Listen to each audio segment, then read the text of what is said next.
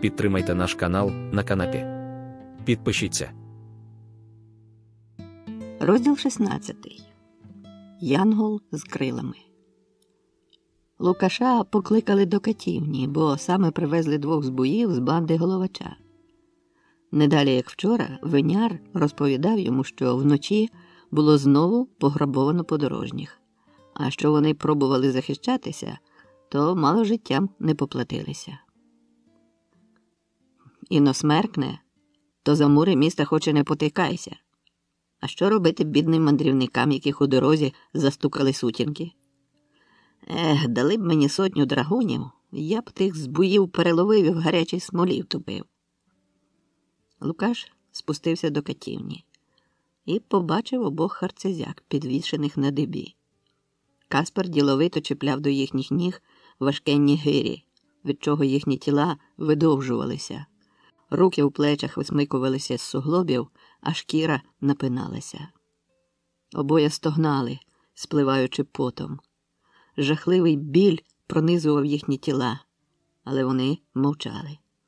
Каспар запитально глянув на Лукаша і кивнув на додаткові гирі, але аптекар спинив його рукою. «Чо там панькатися?» – сказав Зимурович. «Їх і так чекає страта». «Зараз вони заговорять», – відповів Лукаш. «Від додаткових гир вони можуть втратити свідомість». «Води», – нарешті пробулькотав один з розбійників. Каспер хутенько налив з глечика вина і подав. Розбійник пив захланно, щораз гикаючи. Вино лилося йому по грудях, стікало по ногах. Другий розбійник жадібно втягував носом запах вина і лише скрипів зубами від безсилля. Він уже розумів, що його товариш здасться першим. І так воно сталося. Розбійник визнав, що належав до банди Головача, хоча перед тим обоє це заперечували. А також повідомив дуже важливу річ, що Головач, передягнувшись за хляшти,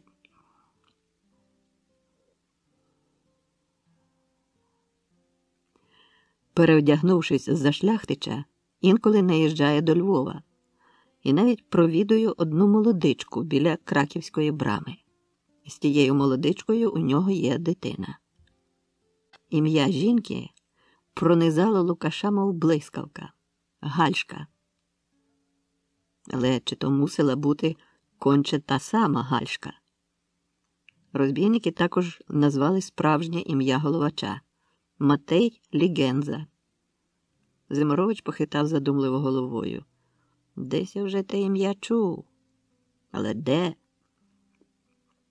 Лукаш вийшов з катівні і дорогою додому весь час думав про це.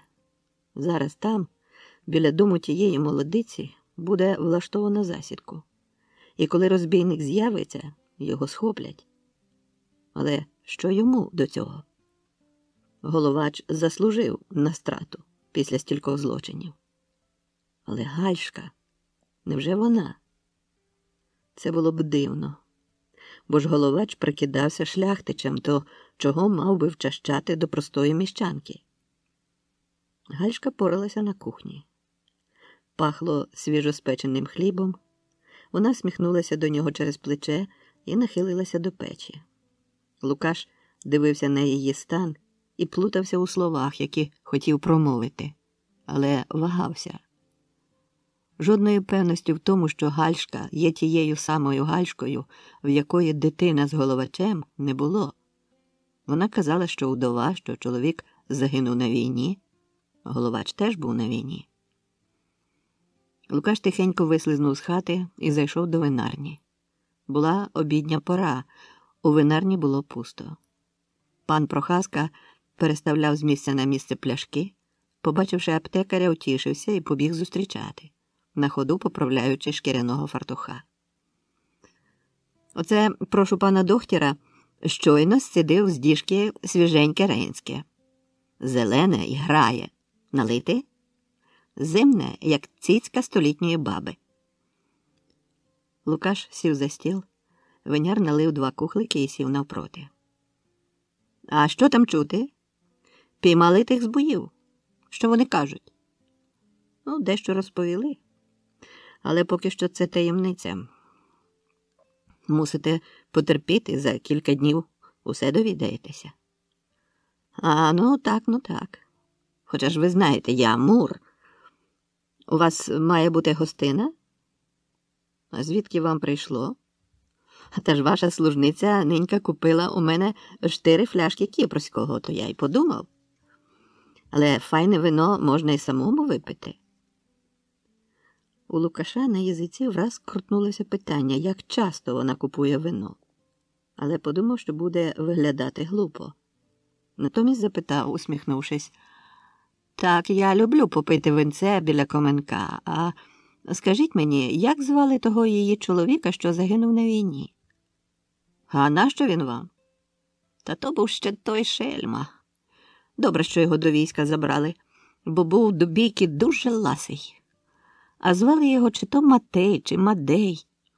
Лукаш відчув, як шалено забилося його серце, і вихилив одним духом кухлик. Намагаючись не видати свого хвилювання, запитав, «А прізвище?» «Прізвище я знаю достеменно. А чому? Бо в його покійного батька, бондаря у Малехові, я діжки купував. Але батько і тоді про нього вже давно нічого не знав. Чутка була, що наклав головою на Моравії. Лігенза його прізвище». Цю вість Лукаш уже сприйняв спокійніше, будучи внутрішньо до неї готовим. «А дитина чия?» «Гальщина? А хто його знає?» «Дитині, либонь, зо 3 роки. А її чоловік зник років 5 тому, як не 6. А що, закрутила вам голову? Вона дівка ладна, господарна. А дитина? Що дитина? Воно ж невинне». Лукаш попрощався і покинув винарню. Він не знав, що скаже Гальшці і чи скаже взагалі щось. Відчував лише гнів і образу, що його так простацьки підвели під монастир. І навіщо? Якщо голова чиї чоловік, то мав би її забезпечити грошима. А натомість вона наймається до нього куховаркою. Спить з ним, прибирає. Хіба лише для того, щоб ніхто не здогадався, звідки вона має гроші? Тут згадав, що давно вже помічав на Гальшці доволі коштовні, блаватні та єдвабні сукні, уквіти і прикраси, яких вона не могла б купити за свої зарібки.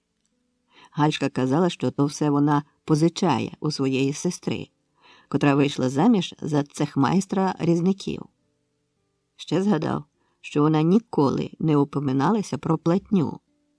Одного разу Лукаш забув їй заплатити, а вона й не нагадувала. Сам він згадав лише, коли платив наступного разу. Як для самотньої жінки з дитиною і старою матір'ю, це було дивним. Але що ж, так, певно, і мало статися. Їхні бурхливі любощі вимагали бурхливого рішенця. Лукаш не був закоханий, але відчував до Гальшки прив'язаність, яка хто зна скільки ще могла тривати. Йому було з нею затишно, вона його задовольняла у всьому, а найбільше своєю маломовністю. Вона могла мовчати годинами і була завжди покірна і тиха. Вона й віддавалася мовчки, лише всміхаючись вологими вустами. Вони кохалися без особливої пристрасті, але нічого іншого Лукаш на ту пору й не бажав, відчуваючи непевність у своєму становищі людини з чужим іменем і з чужим маєтком. Здавалося б, ні в кого він його не крав, але жити в личині когось іншого було непросто, а понадто будувати якісь плани. За кілька днів засідка спрацювала вдало. Головача схопили, коли він провідував свою дружину. І вже того ж дня він сидів у в'язниці і бушував, як навіжений. Навіть одірвав від стіни кайдани. Тоді його замкнули в холодному льосі, де він захворів. Лукаша покликали, щоб подивився, чи розбійник не грає вар'ята. Але не грав, бо таки мав гарячку. сирість і холод льоху могли будь-кого покласти лежма. «А, то ви той самий пан аптекар?» – усміхнувся розбійник, мов би не даючи якогось особливого значення цим словам. Лукаш приклав рурку йому до спини і наказав глибоко дихати. Розбійник закашлявся і знову заговорив. «Ви навіть не підозрюєте, як я вам вдячний. Той ваш бальзам не одного мого вояка на ноги підняв. Хоча, правда, тепер вони всі в землі, тільки нас 3 зосталося». Лукаш пополотнів і ледве стримався, щоб не відповісти. Щойно йому відкрилася справжня причина появи Гальшки в аптеці. Недарма вона все так детально розпитувала, до всього принюхувалася, а якось застав її за медичною книжкою. Що саме вона шукала, він не встиг зауважити, бо вона швиденько згорнула її, а потім пояснила, що просто розглядала малюнки. Тепер то вже не було сумніву, що шукала вона там щось про те, як заліковувати рани. І несподівано йому відразу полегшало. Саме з такою розгадкою її вчинку він якраз і міг змиритися. Вона була проста і зрозуміла. Тут не було жодних підводних течій. Це те, що не вражало його. Зиморович уже його чекав. Лукаш сказав, що розбійник таки хворий, його лихоманить, і якщо не перевести в суху камеру, то буде зле. Суддя потрактував це по-своєму. Він вирішив, що, а вже ж, розбійника негайно переведуть, але треба квапитися з процесом, інакше той, чого доброго, не доживе до екзекуції. Лукаш стенув плечима. Він свою справу зробив, а що буде далі, його не цікавило. А далі сталося так, що головача провідало кілька богомільних черничок з метою принести йому духовну потіху. Він їх прийняв так гречно і тепло, так зворушив їх, що вони опісля рознесли по Львову сльозотечиві розповіді про заблудлу душу, яка гірко кається. Врешті все місто про це загомоніло, і нічого дивного, що навіть у декого почуття милосердя розквітло. До суддів почали приходити ченці та священики, прохаючи дозволу поспілкуватися з розбійником і якнайкраще підготувати його для зустрічі з потойбічним світом. Бо, може, якщо він так щиро кається, є надія, що він таки не потрапить до пекла, а спочатку потрапить у чистець і скине там з себе всю чорну луску злочинності. Опісля вони захоплено розповідали, як головач сердечно сповідався у своїх гріхах, та що тих гріхів насправді не так багато, а й ну ті 2 смерті. Всі дуже тішилися, що такий великий збійця і таку велику виказує скруху. На суді над розбійниками не було де яблуку впасти. Зиморович звелів повідчиняти вікна, аби люди на ринку могли все гарно чути, і говорив так голосно, що ледь не зірвав голос. Вирок був передбачений наперед. І нікого не здивував. Кара мечем наступного дня. Як особливу милість поцікавилися у головача про його останнє бажання. І виявилося воно цілком звичайним, навіть симпатичним. Забажав він тільки повечеряти з тими, з ким у цьому житті стільки грішив, аби упоминок зробити їм і прикладом своїм їхні серця скрушити. Подібні останні бесіди засуджених на ту саму кару траплялися й раніше. Дозволялися вони як акт ласки, певний вид релігійної урочистості. І головачу теж дозволили це останнє бажання. Гарно скропивши вином свою останню вечерю, розбійники мирно захропіли. А наступного дня, у день страти, небо ширяло над головою, мов чорний птах, вкриваючи все сірістю і вологістю. Моросив дощ, і вітер цьвьохкав батогами над димарями, пригинаючи дими до дахів.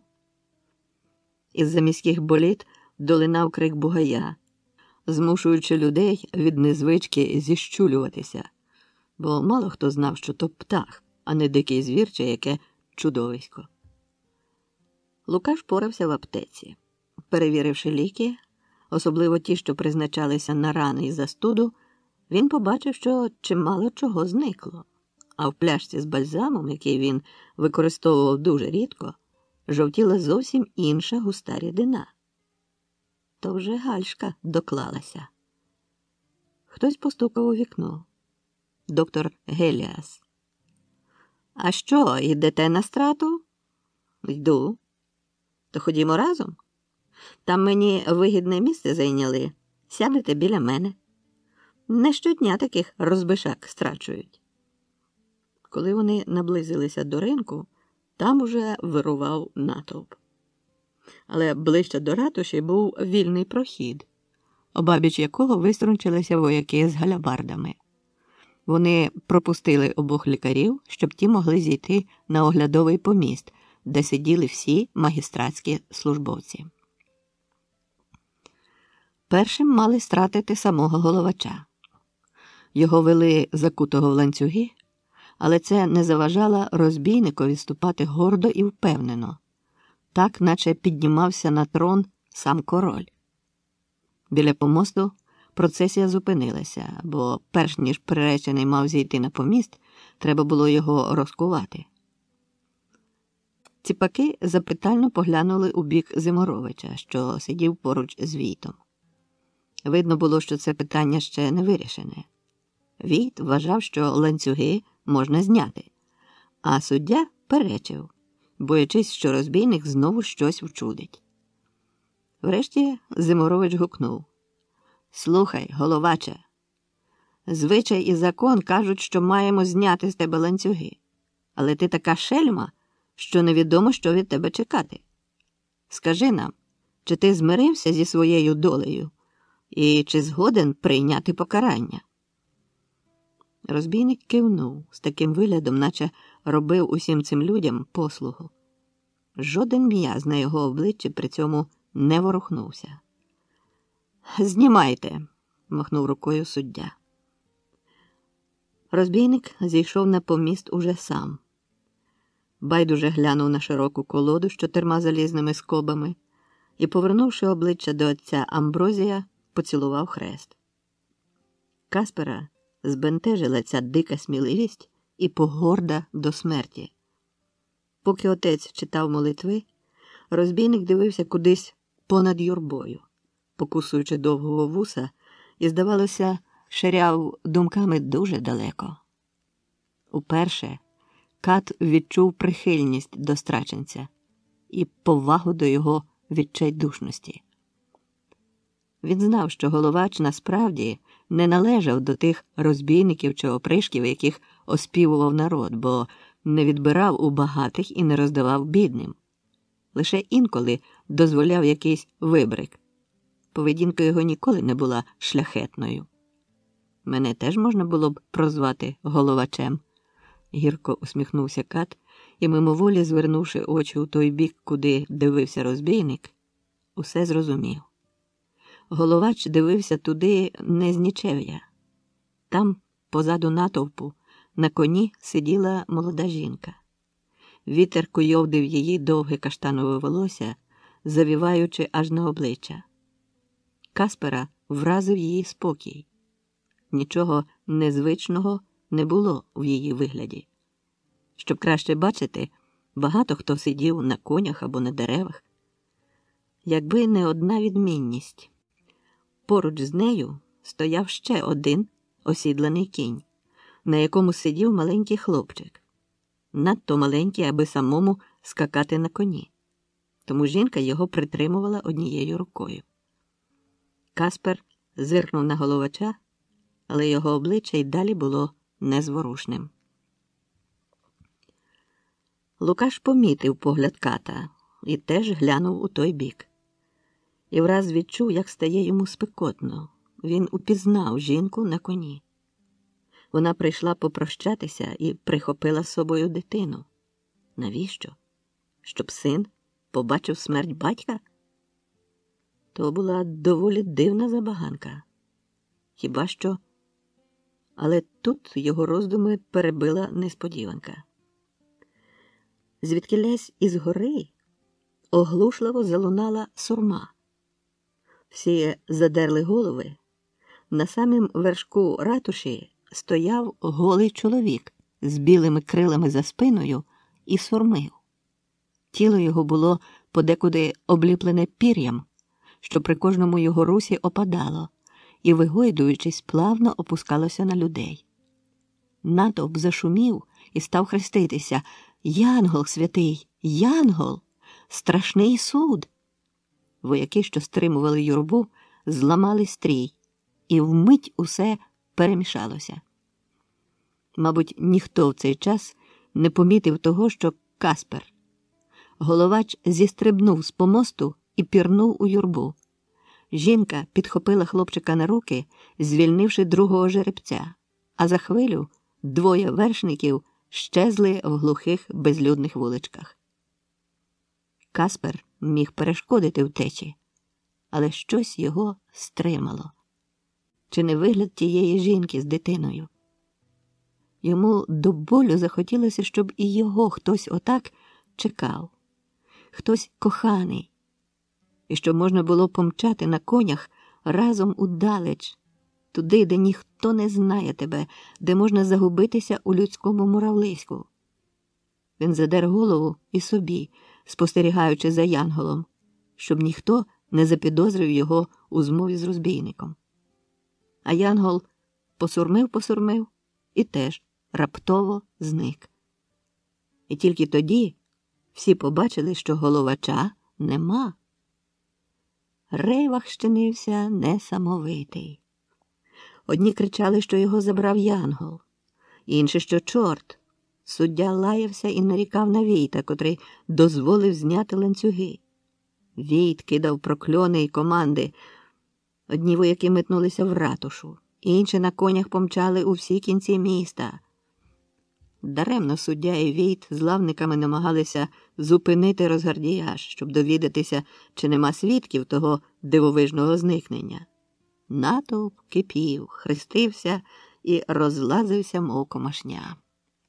«А ви щось бачили?» – гукав суддя до Каспера, але той замотав головою і розвів руками, даючи зрозуміти, що, як і всі, дивився на янгола. Та ось янгола й вивели з ратуші. Ним виявився юродивий Стах. Він щось перелякано белькотів, пригортаючи сурму до грудей. З великими труднощами вдалося витягти з нього, що приходили до нього два янголи у всьому білому і звеліли вилізти на ратушу та звістувати день останнього суду. Вони його уночі тихцем завели в ратушу, вивели сходами нагору, роздягнули, вимостили лоєм, обсипали пір'ям і почепили крила. Потім вручили сурму і звеліли чекати на знак, та щоб сидів тихо, бо диявол не спить і може перешкодити.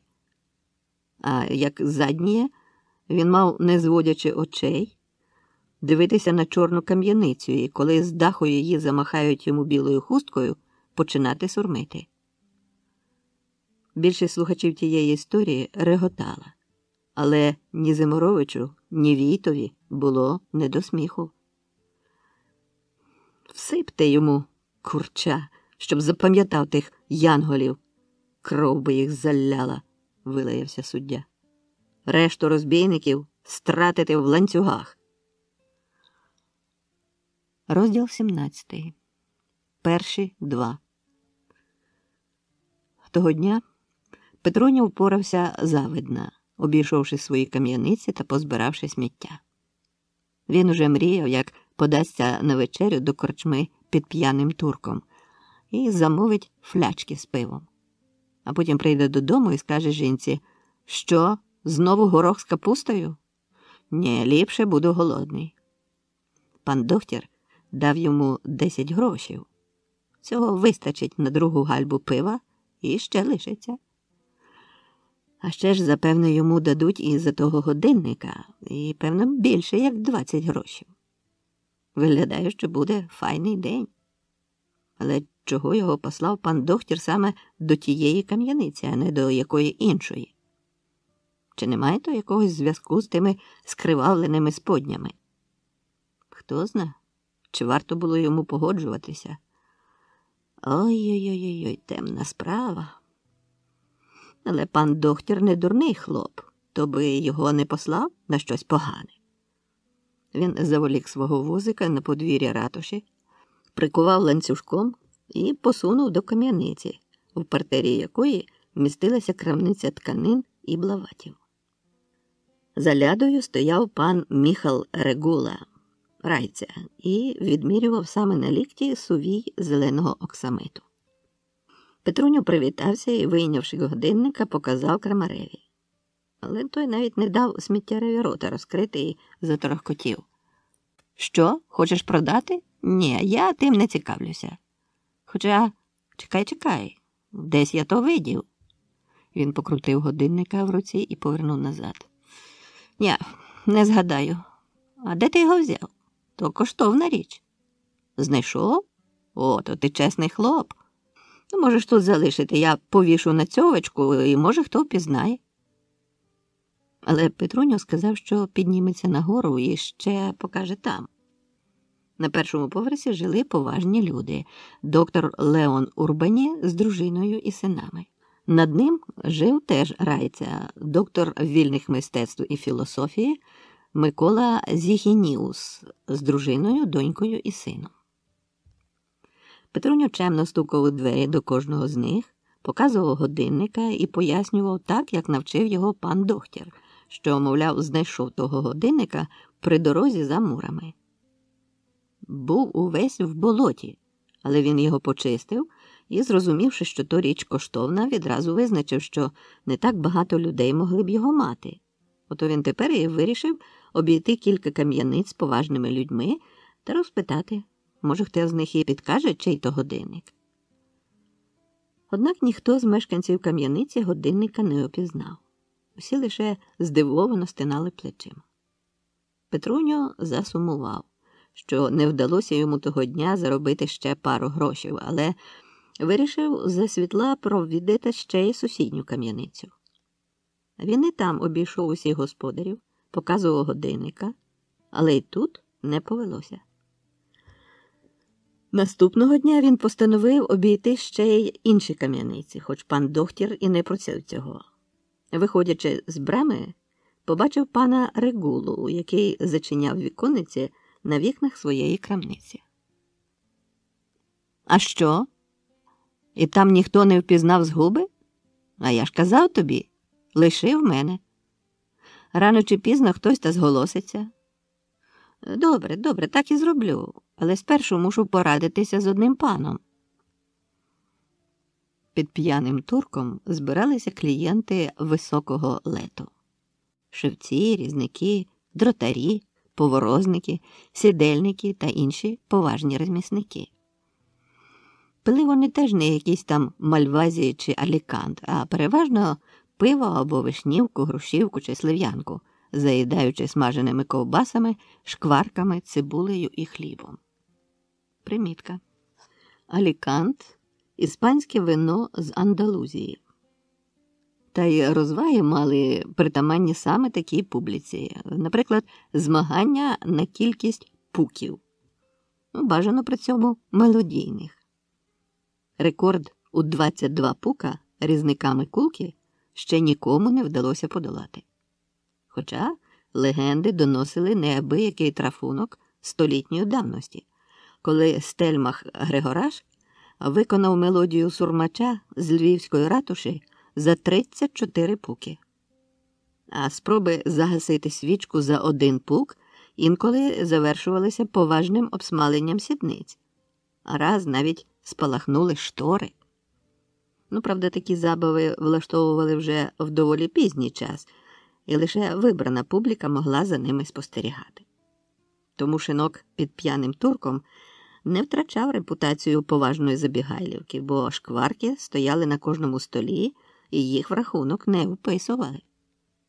Такий цімес міг існувати лише завдяки тому, що шинок належав родині різників, які проблем з салом ніколи не мали, бо щодня топили цілу бодню смальцю, заливаючи ним печені ковбаси у глечиках.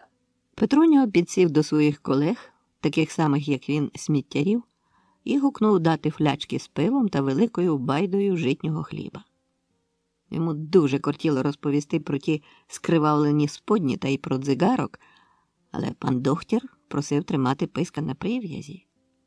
Петруня не дуже тямив, з якої б то причини він мав носити при собі таку цікаву історію, але подумав, що рано чи пізно все з'ясується, і він тоді також зможе про це розповідати. Після другої гальби Петруньо вирішив іти додому. Колеги його намагалися стримати, спокушаючи третьою гальбою та обіцянкою цікавого видовища, яке мало того вечора відбутися, бо мельник, що мав млин на Сороці, заклався, що впродовж години видудлить 10-літрових гальб пива, не встаючи з місця. Це ніхто не міг повірити, аби за 4-ю чи 5-ю гальбою хлопа не потягло на двір. Тому багато було охочих, що приймали заклад. Але Петруньо відчував утому і бажання пірнути під теплу перину. Та коли товариш зголосився йому виставити 3-ю гальбу, Петруня таки спокусився на неї. Пиво було темне, міцне і било в голову. Після нього хотілося спати, а язик заплітався. Закусивши хлібом зі шкварками, Петруньо врешті покинув шинок саме, як мельник розпочав з дуже серйозною міною хляти пиво. Більшість із тих, що заклалися, мельника перед тим на живі очі не бачили, і коли до шинку ввалився здоровило з таким животиськом, що в ньому за виграшки ціле порося б умістилося, дехто виразно засумував. На дворі вже стемніло. Хата сміттяра стояла під самим муром неподалік вежі крамарів. Властиво, то не була його хата. Він жив у напівпідвалі, який правив водночас за покій і кухню. Петруня йшов, уважно дивлячись під ноги, щоб не вступити у калабаню чи в яке лайно. Довкола було темно, вітряно, накрапав легенький дощик. Петруня підняв комір і скулився. Щось хляпнуло позад нього, мов би хто став у калюжу. Потім пролунав приглушений кашель. Сміттяр озирнувся, але темінь була така, що не видно було далі, як на 2-3 кроки. Озираючись, послизнувся на чомусь м'якому і вилаявся. Голос його відбився від мурів і потонув у шумі вітру. Хтось ішов позаду, доволі тихо. Але в такій темряві неможливо було скрадатися, бо ноги час від часу потрапляли в калабані або перечіпалися через каміння чи якесь череп'я. Петруньо відступив у бік, до стіни, і вирішив пропустити того, хто йшов позаду. Але ніхто з темряви не вигулькнув. Довкола панувала тиша.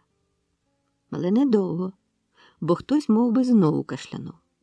Петруньо не витримав і гукнув у темінь. Чого вчепився до мене? Чого хочеш? Ану, лишень підступи, я тобі як дам, то дістанеш. Але ніхто не озвався і не ворухнувся. Мабуть, почулося, подумав сміттяр і рушив далі. Вдалині вже виднілася вежа, на її вершині горів вогник. На душі відразу стало спокійніше, і Петруньо наддав ходи, не звертаючи уваги на калюжі. Раптом почув позад себе чиєсь дихання. Озирнувся. Темна постать змахнула рукою. Щось гостре вбилося йому в груди. Гаряча кров залила його. Він хотів скрикнути, але сил забракло. Коли він упав на землю, з рота добулося лише невиразне булькотіння. Темна постать нахилилась над ним, понишпорила в лахах, узяла те, що шукала, і за мить зникла у темряві. На ранок уже все місто знало про загибель Петруня. І ніхто не міг второпати, яка кому з того вигода. Може, кимось у шинку щепився. Але ні, ніхто цього не підтвердив. Лукаш оглянув труп і, не знайшовши при ньому годинника, відразу здогадався, що стало причиною убивства. Міхал Регула зустрів його настороженим поглядом. Так, він бачив учора ввечері Петруня, бачив і годинника, але не знає, чия то річ. Лукаш помітив, що він хвилюється і нервує, не договорюючи. Пальці його не слухали, і він не міг защіпнути свого кунтуша. Заспокоївся щойно, коли аптекар пішов. Регула насправді упізнав годинника і тепер не міг відважитися на жоден з варіантів, які промиготіли у його голові. Йому було страшно.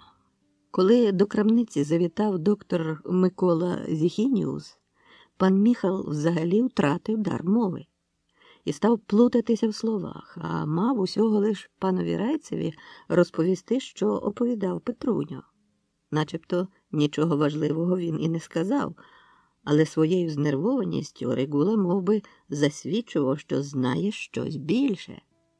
Доктор сказав, що Петруньо йому теж показував годинника, і начебто він десь уже його бачив, але не може згадати, то чи пан Міхал не поможе? При цьому доктор прискалив око і уважно поглянув на Регулу. А той враз відчув, як серце йому провалюється в п'яти, і став нарікати на біль голови. «О, цей вітер, знаєте», він підбирав слова, але його увесь час ціпило. Врешті махнув рукою, даючи знати, що погано чується. Доктор побажав йому здоров'я і пішов. Регула випив настоянку і заспокоївся. Але уночі не міг заснути. З думок не йшов Петруньо. Ледве діждавшись світанку, зірвався, написав на картці кілька речень, склав у четверо і, заливши сургучем та підсушивши, сховав до кишені. За кілька хвилин він уже біг до костелу святого Андрія. Монахи вставали рано, і можна когось застати. Але в костелі не було ні душі, хоча із захристії долинали голоси. Регула роззирнувся і побачив біля сповідальниці ченця у каптурі. Він притьма зайшов у сповідальницю і проторохтів те, що сиділо йому на душі, і чавило його. А відтак вручив монахові свого листа, якого треба було б відкрити у випадку його наглої смерті. Після того, як ця гора звалилася йому з пліч, він повернувся додому і, остаточно знесиливши, упав на ліжко і заснув. Під обід він спустився в крамницю. Там порядкував його син. Він розповів, що дуже вигідно продав сувій шовку, та що пан Грозваєр уже двічі заходив і питав за господарем. Регула на таку новину зреагував нервозно. Заметушився і хотів уже було ушитися, коли пан доктор не забарився, і знову його могутня статура виросла в дверях крамниці.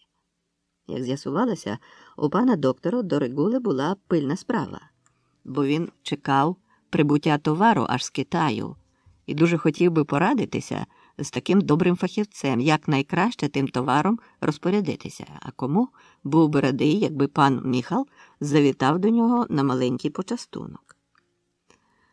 Однак Регула не мав апетиту і під милий біг відмовився.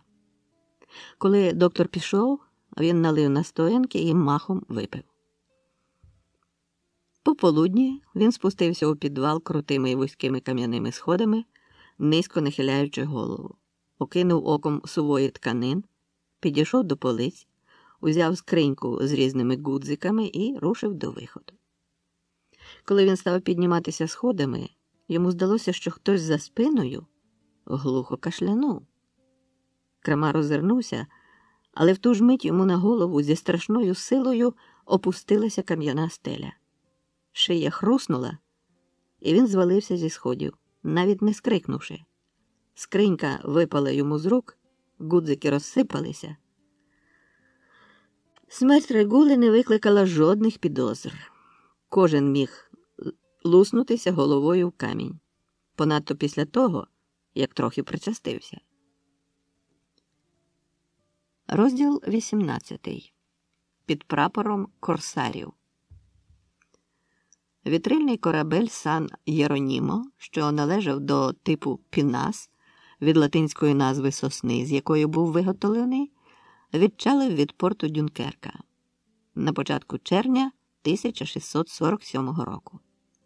Через більше як півроку, відколи французи разом із запорізькими козаками відбили Дюнкерк у іспанців. Пінас належав до улюблених кораблів корсарів півночі, а Дюнкерк останніми роками якраз і став їхньою надійною базою. Іспанці надавали корсарам спеціальні дозволи на захоплення і грабунок суден, що належали ворогам іспанської корони. Сан Єронімо був одним із них, а його назва – однією з багатьох, якими цей корабель охрещували. Вчасно зорієнтувавшись у ситуації під час штурму Дюнкерка, капітан Корнеліс ван Марланд хутенько перекинувся на бік французів і підтримав їхній штурм своїми гарматами. Зате він тепер мав змогу спокійно вирушити туди, куди йому забаглося. На кораблі було чимало награбованого товару, який французи не конфіскували, і треба було його розпродати. На прові, спершись на фальшборд, стояв вродливий юнак і вдивлявся, мружачись в обрій, де небаво мав вигулькнути Гданський порт. Капелюха свого він тримав у руці, щоб його не звіяв вітер.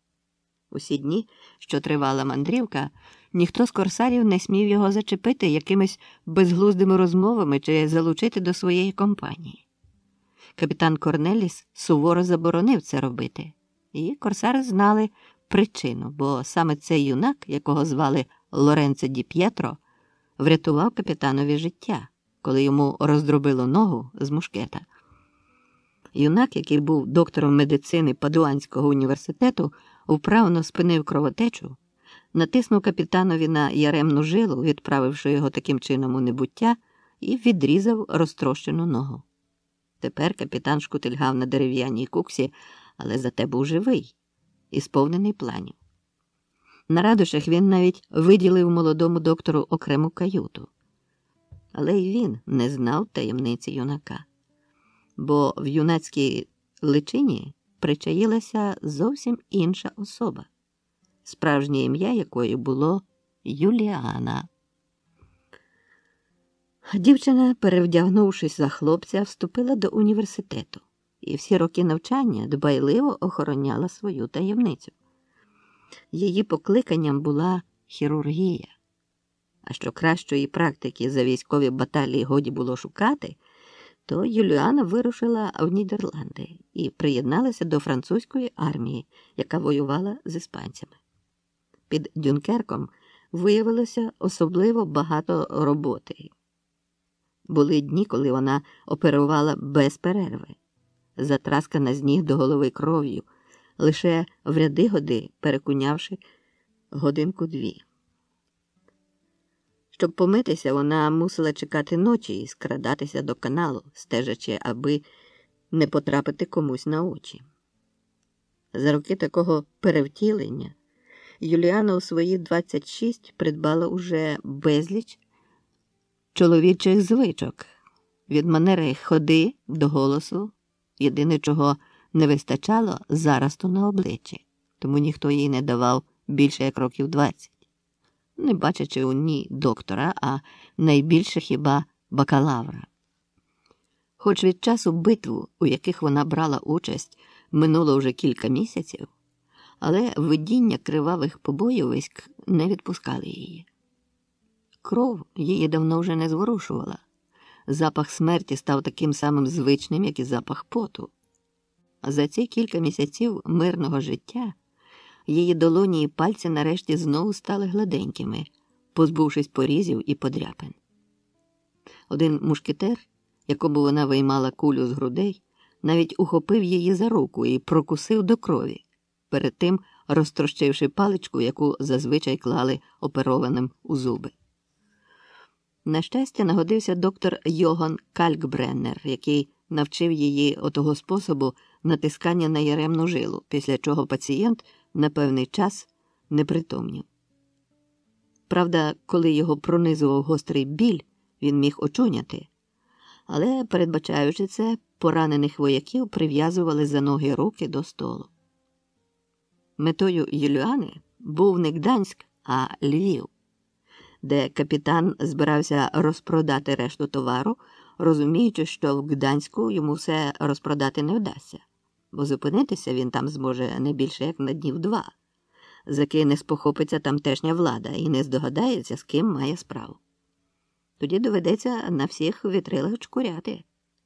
Натомість у Львові закони були толерантніші, і там можна не тільки все дорозпродати, а й добряче загуляти у місцевих шинках та з місцевими хвойдами. Швендіючи вуличками Гданська, Юліана уникала великих компаній. Харчувалася у якихось скромних забігайлівках, де не банячили мордці, а збиралися переважно статечні купчики. Будь-які спроби забалакати з нею завершувалися короткими «так» і «ні». Вона жила у своєму замкненому світі і просторі. І так їй було цілком затишно. Мовчазність і заглибленість у себе стали давно вже її звичним способом існування. Вона не зачіпала нікого, але не хотіла, аби зачіпали її. На одній із затишних вуличок вона почула тихий вкрадливий голос. «Чи не хочете помилуватися моїми ружами?» Юліана озирнулася і побачила панну біля фіртки. За фірткою був сад. Там і справді цвіли ружі. Голос панни був сумний. Ружі були теж сумними. Але панна не виглядала на повію. Юліана на хвилю спинилась, не знаючи, що відповісти. Панна прочинила фіртку, мов би запрошуючи в сад, але при цьому вираз її обличчя не повеселішав. Хто зна, яку трагедію вона пережила, і яку саме втрату вирішила компенсувати цими запросинами. «У вас в очах надто багато смутку», – відказала Юліана, – «як і в моїх. 2 наших смутки, з'єднавшись, не принесуть нам утіхи». Панна хотіла щось сказати і відкрила вуста, але не сказала нічого, лише відпустила фіртку та скрипнула і зачинилася. А Юліана рушила далі, сповнена зречення безлічі прагнень і безлічі очікувань, хоча й легких для осягання, але великий внутрішній опір їх переважав. Інколи вона уявляла, як постане перед кимось обраним у ролі жінки, але не могла уявити нікого конкретного, а крім того, боялася цього, бо від моменту, як скине з себе машкару юнака, то перестане займатися хірургією. Чи могла вона заради когось принести аж таку жертву? Чи можна уявити когось, хто був би того вартий? І скільки б часу вона могла приносити цю жертву без розчарувань і жалю? А та сумна панна, кого вона втратила і кому прагнула відімстити? Її рішучий крок назустріч першому ліпшому юнакові скидався на стрибок у воду зі скелі. Так раз і назавжди рвуть усі кінці. І або закінчують життя, або починають нове, позбавлене старих зв'язків, симпатій, терзань і недомовок. От тільки смуток ніде не подінеться, а буде як песик іти вслід і тихо скавуліти. Там, у Львові, вона має свою мету, і здійснити її може, лише перебуваючи й далі в ролі, до якої вже звикла. Хоча є людина, якій вона зможе довіритися, якщо та людина, звісно ж, погодиться прийняти її.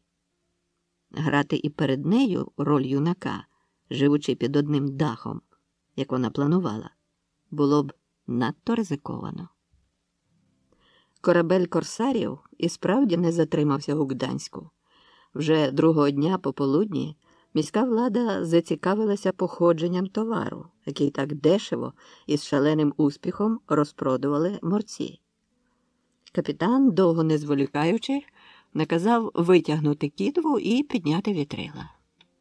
Сан Єронімо покинув порт без проблем і вийшов у відкрите море.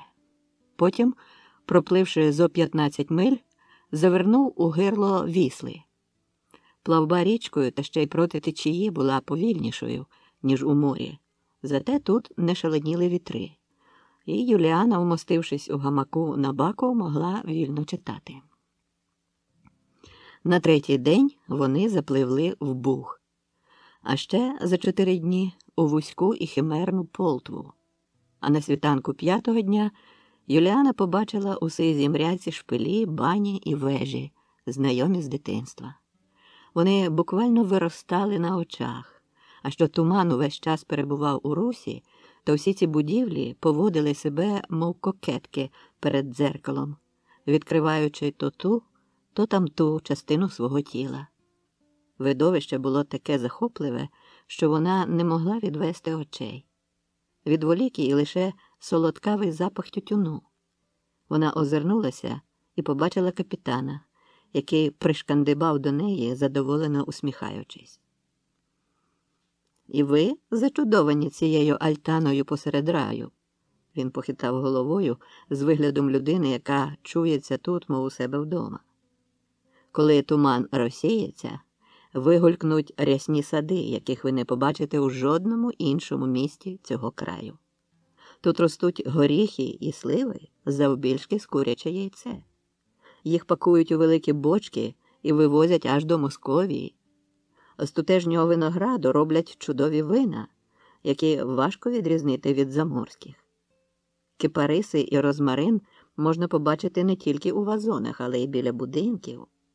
Каштани, дині, баклажани, артишоки – не дивина. Квіти вирощують увесь рік. Вся худоба, що її женуть з Поділля і Молдавії до Італії, переходить через це місто. Я об'їхав усю Європу, побував у найславніших містах світу, але в жодному не бачив стільки хліба, як тут щодня приносять на ринок. І кожен чужинець знайде таке печиво, яке є у його країні. Тут величезна кількість пива і меду, не тільки місцевого, але й привезеного. Як і вина, яке постачають з Молдавії, Угорщини, Греції, Італії. Інколи на ринку можна побачити в стосах більше 1000 бочок вина. Тут, як і у Венеції, сновигають купці з усієї Європи і Азії, а найбільше греків, турків, вірмен, татар, волохів, угорців, німців та італійців. Кожен, якою б мовою не говорив, знайде тут і свою мову. Якось я на ринку забалакав з перекупкою по-іспанськи, а вона відповіла мені правдивою латиною. Феноменально. «То ви тут багато разів бували?» – запитала Юліана. «О, ні», – зітхнув капітан, пихкаючи люлькою. «Не так багато, як хотілося б. На жаль, ніде ми не можемо надто довго затриматися, а після того, як Дюнкерк опинився у руках французів, ми вічні блукальці». «Але ж є Тортуга, є Майка. Хіба там ви не почуваєтеся господарями?» «О, тільки не ми. Моя команда складається переважно з голландців і німців. Я також італійці та іспанці. А там англійці, французи. Нам з ними важко знайти спільну мову. Але треба знайти затишну місцину, щоб була змога перепочити і сили відновити. Якби тією місциною став Львів, я був би найщасливішою людиною на землі. Хоча Львів – місто хамелеон, мінливе і непостійне, як вродлива жінка, яка знає собі ціну. Тут багаті вдають, що вони менш багаті, а бідні, що вони менш бідні. Львів манить до себе і водночас віддаляється, закохує і зраджує, продає себе, не продавши. Ось ти думаєш, що він уже твій, а він як пісок поміж пальців. Розділ 19. Юліана. Сни йому інколи дошкуляли своїми видивами. Снилися битви, в яких він побував. Снилося, як стукають йому у вікно і кличуть на нову війну, котра не має кінця. І він вирушає, і знову чує, як хляпають весла по воді, як шумить море і б'ють гармати. Але ті сни про війну його так не жахали, як ті, що провадили кудись у невідь, коли він блукав у якихось незвіданих просторах, десь на узбіччі довгої сірої ночі, в прохолодній імлі, попід мовчазним, як домовина, небом. А місячне сяйво все тужавіло і сунуло поверхнею землі, мов невід, зачерпуючи кожну живу істоту, що теж заблукала у тих сутінках. Отак, ідучи навмання у своєму сні, він раптом побачив щось перед собою темне, а торкнувшись рукою, намацав мур, вологий і слизький. Під пальцями закопошилися слимаки. Де початок цього муру? Де кінець? Він ішов уздовж муру, ковзаючи по ньому рукою, у надії натрапити на браму, а при цьому вчувалося йому, що хтось незнаний крався за ним, наче убивця. Щось там рухалося в його бік, щось похрускувало на сухих галузках і дихало в спину. А він боявся обернутися, хоча подих уже обпікав йому потилицю. Врешті рвонувся і прокинувся весь запрілий. Сни поквапно розприслися, зітхнувшись зі світлом, хоч і досить таки тьмавим і несміливим, а заспані очі зачали розрізняти образи реального світу.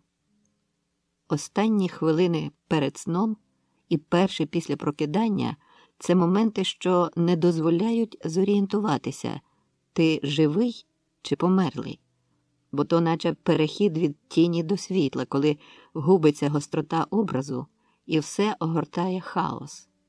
Але знайомі предмети набирають поволі упізнаваних образів, а свідомість, яка з нехіттю покидала незнані терени, що дивували своєю таємничістю, тепер заспокоюється і знаходить своє місце у просторі.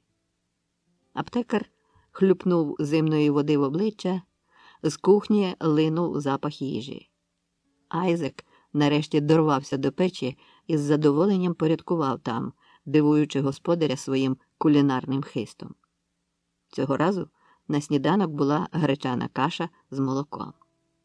Сніданки були простими, зате на обід Айзек готував завше пахнючу зупу і щось із м'яса, яке купував щоранку у одного й того ж різника-австрійця Кугеля.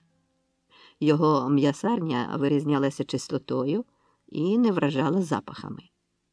Сюди остерігалися повтикатися собаки, бо дебелий парубок з дубцем у будь-яку мить міг порахувати їм ребра. Пан Кугель знав Айзека ще з тих пір, як той був поважним купцем. І дуже втішився, що зараз йому нарешті повелося в житті, і він знайшов, куди застосувати всі свої розмаїті здібності. Поснідавши, Лукаш вирішив піти до ріки, поглянути, чи не прибув корабель з Португалії, яким мали доставити для нього багато цінного товару.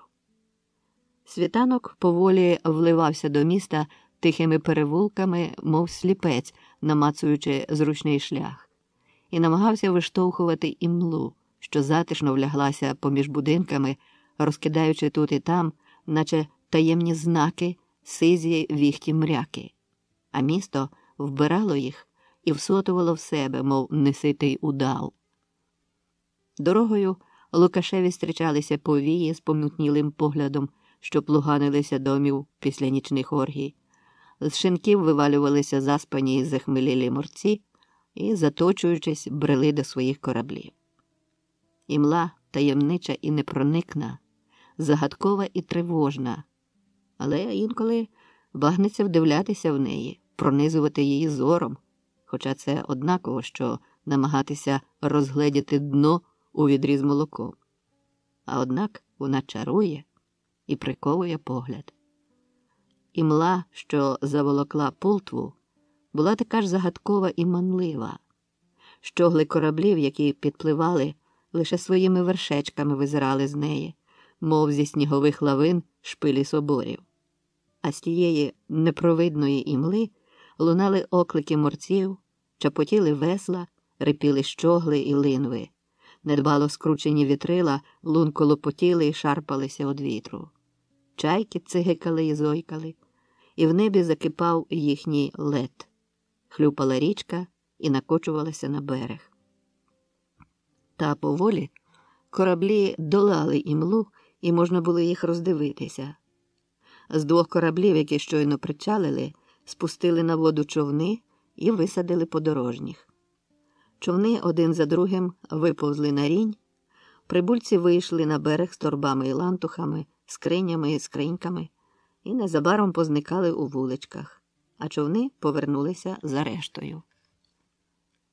Корабля з Португалії не було. Зате причалив корсарський корабель з Дюнкерка, що, мов чорний лебідь, граційно випірнув з густої мряки. Спочатку явився ніс, оздоблений вирізбленою з тиса Венерою, а відтак напнуті білі вітрила, увінчені голландським прапором. На прові стояв капітан, тримаючи руку на ефесі шпаги, і зверхньо поглядав на з'юрблений люд, що аж подих затамував від тієї краси, яка насувалася на нього. Здавалося, якби корабель, причалюючи, не зупинився і посунув далі на самий берег, то юрба б і не розступилася, зачарована ним і загіпнотизована, мов кролик удавом. Але корабель став і кинув кітву. Корсари вантажили на човни товари, яких з нетерпінням чекали юрми народу, аби хутенько скупити все, не особливо розглядаючи, бо ж відомо, що в корсарів завжди є чим поживитися. І коли човни наближалися до берега, перекупники збивалися в некерований згусток тіл, що перебував увесь час в нервовому русі і штовханині. А дехто навіть виривався вперед, заходячи ледь не по пояс у воду, аби першим торкнутися рукою якогось лантуха і, вгадавши його зміст, першим почути ціну.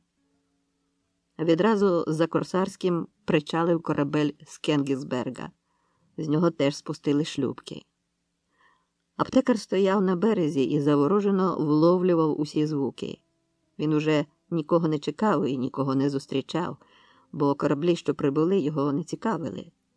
Але щось йому підказувало, що на берег ось-ось зійде хтось дуже для нього важливий, хоч і не усвідомлював того, хто б то міг бути. За хвилю з човнів, що прибились до берега, вийшло кілька купчиків, що шварготіли іспанською мовою. 4 шкотських вояків у картатих спідничках, в одного була на плечі дуда, решта були німці. З кожним таким кораблем Львів пучнявів, руйнувалися чергові перепони, і світ відчинявся навстіж. Чужинські голоси спліталися в хори і лунали в торгових кварталах, де крамниці і ядки тислися одна попри одну, а з кожної долинали шварготи, гілготи, герготи. А серед того всього гулу раптом вистрілював у небо неймовірно дзвінкий крик хлопчака, якого наймали вірмени, сарацини або турки, аби він якнайгучніше розхвалював їхній товар. Але зараз іще панував ранок. Ядки тільки-тільки відчинялися, звістуючи про це гучним лясканням віконниць. Прибували сотні хур з товаром, немилосердно гуркочучи розвідними мостами, що були перекинуті через фортифікаційні рови, кваплячись до головних брам Краківської і Галицької, всередину міста, а потім ті ж хури торохтіли на вибоїнах, і кислий запах кінського гною вже витав у повітрі. Від корсарського корабля відбився останній човен і полинув до берега. З нього вийшло кілька осіб, а серед них кульгавий капітан. Уже на березі він гаркнув до залоги: «Гроші будемо ділити під пістрявою качкою». І в супроводі 2 морців рушив у місто. Минаючи аптекаря, морці на мить зупинилися і уважно приглянулися. Було таке враження, що вони збиралися підійти, але раптом передумали і рушили за капітаном. Лукаш провів їх поглядом і помітив, що один з них озирнувся, а другий шарпнув його за руку. Аптекар хотів було вертати домів, коли почув за спиною жіночий голос, що кликав його на ім'я. Він озирнувся. До нього наближалася постать, закутана у плащ. Обличчя її ховалося під каптуром, ліва рука її лежала на ефесі шпаги, а правиці вона тримала подорожню торбу. «Пан Мартин Айрер?» – промовила жінка. «Я не помилилася?» «Звідки ви довідалися, що я приїду?» «Що?» «Ні, я цілком випадково. Чекав іншого корабля. А ви до мене?» «Маю для вас листа. Ось». Вона простягнула запечатаного сургучем листа. Він подякував, сховав листа і знову намірився йти. Але жінка сказала, що листа він повинен прочитати при ній, а коли прочитає, то зрозуміє чому. Аптекар кивнув і сказав, що зробити це вони зможуть у нього вдома. Він забрав у неї торбу, і вони подалися Краківською вулицею на ринок. Ішли мовчки. Лише інколи аптекар підказував жінці, куди ступати, щоб не втрапити у багнюку. В аптеці за лядою порядкував Айзек. З люльки, що стирчала з жовтих зубів черепа, курився легенький духмяний димок. Ця Айзекова витівка дивувала не одного клієнта. Лукаш завів жінку до сусідньої кімнати. Коли вона скинула плаща, під яким був чоловічий одяг, він зміг її нарешті роздивитися. То була молода дівчина. Чорне хвилясте волосся мала підстрижене до пліч. Її вродливе обличчя, увінчене гострим орлиним носиком, когось Лукашеві нагадало, але пригадати не зміг. Він підійшов ближче до вікна і розпечатав конверт. Лист адресовано, ясна річ, до Мартина від Міхала Родзиковського з Кракова, давнього товариша, з яким Мартин учився на медицині. Лукаш його теж добре знав і чув, що той незабаром став помічником єпископа. «Дорогий друже, дівчина, з рук якої ти отримав цього листа, моя родичка. Дуже прошу прислухатися до її прохання. Усе решта вона передасть тобі усно. Можеш їй довіряти, як і я довіряю. І нехай тобі Господь і Пресвята Матір Божа допоможуть у всіх починаннях». Поки він читав, дівчина роззиралася довкола. Він склав листа і сховав до кишені. Лист був на диво лаконічним і нічого не тлумачив. Аптекар підвів голову і уважно поглянув на дівчину. «Ви маєте до мене прохання?» «Так. Я хочу бути вашим учнем». «Ви хочете бути учнем скромного аптекаря?» «Ні. Помічником хірурга». «Ви? Жінка? І що ви в цьому тямите?» «У хірургії? Дещо тямлю. Я ж бо теж навчалася у Падуї, в університеті». «Не може цього бути. Туди жінкам вступу нема». «А хто вам сказав, що я була жінкою? Я була хлопцем. Я переодяглася за хлопця і так ото провчилася усі роки». «І впродовж всього того часу ніхто навіть не запідозрив, що ви не мужчина?» «Один випадок був. Я винаймала помешкання в одної старшої пані, котрій довірила свою таємницю. Якось, коли я купалася у балії на кухні, господиня, не сказавши мені ані слова, хоча завжди була в таких ситуаціях пильна, вийшла з хати і побачила, як яструб упав на її півня. Вона кинулася рятувати півня, а що той був важкенький, то яструб ніяк не міг злетіти, а лише волік бідного півня. І господиня побігла навперейми. А тим часом до хати зайшов мій приятель, теж студент. І дівчина розвела руками. Він побачив, хто я». «І що далі?» «Далі? Я не знайшла іншого способу затулити його рота, окрім як віддатися йому. І ви стали його коханкою до кінця навчання? Ні. Мені не подобалося, що він вбив собі в голову, буцім заволодів мною. Окрім того, він шантажував мене, не давав переходу. Я зрозуміла, що цьому не буде кінця, і рано чи пізно правда вилізе наверх, а я змушена буду кинути університет. Якось під час студентської гулянки у таверні я поглузувала з нього настільки дотепно, що всі присутні залилися реготом. Він скипів, але я була впевнена, що він мене не видасть, бо інакше втратить те, чого домігся. Він з п'яної голови кинув на мою адресу кілька образливих слів. А я вихлюпнула йому в пику вино. Він вихопив шпагу, я теж. З мене боєць не дуже, але я була твереза і бачила, що світ йому в очах гойдається. Тому намагалася увесь час відступати, відскакувати, ховатися за столами, аж поки вловила мент, коли він втратив рівновагу. Я не можу сказати, що не хотіла його вбивати. Іншого способу його позбутися не було. Так сталося, що вістря моєї шпаги зачепило сонну артерію. І він стік кров'ю, хоч усі й кинулися його рятувати. То була страшна смерть. Бо конаючи, він цілковито усвідомлював свій рішенець і намагався щось промовити, видушити якісь слова, може, навіть когось у чомусь звинуватити, але кров заливала рота, і звідти долинало лише булькотіння. Що з вами? Вам це неприємно чути? Аптекар і справді змінився на обличчі, слухаючи ці моторошні подробиці. Мені дивно чути таке від дівчини. Але ж ви хірург. Кров для вас однаково, що дощівка з ринви. Для вас теж? А як ви гадали? Коли нам приносили трупи на розтин, попервах мене нудило. Але з часом я звикла. Інколи ті трупи виглядали підозріло свіжими і ще теплими. Але ніхто не нарікав, бо належали вони якимсь волоцюгам, які б і так рано чи пізно сконали десь під мостом.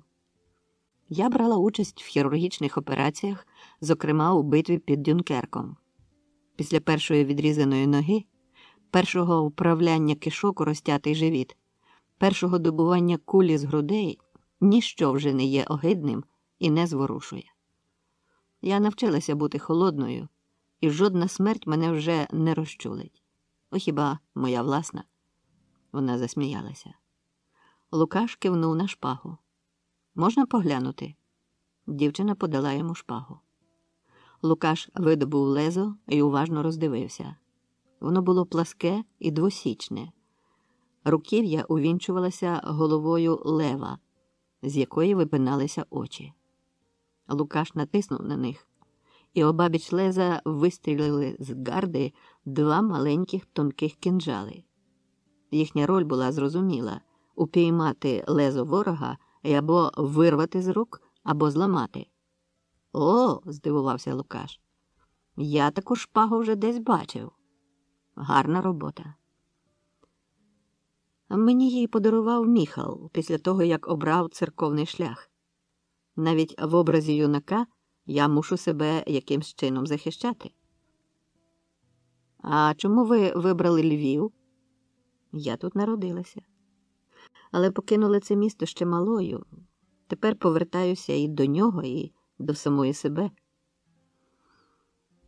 Інколи таке повернення стає поверненням у самотність. Так, я знаю. Тут уже нікого нема, кого я знала. У мені ще живуть голоси тих людей, але їх уже нема. І коли я про це думаю, то мене обіймає страх. Бо мені тоді здається, що і мене насправді нема, а я лише відголос когось, хто був переді мною. Так важко носити в собі чужі голоси, запахи, доторки. Вони не змиваються. Її сумні очі дивилися кудись повз аптекаря. Їхній погляд губився у вікні і зникав у вузеньких вуличках. Аптекар мовчав. Йому знайомі були ці відчуття, але він іще не готовий був ділитися з ними, хоча це й не було ввічливо щодо дівчини, бо вона йому звірялася, а він – ні.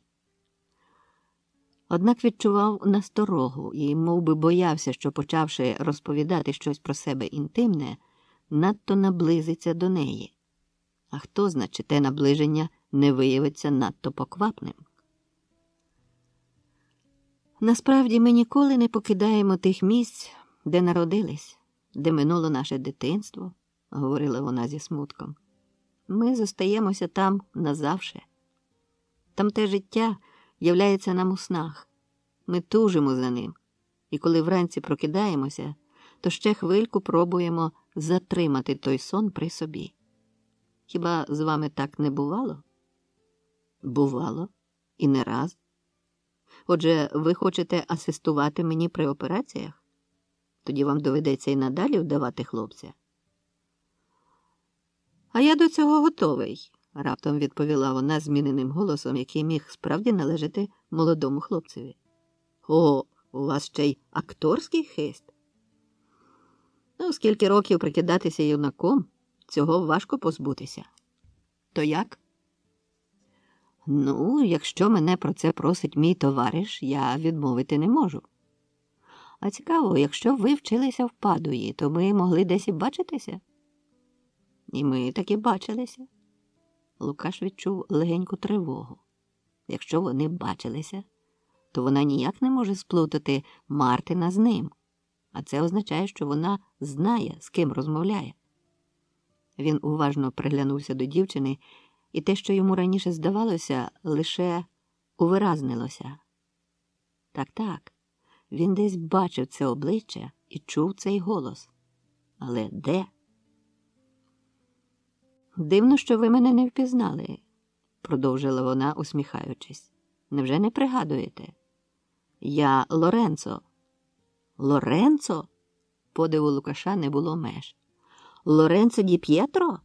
Отой самий Ангелик? Але ж…» Він затнувся, підбираючи слова, але вона його випередила. «Так, я знаю, що ви не Мартин. Але я також знаю, що тут нема жодного підступу, і що ви ним стали не самохідь, а на бажання самого Мартина».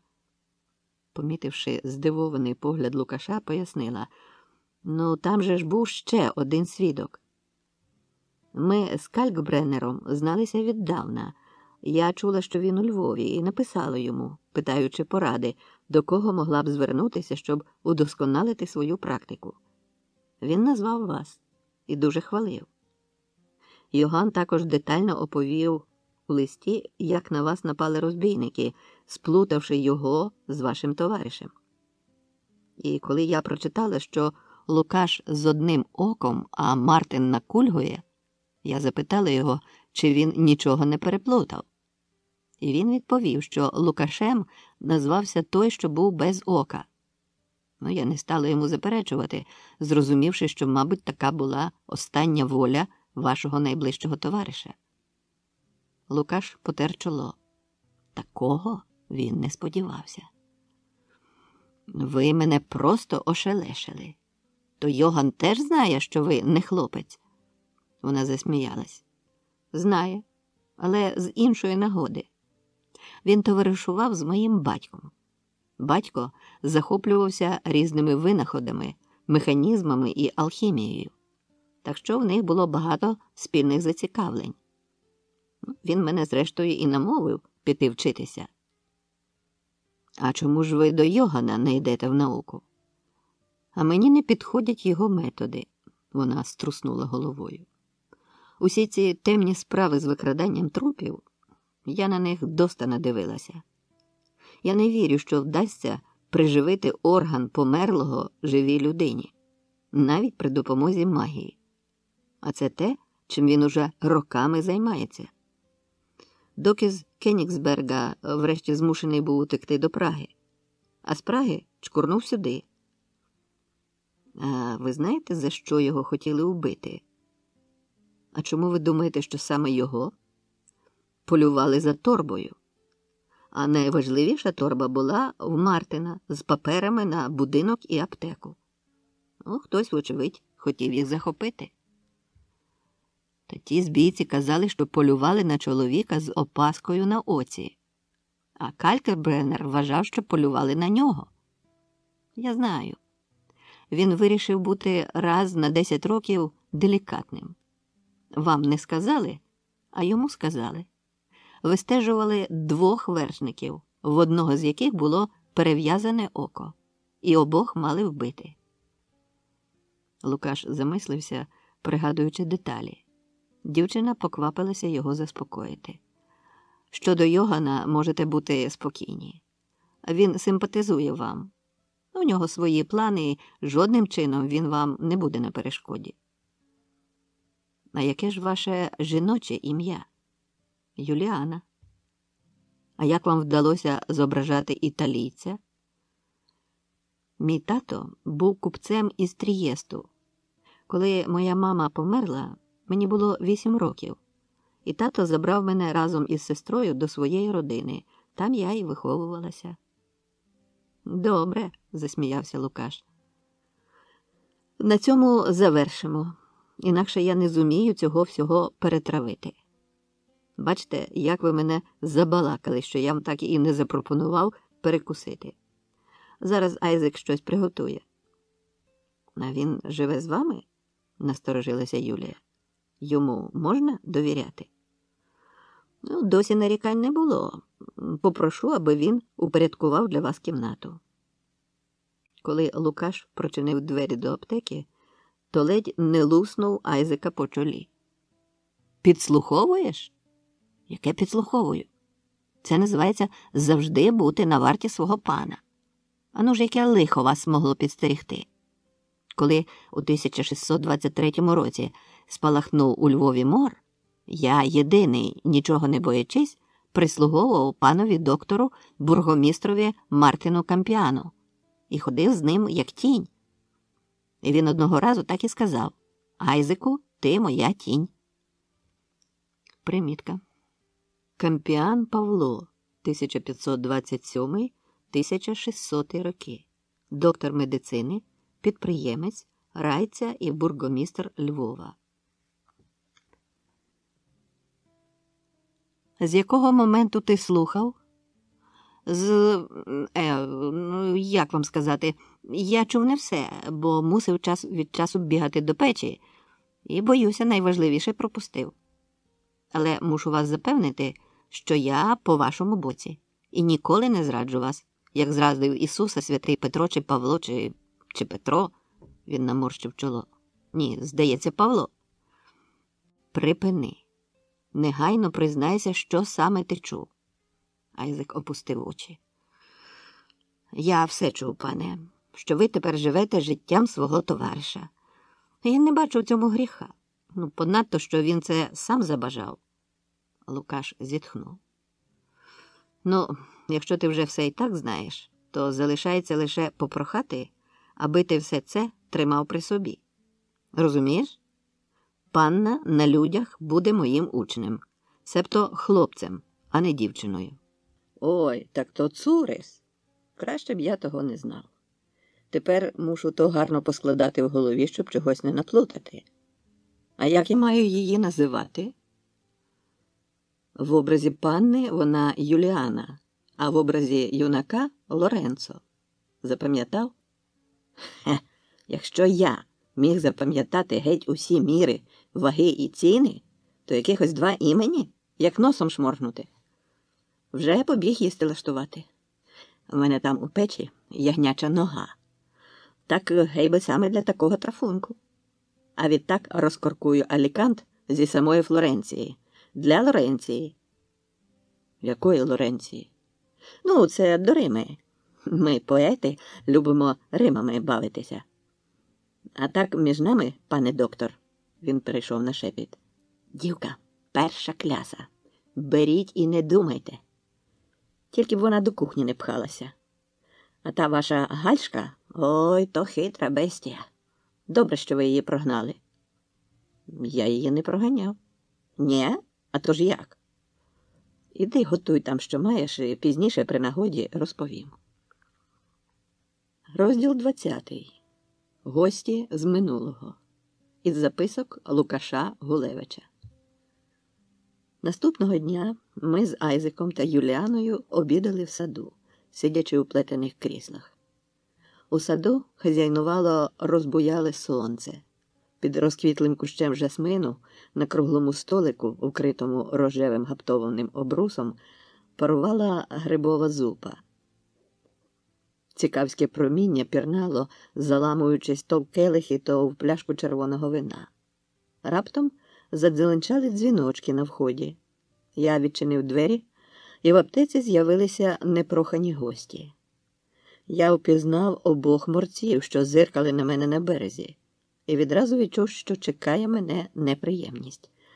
І я не помилився. Один із них, усміхаючись на всю ширину своєї жовтозубої пики, виголосив: «Сеньоре Мартін, маємо до вас дуже пильну справу». І, зиркнувши на Айзека, що оцінював їх суворим поглядом, додав: «Але годилося б перебалакати на самоті». Я повів їх до сусіднього покою, давши знак Айзекові все підслухати. Жовтозуб, знову усміхаючись, запитав: «А ви нас так ніби не впізнаєте?» «А мав би впізнати». «Санта-Каталіна», – промовив він. «А я Отерп. Саме на цьому кораблі Мартин втратив око, а я отримав поранення. Отже, ці люди знали, хто я насправді».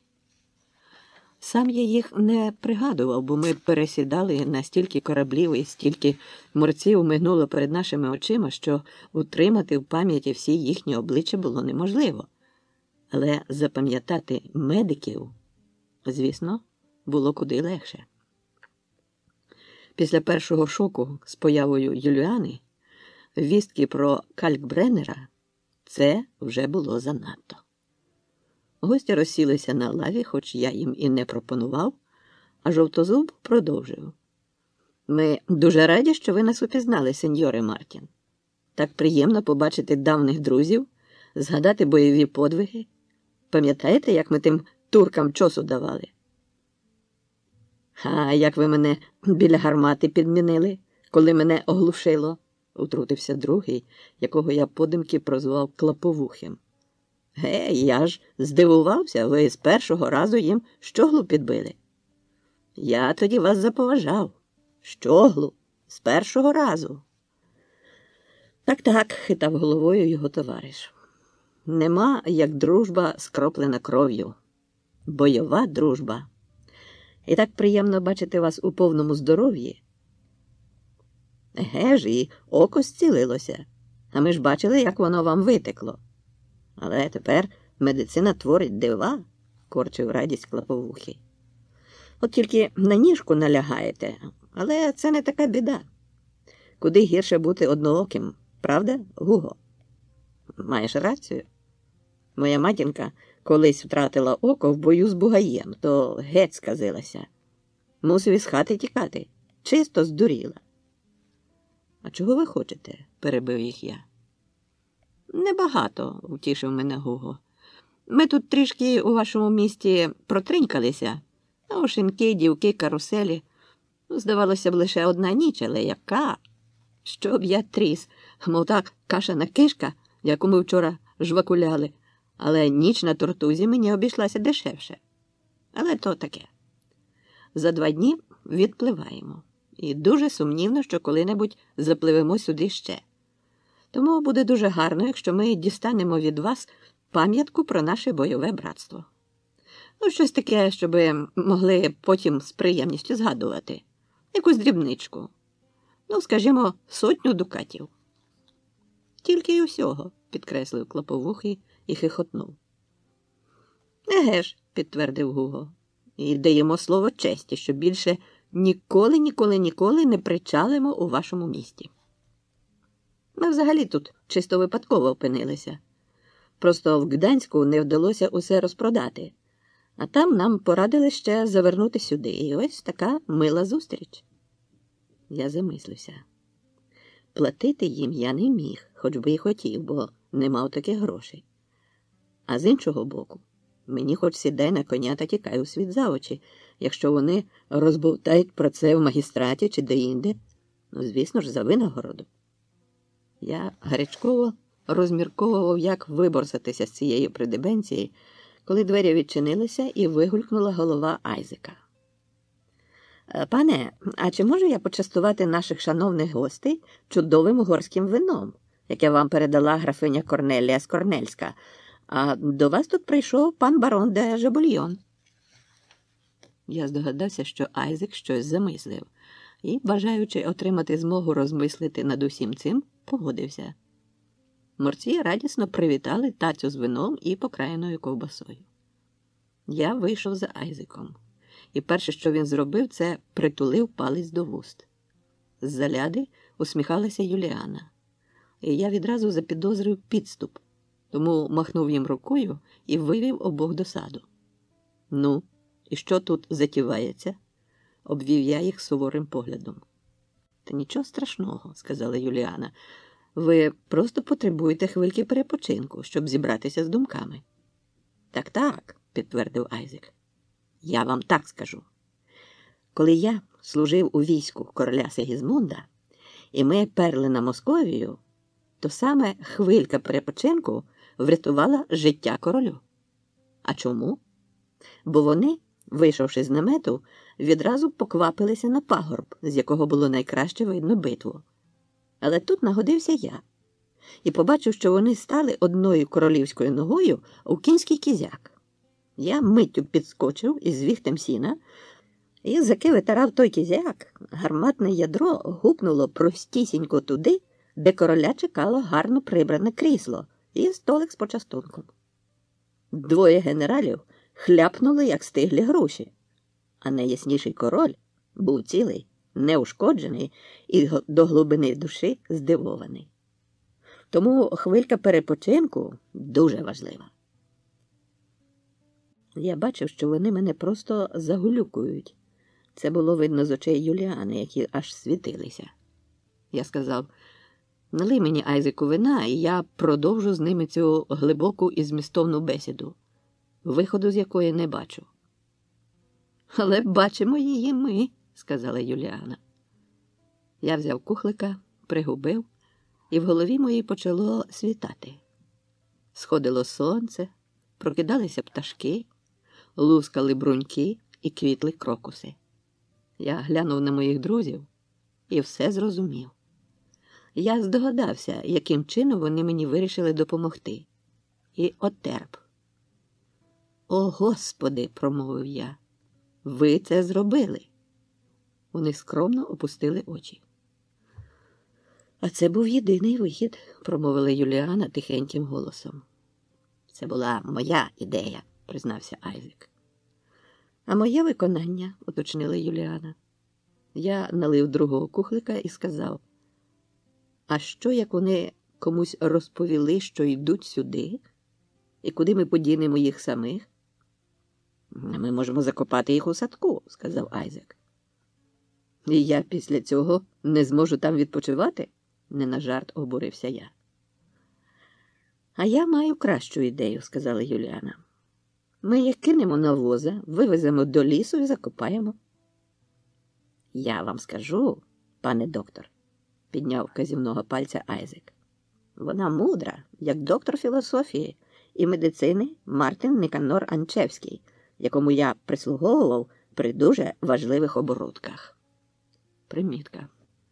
Анчевський Мартин Никанор. Рік народження невідомий. Рік смерті 1676. Львівський райця, бургомістр, купець, доктор медицини і філософії. «Так виглядає, що ти слугував у самих Мартинів», – здивувався я. «А як же?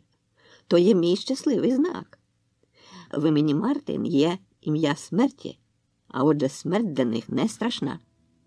І коли я з Мартином Кампіаном під час чуми ходили містом, зазираючи у різні закамарки, і коли попри нас мерли сотні людей, нам нічого не було, бо він був Мартин, а я під його мартинським омофором». Як ви збираєтеся вивезти їх на возі за білого дня? Адже увечері вас не випустять поза брами. Коли наставала вечірня година, з ратуші лунав сигнал на знак закриття міських брам, і тоді всі прибульці і приїжджі купці покидали центр міста, залишаючи на складах і в підвалах товар, заповнюючи заїзні двори, якими рясніли передмістя, а особливо Галицьке, де селилися купці зі Сходу. Ключі від замкнених брам передавали уповноваженому для їхнього зберігання нічному бургомістрові. «Я про це не подумала», – сказала Юліана. «А от для таких трафунків є Айзек». Але перш ніж він озвучив ще одну свою неповторну ідею, двері прочинилися і увійшли Каспер з Рутою. «Ну от, привів вам ученицю», – сказав він. А глянувши на Юліану, додав. «Хоча, бачу, у вас уже один учень є?» Втішився не знати чого Айзек. «Нам учнів ніколи не забракне. Для усіх знайдеться заняття. Ми, доктори, завжди дбаємо про те, щоб передати наші знання наступним поколінням». Каспер зиркнув на мене здивовано. Я стенув плечима. Рута на Юліану дивилася з виразним захопленням. А вже ж врода цього юнака не могла не вражати. Пробекав я. «Сьогодні, може, не найкращий день». «Та чого ж не найкращий?» – заторохтів Айзек. «До нас завітали наші друзі. Ану, по кухлику?» І він відразу заметушився та, зачинивши двері аптеки, почав виставляти на ляду вино, сир і м'ясо. Я не встигав реагувати на це шалене дійство, яке відбувалося на моїх очах з неймовірною швидкістю. Але Айзек і Юліана у цьому всьому чулися, мов зіграна пара акторів, які розуміються з півслова. За кілька хвилин Айзек попресовував ослінчики для кожного, і ось чудова компанія частується за лядою. Крім вина, є сири італійський і німецький, шмат печеного м'яса, ковбаса і хліб, спечений Айзеком. Ковбаса в мене довіри не викликала, знаючи, що такою самою вгощалися попередні гості. Але Айзек, помітивши мій задумливий погляд, перший шматок кинув собі до писка. Ага, отже, істина була у вині. «А у вас клопіт?» – запитав Каспер, роззираючи свій кухлик, мабуть, шукаючи якогось знаку. «У нас, докторів, без клопотів не буває», – сказав Айзек. «Але всі проблеми вирішуються. Нема невирішальних. Головне – мати однодумців. От ми з паном доктором Мартином і Ю...» Тут він урвав свою тираду і взявся підсипати закуску на тарілки, коли я зиркнув на нього. «А чи можу я втрутитися?» – спитала Юліана. «Мене звати Лоренцо, я учень пана доктора. Сьогодні трапилася у нас прикра річ. Пана доктора хотіли отруїти і надіслали йому в подарунок отруєне вино. І так сталося, що завітали до нього люди, точніше пірати, які запропонували купити у них діжку оливкової олії. Ясна річ, з пограбунку. Вони сторгувалися, і пан доктор, як гостинний господар, пригостив їх вином, яке отримав у подарунок». «І що?»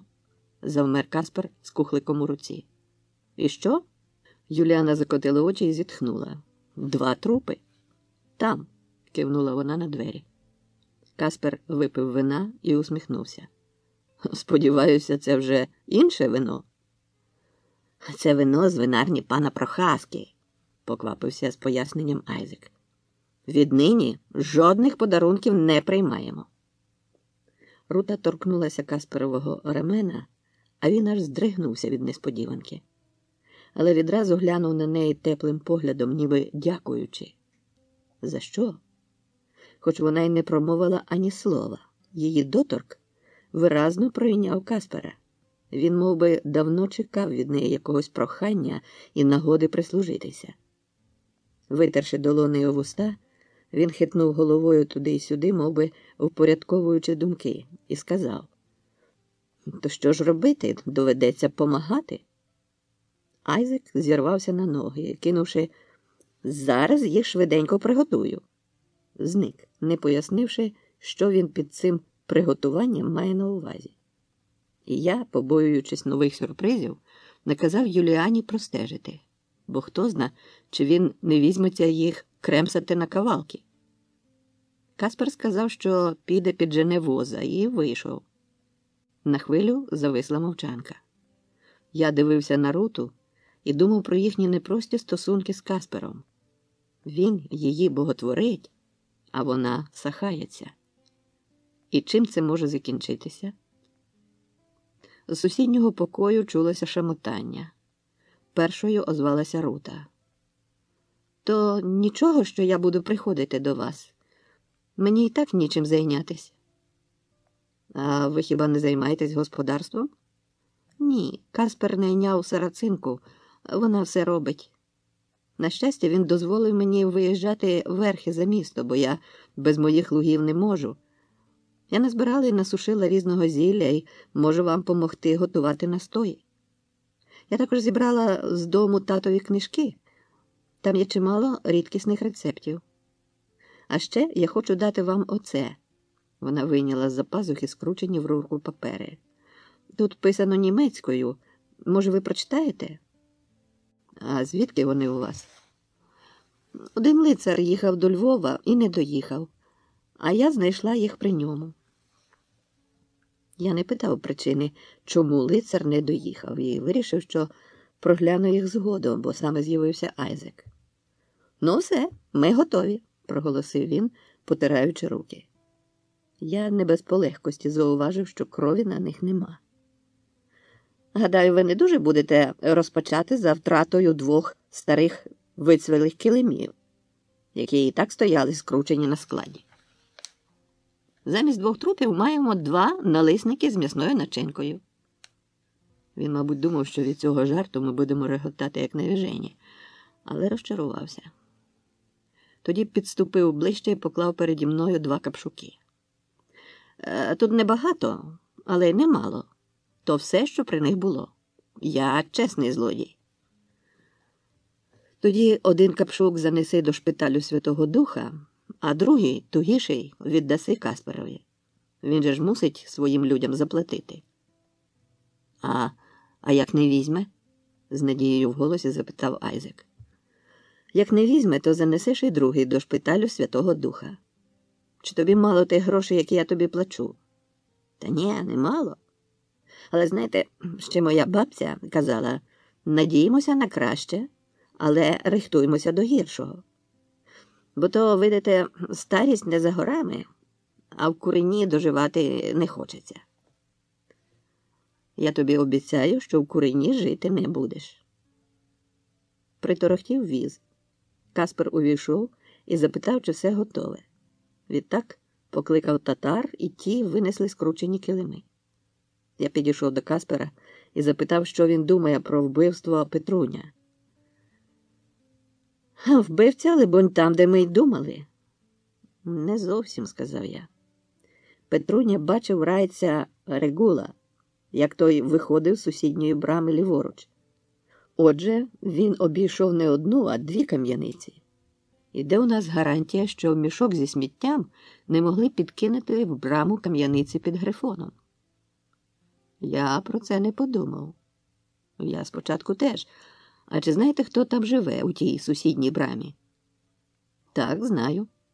Там є 3 помешкання. У підвалі міститься винярня на Східцях, а вище живе лавничий суддя Томаш Зількевич, вдівець з малолітніми доньками, пан Станіслав Гайдер, власник винарні з сином і дружиною, та доктор філософії і медицини Мартин Грозваєр, райця з дружиною 2 синами. Він торгує тканинами і має там таки на поверсі крамницю. До речі, ви чули, що Регула помер? Вдарився головою у кам'яне склепіння підвалу. По тих словах Каспер рушив за возом. Айзек подався з ними. Я замислився. Дивний збіг, ота смерть Регули. Та чи він щось знав? божився, що не впізнав годинника. Юліана взялася пакувати родзинки з мішка по маленьких пачечках, але я помітив, що вона прислухалася до нашої з Каспером розмови. Рута підвелася і сказала, що прийде завтра зранку і принесе обіцяне. Ми попрощалися.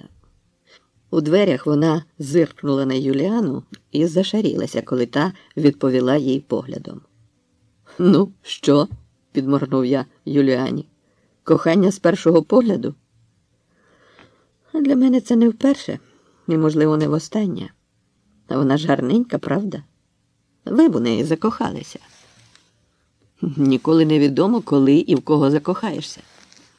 Якось я закохався у дівчину, яку знав давніше і не звертав на неї уваги. Та однієї ночі вона мені наснилася, і ми так ніжно любилися, що мене раптом осяяло. Ось вона, моя мрія, поруч». «І що з нею?» «Ми з Мартином вирушили на Кандію, а коли я повернувся, вона вже була в шлюбі». «Але що ж ви будете робити, якщо вона вам признається в коханні?» «Ну, можливо, ми поцілуємося. Але відбивати дружину у ката? Ні-ні, ні за що». «Та вона йому не дружина», – сказав я і розповів, яким чином Рута опинилася у хаті Каспера. А затим запитав, що її зацікавило в нашій розмові з Каспером. «Ну, важко сказати. Я просто подумала, що можу чимось допомогти». Я вирішив, що, можливо, вона має рацію, і поділився історією вбитої повії. Юліана слухала з увагою, але нічого не перепитувала. Не надто перейнявшись, однак запевнила, якщо мені потрібна допомога, то вона готова. Далі я запарив липу із жасмином і, розливши в горнятка, пригостив її. «А вам уже доводилося закохуватися?» – запитав я, зосереджено розкалатуючи мед у горнятку і не дивлячись на неї. При цьому я відчував, що вона уважно дивиться на мене. Мені стало аж гаряче. І я, не зумівши до кінця дограти своє вдавання, струснув головою, мов би поправляючи чуприну, і зустрівся з нею поглядом. Вона усміхалася так поблажливо, наче б розкусила мене, і здогадувалася, чому я її про це запитав. «Доводилося», – врешті промовила вона, – «але не так, як це ви уявляєте». «Цікаво, а звідкиля ви можете знати, як я це уявляю?» Тепер я вже сміливо дивився на неї, але її поблажлива усмішка не зникла. Вона щось не договорювала і при цьому не вважала, що має мені розповісти щось більше. «Я думаю, усі чоловіки мають однакові уявлення. У когось вони оформлені в барокові витребеньки, а в когось прості і примітивні. Але це не має значення, бо має значення лише суть». Я не втримався і взяв її за руку. Долоня її була зимною. Вона вивільнила її і сказала: «Не дивуйтеся, я змерзлюха». Відтак зітхнула. І тиша в ту ж мить поглибшала. Надвечір повернувся засапаний Айзек і дуже нерівним голосом повідомив, що відпровадив воза за Галицьку браму, а обидва капшуки заніс до шпиталю, бо Каспер узяв з них лише 2 золотих для татарів. На моє запитання, чому я так довго не було, пояснив, що мусив заспокоїтися, а кращого заспокоєння за відвідання шинку ще ніхто не вигадав. «Тямите, пане доктор, коли вам сумно, тривожно чи коти деруть на душі? Нема кращого ліку, як шинок». «Ага». Ви там і сядете в кутику, замовите кухлик вина і думаєте про своє. Або не думаєте, що ще краще. І ото, власне, я після стількох нинішніх переживань, до яких ви й не дуже приклалися, скажу вам по правді, мусив конче розслабитися. Тому я нічого не думав. Хоча А ні, думав. Ха, я подумав, що я цього дня, либонь, єдиний жид, який ні про що не думає. Бо ми, знаєте, мусимо увесь час думати. Також і за інших. Леонардо да Вінчі намагався винайти перпетум мобіле. І що? І пшик. Бо знаєте, де є тоте перпетум? Отут. Він вдарив себе в груди. Кожен жид – це перпетум мобіле. І доки ми перпетум, доти світ стоїть рівно. А як іно трохи не перпетум, то... Тут я помітив, що він уже почав заплітатися і відпровадив його до покою. Юліана увесь той час хихотіла в кутику, надписуючи мішечкою червоним атраментом, перед тим зваживши. «Вам з Айзеком пофортунило», – сказала вона. «Я б не дала ради з тими вашими мірами і вагами». Та і я б не дав. Розділ 21. Страта. Із записок Лукаша Гулевича. Жовтень 1647 року. Літо проминуло без особливих подій. Юліана з успіхом асистувала мені при кожній операції, часто навіть заміняючи мене. Рука у неї була легка. Рута забезпечувала травами, і завдяки цьому я міг зекономити на ліках. Вона щоранку приходила в аптеку і допомагала, а її зільникарські знання вражали. До того ж вона відкрила мені дивовижний засіб, про який я досі не знав, а саме соляний компрес. Себто вона брала цупку шматину, мочила її в соляному розчині, злегка відтискала і клала на рану. Жодного разу рана не гноїлася і дуже добре заживала. Іно треба було пам'ятати, щоб із сіллю не переборщити, бо не мала вона складати більше, ніж 10% від кількості води.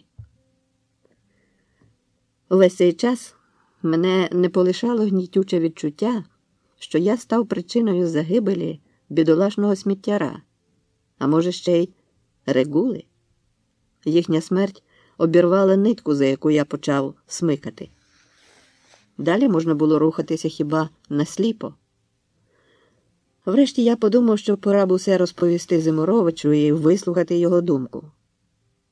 Ми з Юліаною саме вийшли зі шпиталю Святого Лазаря на Калічій горі, завершивши операцію з видалення гнійника на нозі одного драгуна. І, здається, випередили початок гангрени. Зимурович мав свій палац із садом на Шембековій вулиці у підніжжі гори. Там ми його й перестріли, коли він збирався виходити, але, уздрівши нас, ледь не силоміць затягнув до себе в гості. Там, у саду, ми розташувалися в мальовничій альтанці, оздобленій в античному стилі, з зображеннями богів та німф. Я розповів йому про знахідку Каспера і яким чином це спричинило убивство Петруня. Він був немало здивований, що обидві смерті, повії і сміттяра, так міцно пов'язані. Отже, її було вбито в лісі, на тому місці, де збираються мисливці, констатував він. І вбив хтось, хто живе в одній з двох кам'яниць. Але живуть там надто поважні люди. І в цьому найбільша проблема, бо коли йдеться про життя повії і сміттяра, ніхто не буде морочити цим голову. Тобто ви не збираєтеся розслідувати це убивство? А що я можу? Прийти з ціпаками до райців, а радше до їхніх синочків, цієї золотої молоді, яка звикла на все чхати, і змусити їх зняти штани? Ви знаєте, що у нас уже було? Наші лавники засудили одного такого розбишаку зі шляхетського роду, засудили до страти. То він подав королю скаргу з вимогою стратити суддів. Ну, щоправда, до цього не дійшло, але він опинився на волі. Я нагадав також і про смерть Регули, але він сказав, що я надто перебільшую, бо та смерть була чистою випадковістю. Юліана не втручалася в бесіду. Ми вже прощалися, коли голосний крик «Везуть! Везуть!» пролинав на ринку. З'ясувалося, що упіймали головача разом з рештою розбійників. Деталі цієї знаменної події вислухали ми особисто від бургграфа, який радісно потирав руки. Отже, головачу, якому вдалося втекти до лісу, дуже розходилося на тому, аби знову заволодіти скарбом, закопаним у таємному місці. Зібрати нову розбійницьку зграю без шелега за душею було важко, але сховок виявився випотрошеним. Селяни, вирубуючи і корчуючи шмат лісу, натрапили на скарб і розділили його між собою. Головач розлютився до краю, але зачіпатися зі селянами не став. Незабаром до нього прибилося кілька харцизяк з інших зграй. У лісі, недалеко від Жовкви, розбійники натрапили на печеру, в якій жив пустельник. Печера їм сподобалася, пустельник теж. І вони змусили його навчити одного з них, як себе поводити, аби скидатися на пустельника. Неподалік була ще одна печера. І розбійники з'єднали обидві печери підземними переходами. Тепер головач жив з Гальшкою. Дитину вони залишили у родини в селі. Свої напади розбійники робили якнайдалі від сховку, а у вільні від розбишатства дні тинялися без діла околицями, загулювали у шинках, тринькаючи гроші. А врешті отака марнотратність кинулася в очі не одному. За пиятиками важко було простежити, аби не вибовтати зайвого. Цього тільки й чекали навмисне підіслані шпигуни. А незабаром військо оточило печери так щільно, що вирватися збійці не могли. Їх стали викурювати димом. Тоді вони підірвали входи до печер, але військо зібрало довколишніх селян і всі разом з палицями в руках почали стискати коло, стукаючи щокрок по землі та зазираючи під кожен камінь. І таким оторобом вдалося їм знайти 4 виходи з-під земель. Вони розраховували, що розбійників змусить вийти на поверхню голод. Але ті мали запаси їжі і не дуже квапилися. Знову вояки запалили багаття, скидаючи головешки в нори, але це нічого не дало. Не було іншої ради, як підірвати 2 нори так, щоб земля обвалилася і засипала виходи. Тоді оголосили розбійникам, що підірвуть наступні 2 нори і поховають їх під землею. На ту пору харчі в них закінчувалися, води не було. Вони трималися лише на вині. Першим виліз пустельник. Мав жахливий вигляд.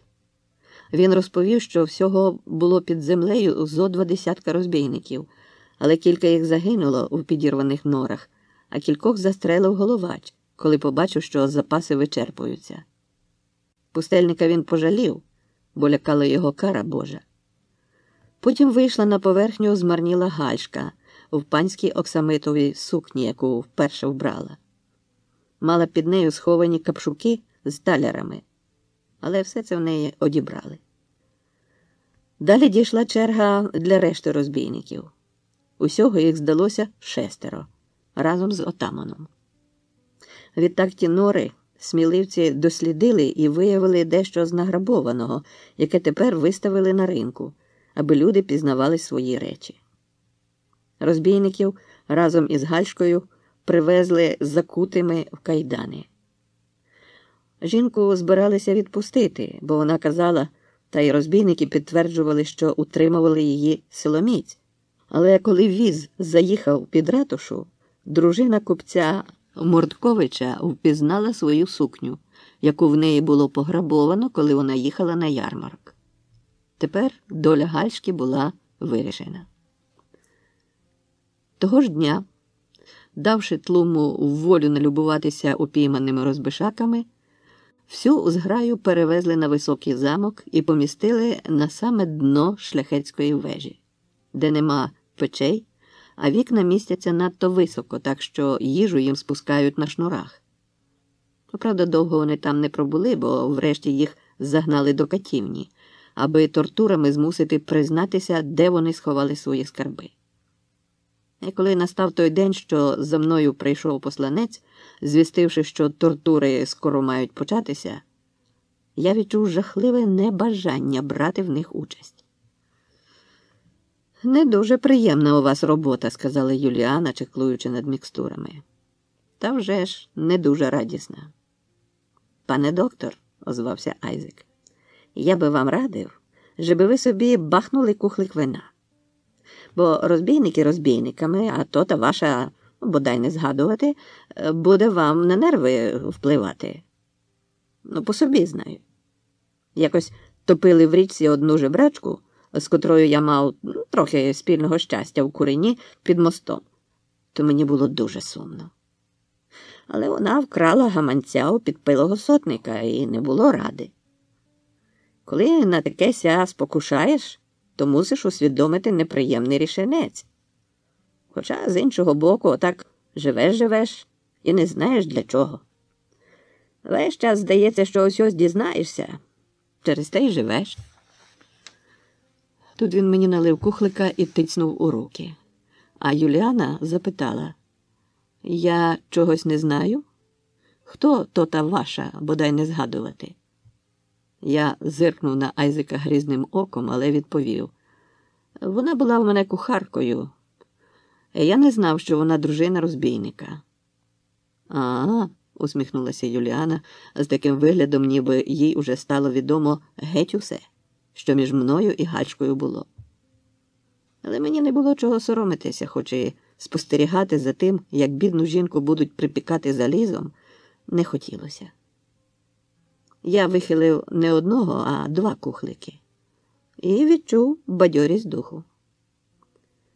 На вулиці Юліана мене наздогнала і простягнула маленьку плящинку. «А що це?» «Дасте Катові. Здається, ви з ним знайшли спільну мову». Я поглянув на неї здивовано, але з виразу її обличчя хутко здогадався, що вона має на увазі. Однак я завагався і підніс плящинку до носа. «Екстракт роделії», – сказала вона і зникла. Дивно, що я сам не здогадався скористатися ним. На ринку уже арехтували поміст, збиваючи його з готових дилів і дощок. Кілька роззяв стежили за цим. У катівні не було нікого, окрім Каспера, який розкладав вогонь у печі. Підмайстри рубали дрова на подвір'ї. «Чи можете зробити мені одну послугу?» – запитав я. Кат випростався і з цікавістю глянув на мене. Вочевидь, з просьбами до нього не так часто зверталися. «Що, потребуєте серце? Печінку чи мізинець головача?» «Як для вас?» «Ні-ні», – заторохтів я, бо часу було обмаль. «Я лише хочу, аби ви влили це до тої води чи вина, якими будете напувати його дружину». «І що буде?» «Вона за якийсь час знепритомніє і помре, навіть цього не усвідомивши». «У вас все ще до неї є якісь почуття?» «Ні, просто зосталися деякі спогади». Каспер кивнув. У ту ж хвилю до катівні привели розбійників разом із Гачкою і почали їх приковувати до стіни. Усі мали покірний, наляканий вигляд і трусилися, окрім самого головача. Він шарпався і боронився, але ціпаки його скрутили, і незабаром він теж уже стояв під стіною. Кат поклав кліщі на вогонь. Розбійники з жахом стежили за його рухами. Гальшка вже була без тієї своєї коштовної сукні, мала на собі хламиду з мішковини. Розпатлене зіпріле волосся прилипло до чола, під очима були синці. Проживання в печерах далося в знаки. Вона тільки раз глипнула у мій бік і відвела погляд. Але коли кліщі розпеклися до червоного, Вона подивилася на мене довгим тужливим поглядом, а я непомітно їй кивнув. Тоді на її устах з'явилося щось схоже на сумну усмішку.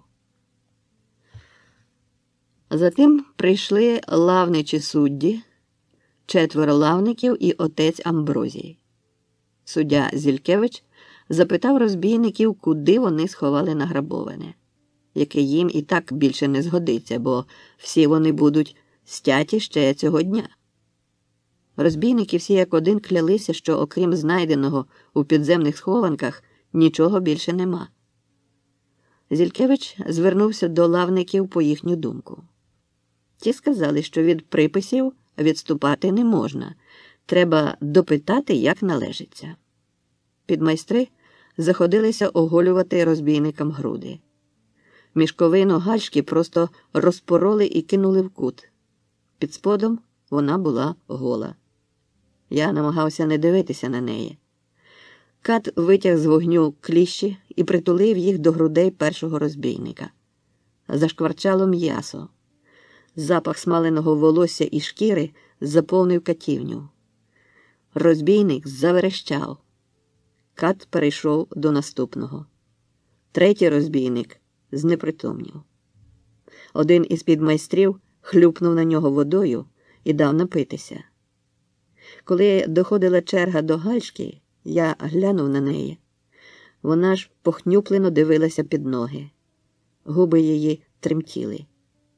Я не знав, як привернути її увагу на себе, і не вигадав нічого мудрішого, як вдати, ніби щось потрапило мені в горло, і я намагаюся його викашляти. Гальшка врешті підвела голову, а я подивився на неї доволі промовисто і заплющив очі раз і вдруге, і втретє. Вона здогадалася, що має зробити.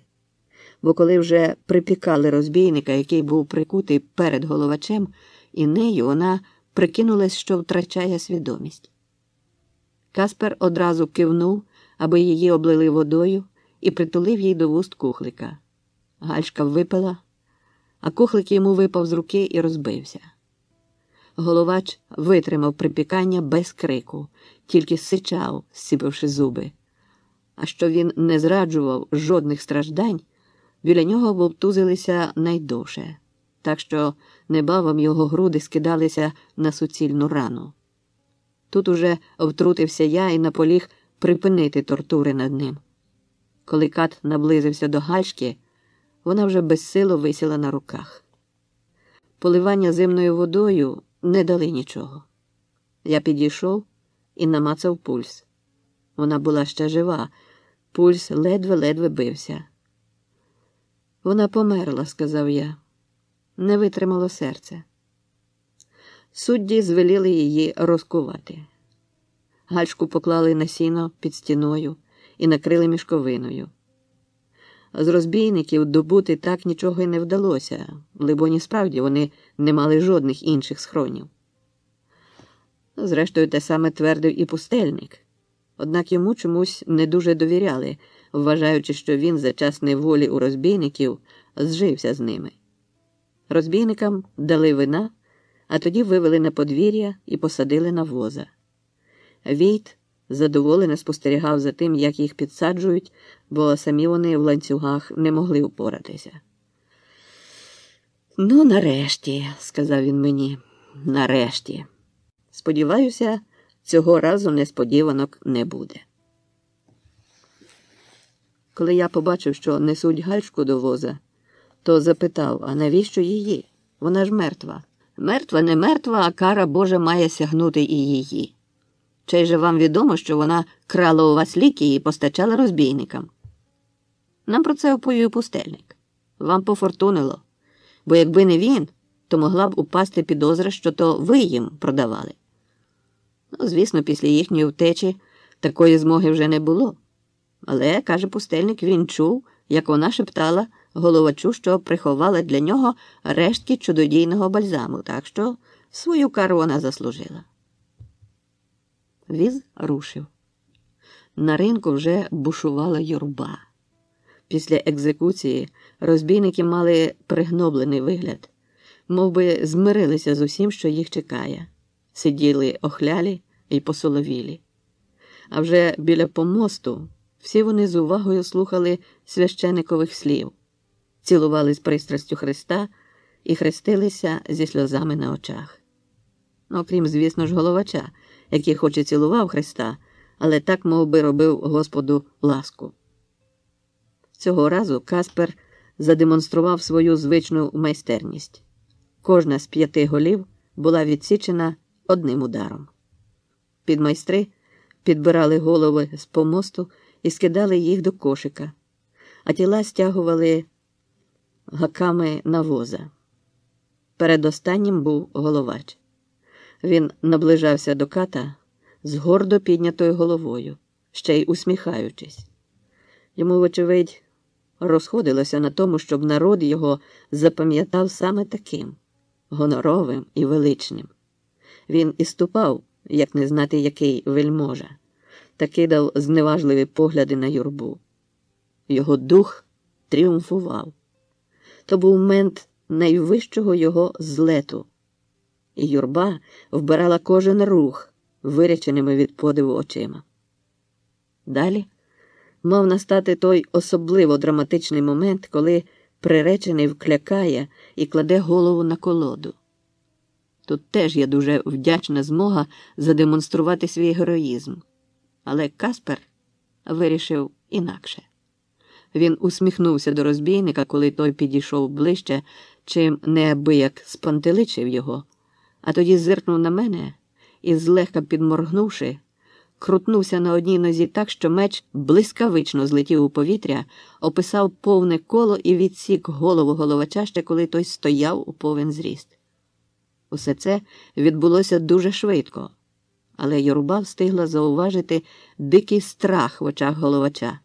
Страх і розчарування, що та вистава, яку він спланував, яку обдумав до деталей, і яка мала стати його останньою легендою, так несподівано обірвалася.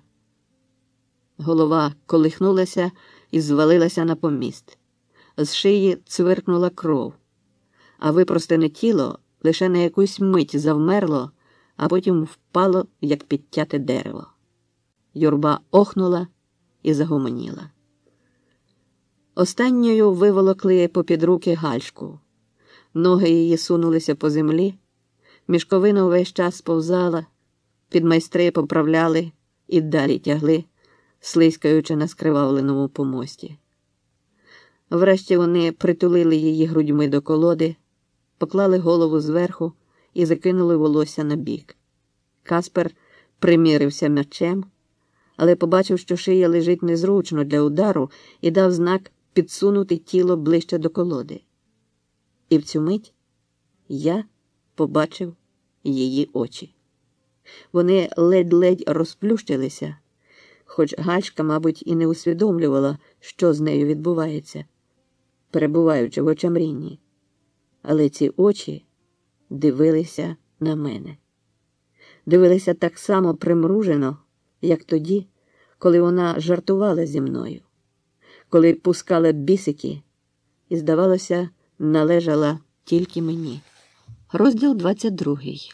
Серце розбійника. Робота в аптеці Руті дуже подобалася. А ще більше їй подобалося щось робити поруч із Лоренцо. Та при кожній нагоді доторкатися до нього.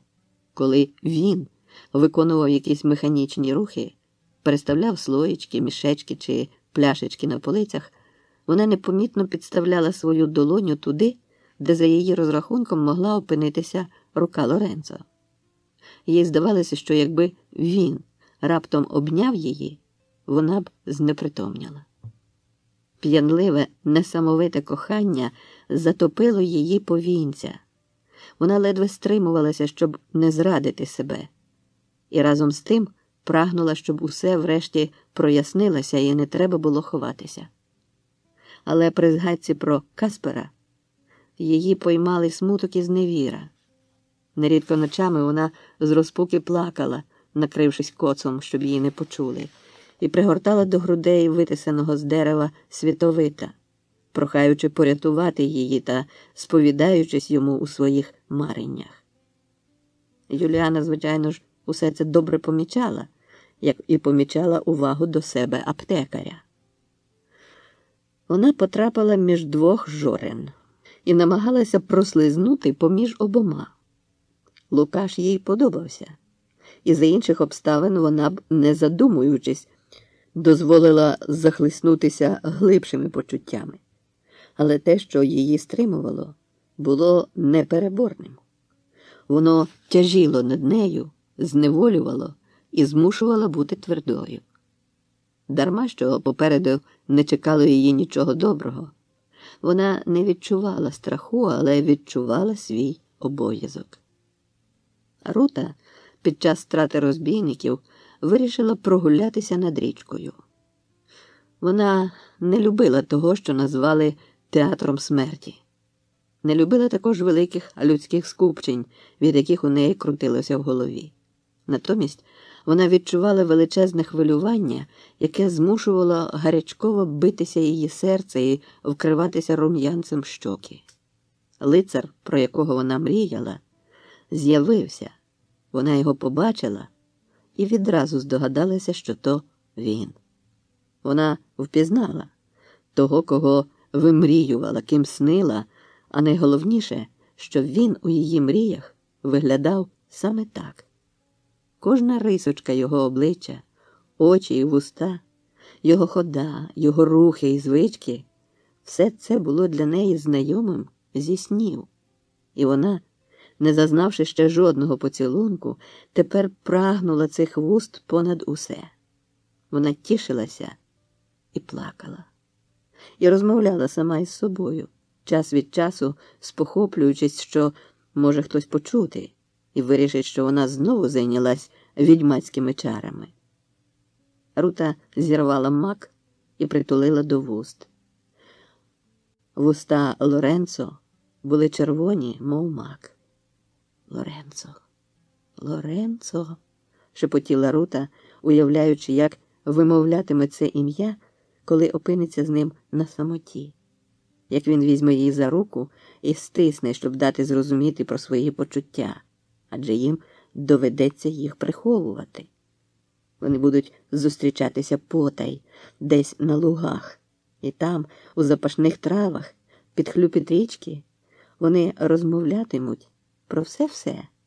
А тоді, якогось дня, вони вже не повернуться, а поїдуть у світ за очі. Далеко-далеко. Можливо, на батьківщину Лоренцо, туди, де ніхто її не звинуватить у відьмацтві і не змусить жити з нелюбом.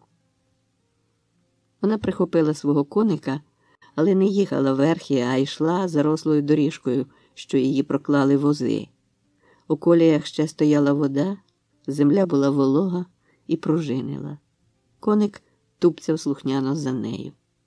Прохолода вирізблювала простір, свіжість повітря п'янила. Рута підставила обличчя вітерцеві, який розвівав її розпущене волосся, і мружилася до сонця. Вона вся була сповнена музики, яка лунала в її душі. Срібний передзвін листя підігравав їй, а жайворон над головою кликав уперед і вперед, до обрію, що мерехтів у розрідженому повітрі. Вона вже давно помітила дивовижну здатність своєї душі ототожнювати себе з навколишньою природою, зливатися з нею, як зливається найменша комаха, почуватися водночас і лісом, і лугом, і річкою, і травою, і небом над головою, і навіть тією хмаркою, що повільно зникає вдалині. Бабине літо було в розпалі. Рута сіла на березі, роззулася і звісила ноги у воду. Вода була зимна, але холод цей не обпікав, а бадьорив. Коник ліг у траву. Він розумів Руту без слів і любив ці прогулянки.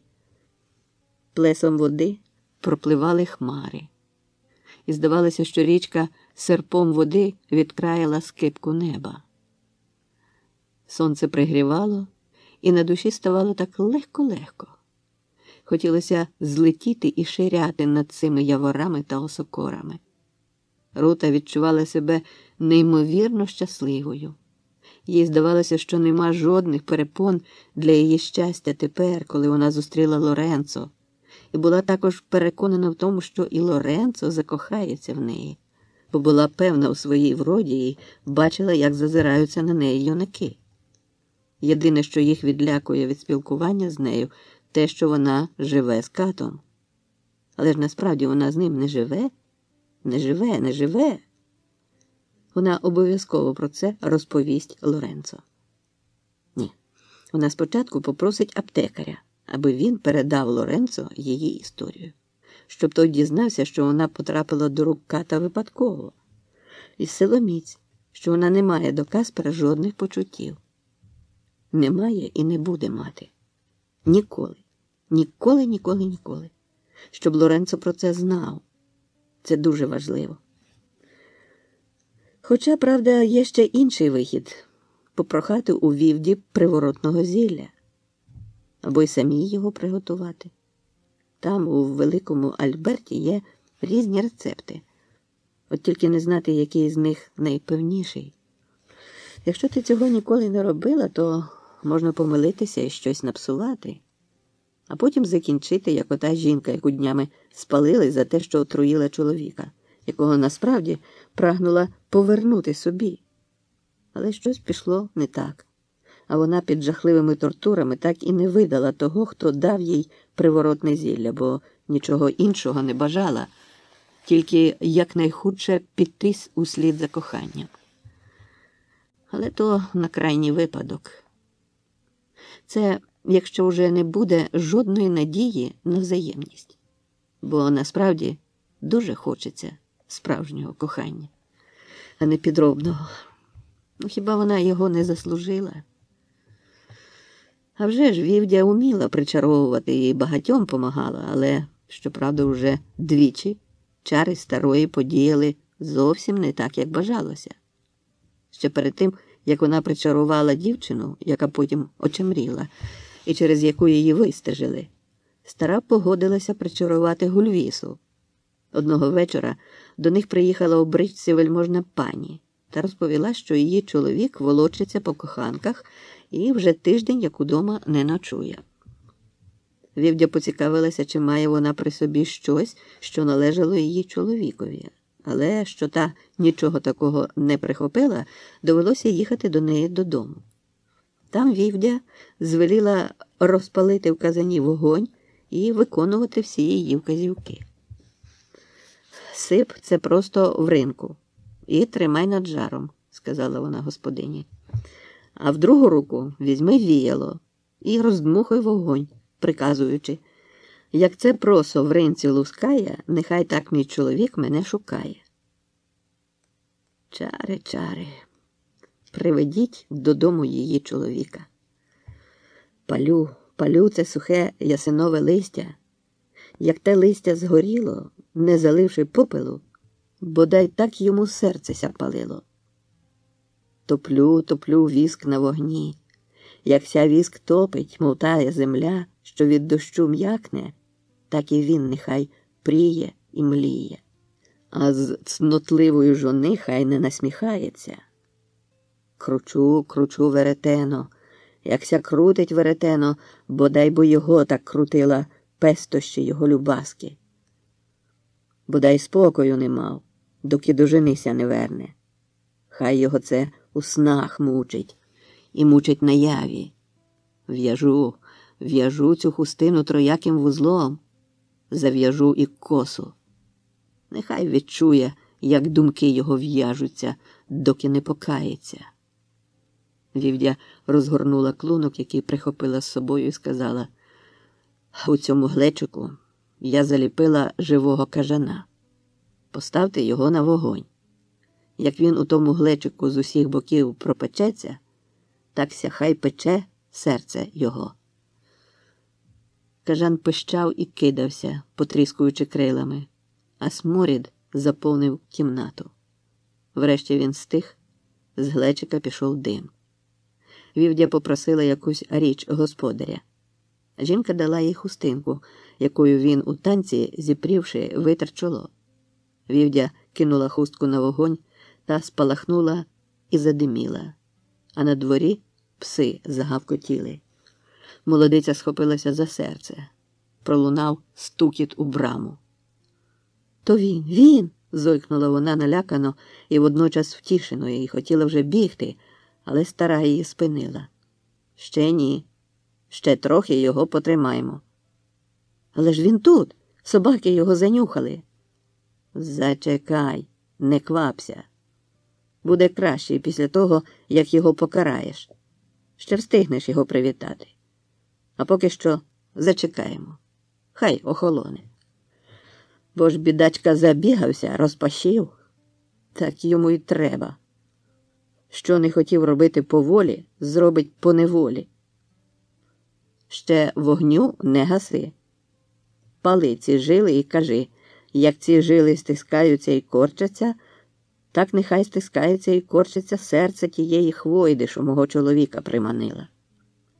Візьми цю шматину і волочи підлогою, приказуючи, хай гицлі так тую зрадницю волочать вулицею, хай її груди проб'є вогняна клішня, хай її бридке м'ясо собакам на жир викинуть. З лісу долинуло пугукання. Вівдя глянула у той бік і залопотіла. «Сово, ти пугукаєш у лісі, але намарно.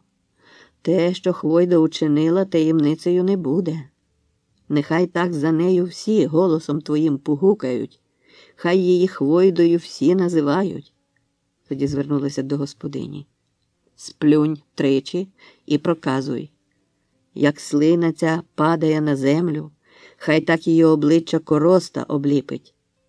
Хай її виразки обляжуть, хай на собі хроби збирає, а в гної лежить з поганими жебраками». Задзвонило мені у вусі, досить тих чарів. Зрадниця зазнає покари. Вівдя визирнула у вікно і кивнула. «Ходи тепер, вітай свого гостя». Знати пильно йому було, що в одному чоботі прибіг. Але не дуже до хати спіши, аби ми встигли прибрати наше чарування. Молодиця вибігла до воріт, а Вівдя з Рутою винесли казан другими дверима за хату і перекинули у траву. Стара розбила палицею глечика, а черепки розкидала. Вони повернулися до покою. Молодиця була у розпачі. Її чоловік сидів у кріслі, поклавши руки на коліна, і тупо дивився просто себе. Вона щось йому говорила, але він мов би, не чув. Молодиця кинулася до Вівді, не маючи сумніву, що то все наслідки чарів. А головно тому, що Вівдя її не пустила відразу до воріт, а продовжувала чарувати. Стара її заспокоїла, як могла, і звеліла принести яйце і келих із водою. Далі вже Рута тримала той келих над головою чоловіка, а Вівдя розбила яйце і влила його в келих. Чоловік враз здригнувся і обхопив обличчя руками, а яйце стало темніти, аж почорніло. Тут тільки він отямився і, приказуючи «Боже, як я змучився», поплуганився до ліжка. За кілька днів молодиця прислала їм у подяку порося. Але весь той час Вівдя ходила сама не своя і дуже переживала, щоб чоловік геть не знавіснів. Рута не щулася, як із-за помережених тінями і тишею лип вигулькнув вечір і почав розвішувати клапті мряки по деревах та кущах верболозу. Рештки дня м'якими оксамитовими сувоями сповзали в річку, і тільки круги розбігалися, мов колорізом накреслені.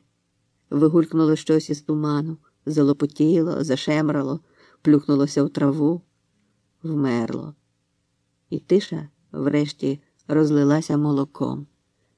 І потонуло в ній все живе. З боку міста бамкнули дзвони. Пора було повертатися, заки брами не зачинили.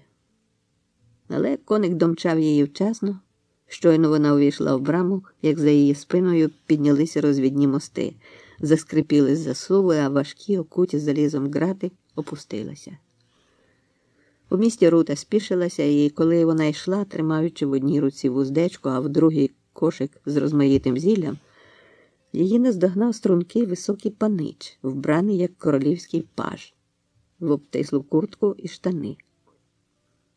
«Вам вітання від Вівді», – прошепотів він доволі грайливим тоном, мов би залицяючись. Рута здригнулася, здогадавшись, хто поруч з нею. «А ви знаєте, де вона?» «Живе у Винниках, веде тихе, спокійне життя добропорядної господині. Кури, гуси, качки.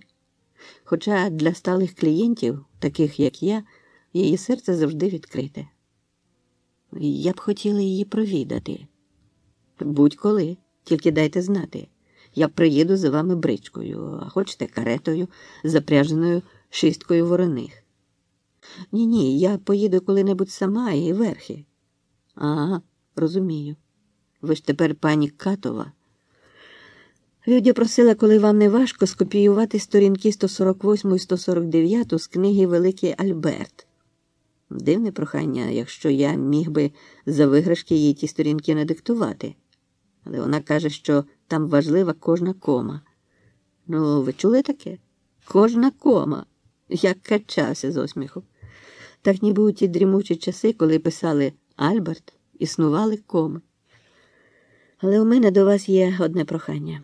Я потребую зовсім маленьку дурничку. Ну, практично ніщо. А саме серце головача. Точніше, потребую не я, а доктор Калькбреннер. При умові, що серце не буде вирване, а дбайливо вирізане разом з усіма судинами. Вам не важко буде попрохати вашого, скажімо так, рятівника? Він же ж бо і так підторговує різними частинами тіл своїх страчениць. А саме серце головача. Ну, точніше, потребую не я, а доктор Калькбреннер. При умові, що серце не буде вирване, а дбайливо вирізане разом з усіма судинами. Вам не важко буде попрохати вашого, скажімо так, рятівника? Він же ж бо і так підторговує різними частинами тіл своїх страченців. А Калькбреннер подарує вам чудодійний бальзам, якого у пана аптекаря вже нема, а купити його дуже важко, навіть за грубі гроші. То це ж ви зробите послугу аптекареві, а що отримує Каспер? Він отримає від Калькбреннера те, що для нього найцінніше. Він отримає одне ім'я. Те, про яке він мріє. Так йому і передайте. Ім'я. А якщо не повірить? Та й не можу я сказати, що зустрічалася з, прости Господи, і не треба. Скажете, що зустріли Калькбреннерового слугу. То ви з доктором разом? Так, у нас спільне діло.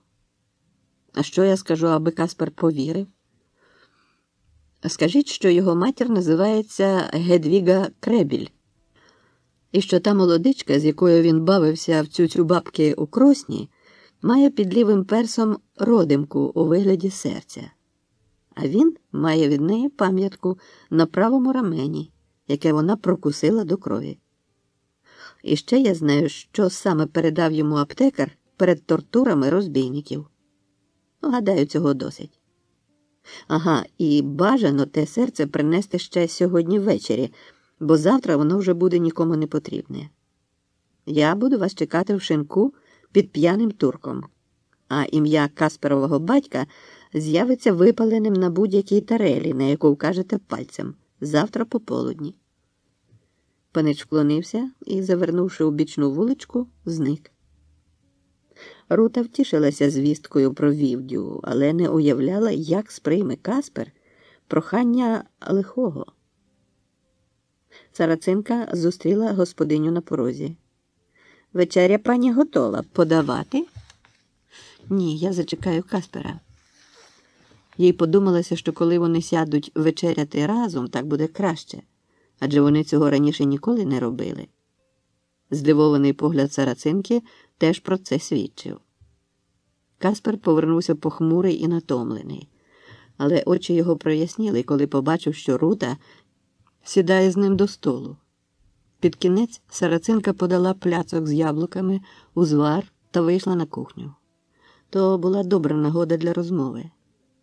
Рута переповіла все, що їй сказав лихий. Мовляв, Калькбреннер потребує серця головача, а натомість повідомить оте ім'я, яке так цікавить Каспера.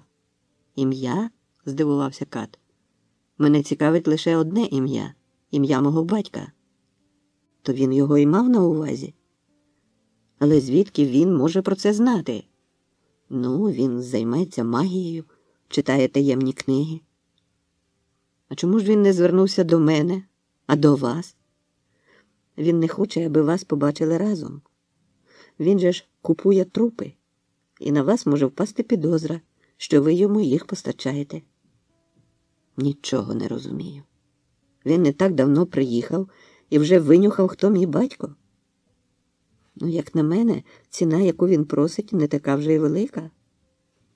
Але я хочу мати певність, що це буде мій батько, а не хтось інший. Тоді Рута передала решту розмови з лихим, чим неабияк здивувала Каспера, що Калькбреннер знає про нього такі речі. Це його знезброїло. «Серце я маю передати ще цього вечора», – завершила Рута. «Слуга Калькбреннера буде на мене чекати в шинку, а ім'я вашого батька з'явиться випаленим на оцій тарелі завтра пополудні». Тут вона показала на дерев'яну таріль на полиці. Каспер вирячив очі. «Чорна магія? Він що, такий могутній?» «Ну, я просто не знаю, як вам іще довести, що людина, яка може на відстані випалити чиєсь ім'я, цілком здатна з'ясувати, хто був вашим батьком». Розділ 23. Мандрагора. Із записок Лукаша Гулевича. Увечері ми з Юліаною готували мікстури. Айзек ліг раніше спати, щоб встигнути на світанку купити ярину в господарів, замість того, щоб переплачувати пізніше перекупникам. Відтак я пригадав про папери, які мені залишила Рута, і взявся їх переглядати. Кілька приватних листів було адресовано місцевим купцям. Я їх не став розпечатувати, але лист із канцелярії імператора Священної Римської імперії Фердинанда II до магістрату міста Львова мене зацікавив. Обережно нагрівши його над полум'ям, я підважив ножем сургуч і розпечатав. У листі повідомляли, що Калькбреннер викрав у Празі дуже важливі манускрипти, а крім того, прихопив той папірець, якого Ребе Льові вклав був до вуст свого голема. Імператор вимагав негайно арештувати Калькбреннера і відправити його до Праги разом із викраденими речами. Я показав папери Юліані, і вона, прочитавши їх, запитала, що я з ними збираюся робити. Ну, листи я занесу в магістрат. Скажу, що їх знайшли у вбитого розбійника. А з цим листом імператора не знаю. Нам краще з Йоганом мати добрі стосунки. Він нам ще згодиться. Можемо його провідати. То ви знаєте, де він живе?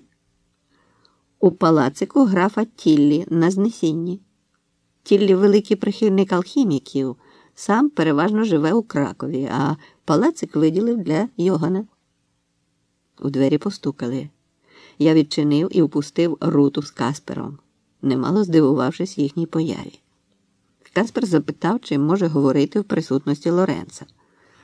Я запевнив його, що не маю від нього секретів. І тоді він повідомив, що настала моя черга зробити йому послугу. Калькбреннер потребував серця головача для свого голема, а за це обіцяв віддячити мені бальзамом. Я спочатку не второпав, яка в цьому всьому моя роль. Але Каспер пояснив, що серце треба вирізати так, аби його не пошкодити і щоб збереглися частинки судин. Йому, мовляв, не раз доводилося вирізати серця злочинців, на які є значний попит у різних ворожбитів та алхіміків. Але тут йдеться про серце, яке Кальк-Бреннер збирається якимось чином приживити. Що було робити? Я погодився і швидко зібрав інструменти, прихопивши шпагу. Юліана зголосилася піти з нами. Я помітив, якими захопленими очима дивиться на неї Рута. Либонь, бачила в ній когось, про кого давно мріяла. Бо що Каспер не належить до героя її марень, я вже здогадувався. О цій порі на вулицях людей не було. Всюди панувала темінь. З-за мурів долинав гавкіт собак, а на мурах відлунювали кроки вартових. Трупи розбійників перебували у льоху під катівнею, накриті рядниною. Тут було доволі зимно, товстелезні стіни не пропускали тепла з вулиці. Єдиний стіл призначався для катування, але цілком пасував і для наших потреб. Ми з Каспером поклали труп головача на стіл. Каспер оголив йому груди. Вони виглядали жахливо після припікання. Я вже хотів почати операцію, коли Юліана запропонувала здійснити її сама. Я не мав нічого проти. Вона закотила рукави і, рішуче, приставивши ланцет до грудей трупа, зробила розтин. Далі ми з Каспером взяли гаки і з обох боків розтягнули огруддя, а Юліана старанно обітнула з усіх боків судини так, аби частина їх залишалася при серці. Рута не зводила з неї очей, уважно спостерігаючи за всіма її рухами. Бідна дівчина, думалося мені, її чекатиме велике розчарування. А водночас я відчув якісь ознаки заздрощів, бо й мені Юліана подобалася, а може й не тільки подобалася.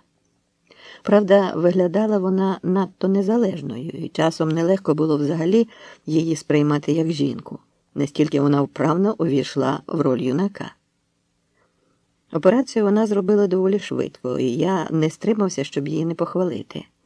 А Рута навіть заплескала. Каспер теж висловив своє захоплення. Серце опинилося тепер у його руках. Юліана запитала, чи не варто зашити розбійникові груди, але Каспер сказав, що це зайве, бо він завтра на світанку вивезе розбійників за місто і поховає. Він сховав серце у мішечок, защипнув одяг на трупові, а ми поклали тлінні останки розбійника на місце. Каспер злив нам на руки воду з глечика, і на цьому наша місія була завершена. Але Рута сказала, шаріючись, що зараз вона має передати серце розбійника слузі Кальк-Бреннера, який буде чекати на неї у шинку, то чи не могли б ми з Лоренцо її провести? Ну, ми, звісно, погодилися. Каспер хотів був іти з нами, але Рута його відмовила. А він, на диво, покірно погодився. У мене склалося враження, що вона його приручила, як приручають ведмедя, і тепер могла керувати ним. Але що вона могла йому пообіцяти? Їхні стосунки були для мене доволі дивними, адже вона не приховувала свого захоплення Лоренцо. Це так виразно кидалося в очі, що і Каспер не міг не помітити.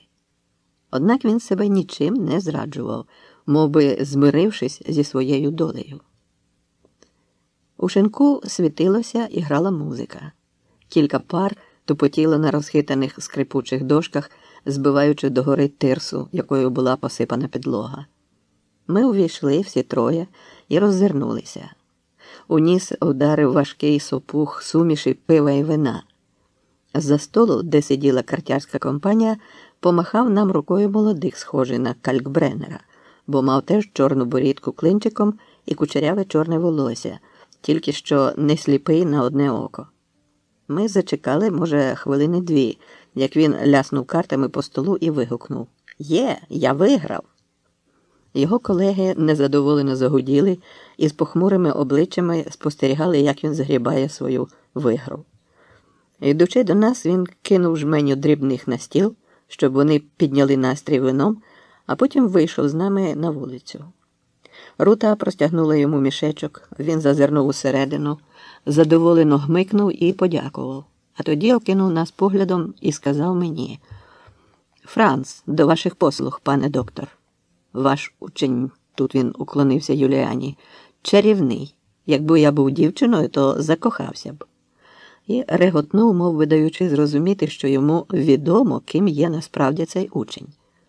Відтак ще раз уклонився уже мені. «Ну що ж, я тоді покваплюся до свого пана доктора, бо справа пильна». «А де він вас чекає?» – запитала Юліана. «Ми якраз теж збиралися до нього. Маємо щось, що його зацікавить». «О, тим краще. Ну, він же ж, звісно, у графа Тіллі. Ходімо».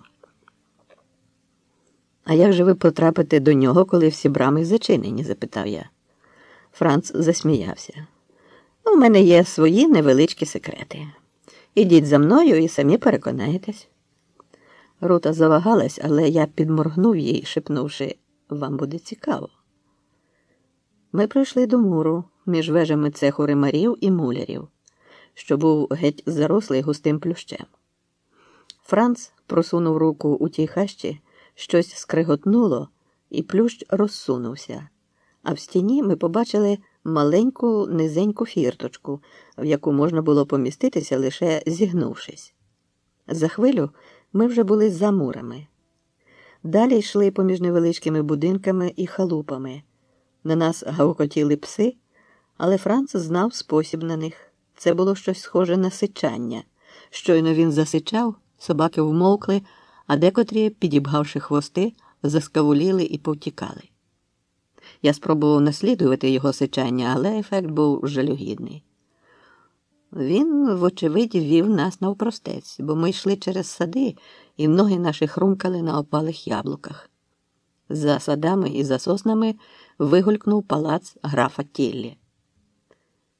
До палацу вела доріжка, обрамлена диким камінням, що відділяло її з одного боку від лісу, а з другого – від урвища. У повітрі чувся дивний запах, мов би чогось пригорілого, і не полишало відчуття, що обличчя торкаються тонесенькі пасемця павутини, злегка лоскочучи. Я кілька разів пробував їх змахнути, але пальці не відчули нічого. Всюди панувала тиша, але у вухах бриніло щось незбагненне, щось схоже на свист. Він несподівано вигулькував десь із гущавини і котився то за нами, то поперед нас, зникаючи у провалі, і там скигливо відлунював. Я зиркнув туди, але нічого не побачив. Там не помітно було жодного пороху. Коли ми наблизились до палацу, пролунав голосний собачий гавкіт. Однак цього разу Франц не скористався своїм способом, видно, шануючи собак свого господаря. На ганку стояла варта, а собаки, що були припняті збоку, шарпалися і лізли зі шкіри. Побачивши Франца, вартові крикнули на собак, і ті вмовкли, лише тихо гаркочучи та щирячи ікла. Простора вітальна зала була освітлена кількома канделябрами, але було доволі темнувато.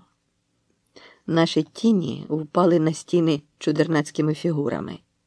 Назустріч нам сходами спустився Калькбреннер. «О, кого я бачу! Пане Мартине, Лоренцо! А ви, якщо не помиляюся, Рута? Дуже приємно. Це для мене велика честь, що ви завітали до мене».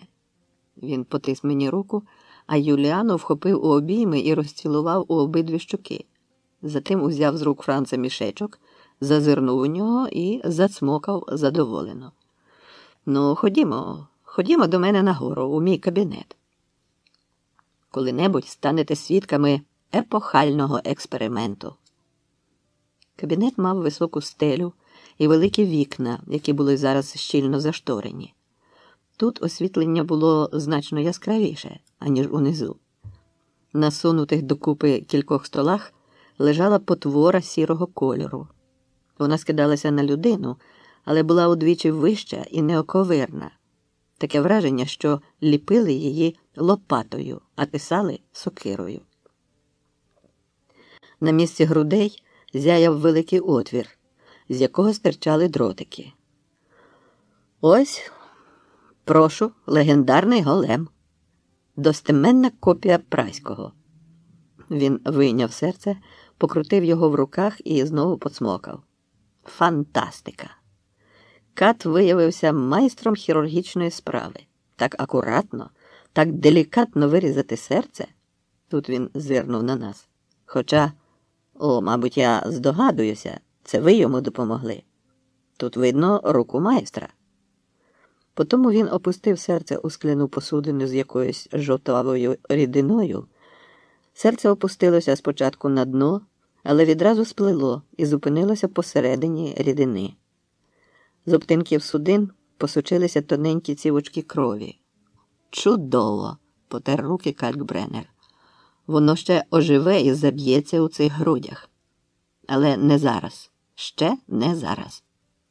Франце, принеси нам вина і сиру. Я мушу пригостити дорогих гостей. Помітивши, що я звернув увагу на чимало різних препаратів у слоїчках та цілу зграю жаб в акваріумі, він пояснив. Жаби – найчутливіший індикатор отрут. Особливо оголене серце жаби. Воно реагує на найменшу дозу отрути. А ось це, бачите? Він вказав на ще один слоїк, на дні якого лежав сірий зіжмаканий клаптик. Оце те, що я поцупив з Праги. Клаптик паперу, на якому Ребе Льов Єгуда бен Бецалель вивів одне тільки слово – амет. Істина. Якщо його вкласти до вуст цього бовдура, він кивнув на голема, він оживе і буде виконувати мою волю. Я чув, що не лише Ребе Льов працював над створенням голема. О, так. Ребе Еліяху з Холма теж його сотворив. Але так, по правді, то важко згадати таке місто на наших теренах, де не було б рабина, який би не замислився над створенням якого-небудь андроїда. То вас саме через це розшукують? Не тільки. Але звідки ви знаєте, що мене хтось розшукує? Я вийняв з кишені папери і простягнув йому. Йоган запросив нас сісти біля невеликого столика, а сам став читати, і вираз його обличчя закипав від гніву. Франц приніс вино, келихи, великий шмат сиру і теж сів неподалік. Йоган закінчив читати і вилаявся. «Звідки це у вас?» Він помахав паперами в повітрі. «Це я їх роздобула», – сказала Рута. «Вершник, який їх віз, напав на мене у моїй хаті і хотів зґвалтувати. Я боронилася і, нехотячи, убила його». «Хо-хо!» – вигукнув Йоган. «А далі що?» «Далі я його обшукала, заволокла у сад і закопала. Він і досі там лежить, а кінь його в мене». «Прекрасна історія. Франце, налий усім вина. Мусимо це обмити». Він підняв келиха з вином і виголосив. «За здоров'я юної панни Рути, переможниці лицарів. Бо той, кого ви убили, був лицарем на ім'я Альдорф фон Фусенбруннер. А я знав його. Але нічого доброго про нього згадати не можу. Бачу, мені треба прискорити свій експеримент. Знову мене вислідили». «Та ви не дуже крилися», – сказав я. «Про вас багато хто гомонить». Таємничість завжди манила простолюд. Я намагаюся мало з ким спілкуватися, а це виглядає підозріло в очах примітивів. Ви знаєте доктора Геліаса? Ми часом зустрічаємося у невеликій компанії з іншими поважними достойниками. Розмовляємо на різні теми, інколи на медичні. Цього мені достатньо, щоб не почуватися відлюдьком. Несподівано звідкись виплила панна у довгій шовковій сукні зеленої барви. У пишному рудому волосі, що спадало хвилями на плечі, біліли уплетені квіти латаття, а її великі вуста, здавалося, пили, а не вдихали повітря. Уся вона випромінювала здоров'я і міць. На щоках грали рум'янці, а перса вражали своїми формами. Йоган відразу підвівся, узяв її за талію, посадив біля себе і вручив келих. «Ось Амалія», – проказав він з утіхою. «Як бачите, має 2 руки, 2 ноги, 2 персів, 2 ока, 2 вуха і, на жаль, лише 1 вуста. Не рахуючи, звісно, ще одних потаємних, прихованих, магічних вуст ночі. Якби вона мала тих вуст значно більше, розсипаних, мов ягоди, по цілому тілі, всюди, де не торкнешся, я б тільки те й робив, що цілував і цілував, і припадав би всім тілом до них, а вони, дивні, чарівні, пурпурові п'явки, висмоктували б мене до решти. Але вона має тільки 1 вуста, і ними вона, крім цілування, їсть різне свинство. Пляцки, цукерки, чоколядки, мармулятки, барбулятки, п'є вино, гарбату, воду, пиво, соки, узвари, валер'янові настої, молоко. А ще вона цими устами говорить, пашталакає, мимрить, бубонить, диркоче. О, Господи, це навала слів, яку можна спинити лише цілунком. І коли я цілую оцей млин їжі і слів, оцей механічний слововитискач, я не можу побороти відчуття, що під час поцілунку якісь її невимовлені слова проникають разом із Амалиним наполегливим язиком у мої вуста і нищать усе, що я ще не встиг виговорити. Всі мої щойно народжені слова, слова немовлята, слабенькі, тендітні та кволі. А їхнє місце займають її слова, які беруть у полон мого язика, і я часто ловлю себе на тому, що промовляю не своїми, а чужими словами. Цілком можливо, що це відбувається і зараз. І не я вам це розповідаю, а Амалія. Амалія розплилася в задоволеній усмішці. Вона, здавалося, вже чула подібну тираду і тепер спокійно цмулила вино, перекинувши ногу на ногу та гойдаючи нею. «А хто ж тоді я?» – продовжив Йоган. «Я, вочевидь, лише інкубатор її слів. Ну, добре, хоч думати я можу сам. Любов Амалії безмежна. Вона своїм коханням зневажає настільки, що я не лише розмовляю її словами, а й починаю дивитися на світ її очима. Дивитися на світ очима жінки – це часом потішно, хоча й безглуздо. То однаково, що дивитися на світ очима бджоли, або вивірки, або сойки, або інфузорії, яка, здається, й не має очей. Взагалі, любов – це дика примха, це покара Господня, котру мусимо нести не від за які гріхи. От завіщо караюся я? Чому я конче повинен Амалію кохати? Він поклав руку їй на коліно, а й уважно поглянув у її обличчя, яке ані на мить не змінило свого самозадоволеного виразу. Мене це кохання висотує, позбавляє сил. Я так часто думаю про неї, аж інколи здається, що коли я про неї забуду, то перестану існувати. Страх перед неіснуванням змушує мене кохати щораз глибше. І можете уявити, який з мене ідіот, коли я в цьому признаюсь. Я знаю, що не варто цього робити. Не можна жінці казати про такі сильні почуття. Достатньо лише часом видушити, якщо вона вже дуже попросить. Кохаю. І все. А я йолоп, лепечу і лепечу, кусаючи її вушко. Боже, як я тебе кохаю. Як я тебе, як я... Я ж бачу, що вона приймає це зовсім не як дар.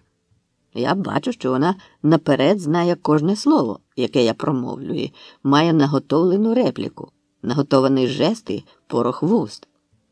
Усе в ній відпрацьоване до найдрібніших тонкощів.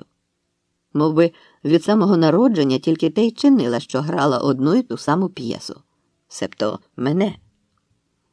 Йоган встав, підійшов до шафки і вийняв слоїка, в якому містився каракуватий, схожий на людське тіло, корінь. Я упізнав мандрагору, що її цінують усі алхіміки. «Мандрагора або ж альрауне», – прорік Йоган. «Пригляньтеся уважно, чи вона не схожа на Амалію?» «Це чистої води Амалія. Це екстракт Амалії». При цих словах корінь почав корчитися і вигинатися, мов би намагаючись добутися на поверхню. Легенький, але пронизливий писк пролунав зі слоїка. Амалія затулила вуха, але господар на неї не звертав уваги. Амалія – це тільки дрібна часточка велетенського жіночого організму, який обплів своїми тендітними ласкавими ліанами всю землю. Він стишив голос у той час, як Амалія продовжувала затуляти вуха, а корінь тоненько скиглити. Жінки все знають, їм усе відомо, тому і називаються відьмами. Але істоти вони поза землі, а земля для них лише велетенська лабораторія, в якій вже віками триває науковий експеримент. Жінки народилися на місяці, і місяць керує ними. Місяць володіє ними до останку. До найтоншої волосинки жінка належить йому. Це лише ми, дурні чоловіки, гадаємо, що володіємо жінками і можемо чинити з ними все, що нам заманеться. Ми й не підозрюємо, що є хтось третій. Це він, місяць. Ми навіть приречені на цей заклятий трикутник. Він, вона і місяць. Щоб ми не говорили жінкам, як би ми не клялися в коханні, для них усе це тільки приємний шелест вуст. І не більше. Бо ними володіє місяць, якого вони слухають і виконують лише його накази. Місяць скаже «підкорись», і жінка підкориться. Місяць шепне «віддайся», і жінка віддасться. Хоча ще хвилину перед тим боронила кожну часточку тіла від ваших наполегливих рук. Місяць скаже «покинь», і жінка покине. Хоча ще хвилину перед тим казала «Боже, як я тебе кохаю». Я бачив, як Юліана душиться зі сміху, а Рута, мабуть, і не слухає, бо милується Юліаном. Франц ловив промову господаря з доволі іронічним виразом. Видно, і для нього тут не було нічого нового. Я ж не міг второпати, до чого Калькбреннер веде. Деколи нам видається, що ми також кидаємо жінок. Він підступив до мене ближче. Але це тільки запаморочення марновірних. Ми ніколи не здатні покинути жінку з власної волі. Це трапляється тільки за бажанням жінки, яка нам навіяла такий рішучий намір. Бо таким було розпорядження місяця. Місяць перетворив жінок на своїх слуг. Вони слухають його, геть не задумуючись над наслідками своїх учинків. Я скажу більше, ми наївно думаємо, що жінок запліднюємо ми, чоловіки. Але це дурниця. Насправді, місяць використовує нас у своїй потребі і тільки з однією метою, щоб чоловіки запліднювали жінок задля народження ще більшої кількості жінок. Річ у тім, що на місяці живуть самі лише жінки. Земля ж – це велетенський розплідник для жіноцтва. Вони тут проїздом. Їх тут ніщо не тримає. Ну, як і кожного з вас, коли ви опиняєтеся у якій-небудь залузаній придорожній корчмі в очікуванні наступної брички. Уночі жінки роблять вигляд, наче сплять. Причому вони ще й намагаються розповідати нам свої сни, хоча насправді це ніякі не сни, а те, що з ними відбувається на місяці, куди вони щоночі відлітають, залишивши в ліжку свою оболонку. Душа їхня випурхує, мов пташка із клітки, і тікає назад, на свою батьківщину. Жінка посідає дивовижну здатність перебувати водночас у двох місцях – на місяці і у вашому ліжку. Жінка має не одну, як ми, а дві душі. Згадайте, як церква тривалий час дискутувала, чи має жінка душу взагалі. Ха? А тут аж дві. Та, що вночі відлітає на місяць, це душа, що належить місяцеві. Вона значно сильніша за ту другу, котра зостається в тілі. Але, хоч вона й дуже слабенька, місяць не має на неї впливу, не може її контролювати, допоки повернеться на світанку ота перша душа і поглине другу. Спробуйте поспостерігати за жінкою уночі. Яке це ніжне, беззахисне звірятко, як воно тулиться до вас, яким упокореним є його подих. А голос? Голос жінки вночі – це дзюрчання лісового струмка, сюркіт стрикоників і тремтіння фіялок. Коли ви спробуєте оволодіти сонною жінкою, то відчуєте щось ще незвідане і досі не бачене. Відчуйте біля себе істоту, яка геть уся належить вам.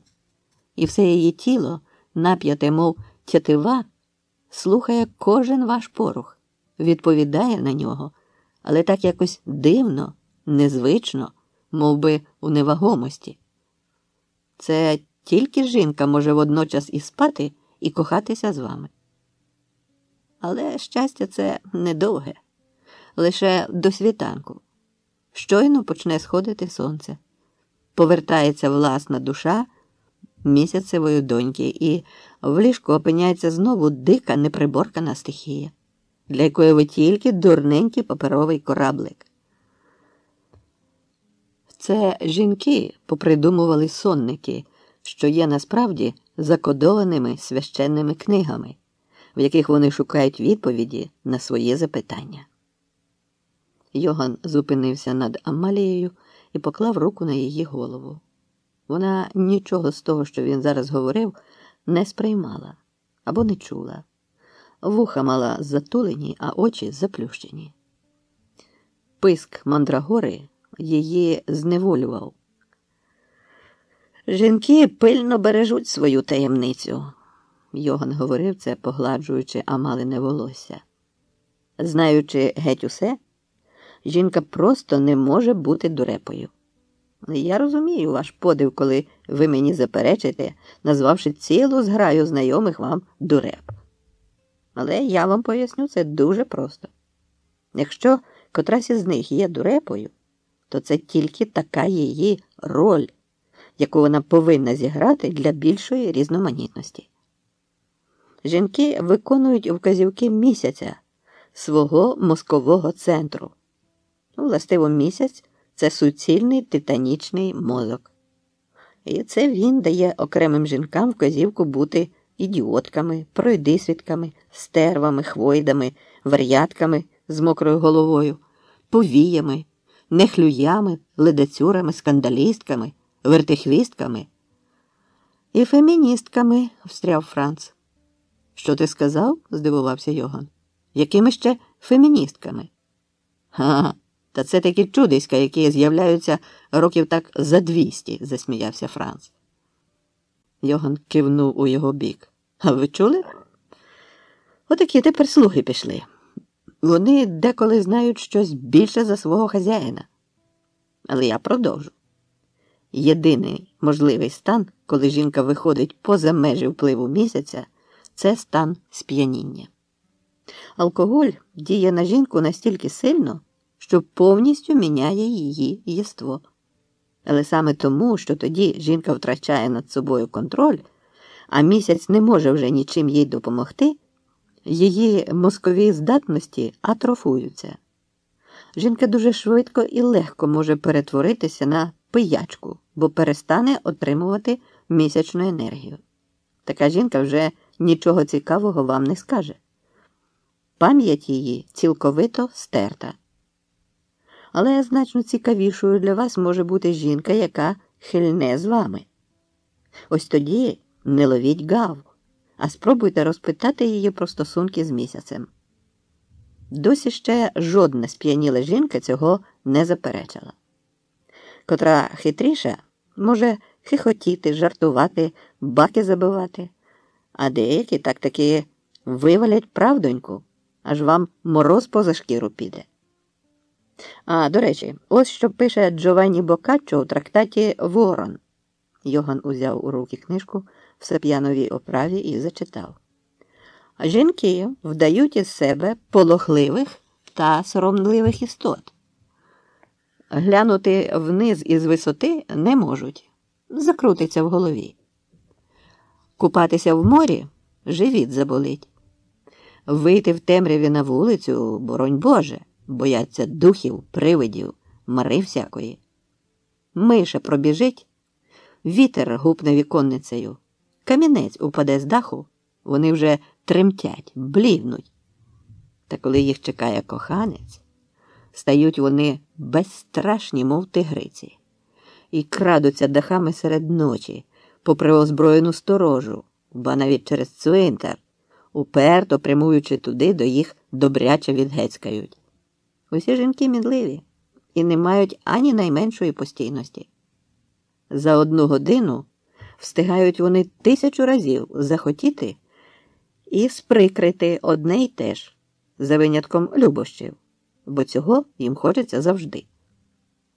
Усі вони зазвичай самовпевнені і переконані, що все їм належиться, що вони варті найвищих почестей і найгучнішої слави, та що без них чоловіки не варті нічого. Господь святий знає, де жінка тримає на поготові сльози, щоби пролити їх за першим ліпшим бажанням. Він відклав книжку, перехилив келих і, обвівши нас поглядом, промовив. Амалія – вершина мого мистецтва. Либонь, ви вже здогадалися, що витворив я її з мандрагори. Я сам. Ну, не зовсім сам, бо ось із ним. Він кивнув на Франца, а той задоволено усміхнувся. Вона ідеальна істота. Безвідмовна, покірна, добра. Нічого ніжнішого я у своєму житті не зустрічав. Ідеальна жінка. Бо ви ж знаєте, що в кожній жінці живе тестьова. Але не в Амалії. Вона сама собою. І, здавалося б, незалежна для місяця. А однак є певні підозри, що все ж таки залежна. А як же це можливо, поцікавився я. Адже не місяць її сотворив. Місяць сотворив мандрагору, сказала Рута. Але та, що годиться для магії, виростає лише під шибеницями. О, власне, підхопив Йоган. Отут уся притичина. Я просив Франца, аби він, викопуючи корінь, пильнував, чи місяць не визирає з-поза хмар. Однак, видно, він не допильнував. Від місяця важко сховатися. Коли я працюю над своїми записками, де розкриваю найголовнішу жіночу таємницю, то місяць завжди зазирає до вікна. Його погляд падає на стіл, устелений паперами. Він уважно вчитується в те, що я написав. Я сміливо вдивляюся в його бліде обличчя і бачу, як міняє воно барву, наливаючись гнівом. Я не можу перешкодити йому в читанні. Його погляд проникає крізь будь-яку перешкоду. І страх проймає мене, що він зробить зі мною, прочитавши все до кінця. А потім я чую теплі кроки Амалії, вона наближається до мене, і моє серце стискається від передчуття невідомого. Ось вона заходить, і ніжний її голос обволікає мене, мов золота павутина. Що ти пишеш так пізно, любий? Тобі ще не хочеться спадки? Її руки лягають мені на плечі, лоскочуть шию, вуха. Вона нахиляється, і я відчуваю спиною доторк її пружних грудей. Обличчя її тулиться до мого, вуста наші зустрічаються, але я бачу, що очі вона не заплющила, як робить це завжди при поцілунку. Очі її відкриті і скошені у бік столу, Вона цілує мене, пестить, а очі її вчитуються в рукопис. Я бачу в очах її зимну лють. Я бачу в очах її свій кінець. А проте покірно встаю з-за столу і йду за нею. За рукою, що веде мене. Йду в сутінки сусіднього покою, де ми обоє падаємо у глибокі сніги простирадл, ковдри і подушок, де вона сплітається зі мною в одне ціле. І я, той, хто розгадав її таємницю, упокорено лежу на хвилях, що мене гойдають. На хвилях, що несуть мене у смерть. Калькбреннер замовк, потім прибрав слоїк з мандрагорою, писк стишився, а Амалія розтулила вуха, розплющила очі і знову стала цмулити вино з байдужісіньким виглядом, мов би щойно прокинулася від легенької дрімоти, а в якій увижалося їй щось приємне. «Чи не правда? Вона чудесна!» Йоган нахилився до мене і шепнув. «Якщо забажаєте, я вас навчу, як створити щось подібне і для себе. Не пошкодуєте. До речі, мандрагора – це лише засіб для творення тіла, а душу вона стягує з простору. Кожна людина є кимсь, але в кожному житті вона інша. А якою є насправді – невідомо. І хоча живе багатьма життями, але це завжди одна і та ж людина. І немає значення, яким чином вона здобула нове тіло. Він подивився уважно мені в очі. Ви розумієте мене? І тут я несподівано відчув зблиск якогось дивовижного осяяння. Мені здалося, що на мить я відкрив для себе щось сокровенне і вічне, але воно так само миттю зникло. Я кивнув і підвівся. Пора було йти. А водночас щось було недоговорене і гнітило мене. На щастя, я отримав доволі велику плящину обіцяного бальзаму, якого вистачить мені надовго, адже додавати його до ліків достатньо бодай краплю-дві. Йоган доручив Францу провести нас назад у місто, і цілком слушно, бо самим віднайти ту фірточку в морі було б непросто. Коли ми прощалися, я помітив, як Рута підійшла до Франца і щось йому шепнула. Які у них можуть бути справи? Розділ 24. Ім'я. Каспер не лягав спати, доки Рута не повернулася. Він стояв на порозі і вдивлявся у ніч. У непрозорій пітьмі ночі розчиняється все – тривоги і почуття, крик і самотність, розпач і біль. Вона повінця наповнена каламуттю і прохолодою, що осідає на дно, аж допоки невидимі руки крізь марлю процідять ніч, і очищений ранок опаде білим туманом на місто. Каспер вслухався у приглушені звуки ночі, де ще ледве чутно грала музика, пронизана скриками гульвіз. Десь далеко на оболонях іржали коні, від ріки долинали вигуки з кораблів, а над головою скрадливо шуміла липа. Коник неподалік обнюхував місяць у темній калюжі. У розрідженому нічному повітрі всі запахи міста згущувалися, увиразнювалися, збагачуючись ще й запахами передмість, домінуючим серед яких був запах чогось смаленого. Та ось нарешті долинули знайомі голоси, то аптекар зі своїм учнем проводжали Руту. Каспер з тугою відчув, як втрачає її, не здобувши. Вона сміється так, як ніколи не сміялася у цій хаті. Голос її теж змінився. Він став дзвінкішим, грайливішим. Ледь не кожне її слово обрамлене сміхом. Вона цвіте лише там, а в'яне тут. Каспер вдарив п'ястуком об одвірок. Вона закохана, але закохана не в нього, а в цього Жевжика, що більше схожий на панночку, аніж на панича. Скільки йому може бути? Ну, певно, немає 20. Вуса ще навіть не засіялися. Дивні смаки бувають у жінок. Ну чому б їй не закохатися в аптекаря? Накульгує, та це не надто кидається в очі. Таке може навіть жінкам і подобатися, як подобаються близни на обличчі, особливо тут, у Львові. Жінки просто шаленіють, коли бачать чоловіка з гарними рубцями і пругами. І аптекар скалічив, не впавши з драбини, а таки у битві. Однак вона вибрала оце юне створіння з вузькими плечима і витонченими долонями. Це не вкладалося в голову. Каспер згадав, як, опинившись десь в іншому місті, не мав жодних проблем з жінками, вони самі липнули. І не кончив шинку. Міг зачіпати їх і на вулиці, а вони радо відгукувалися, бачачи перед собою високого, поставного чоловіка атлетичної будови. Отже, причина одна і та ж, та, що висить над ним дамокливим мечем іще змалку.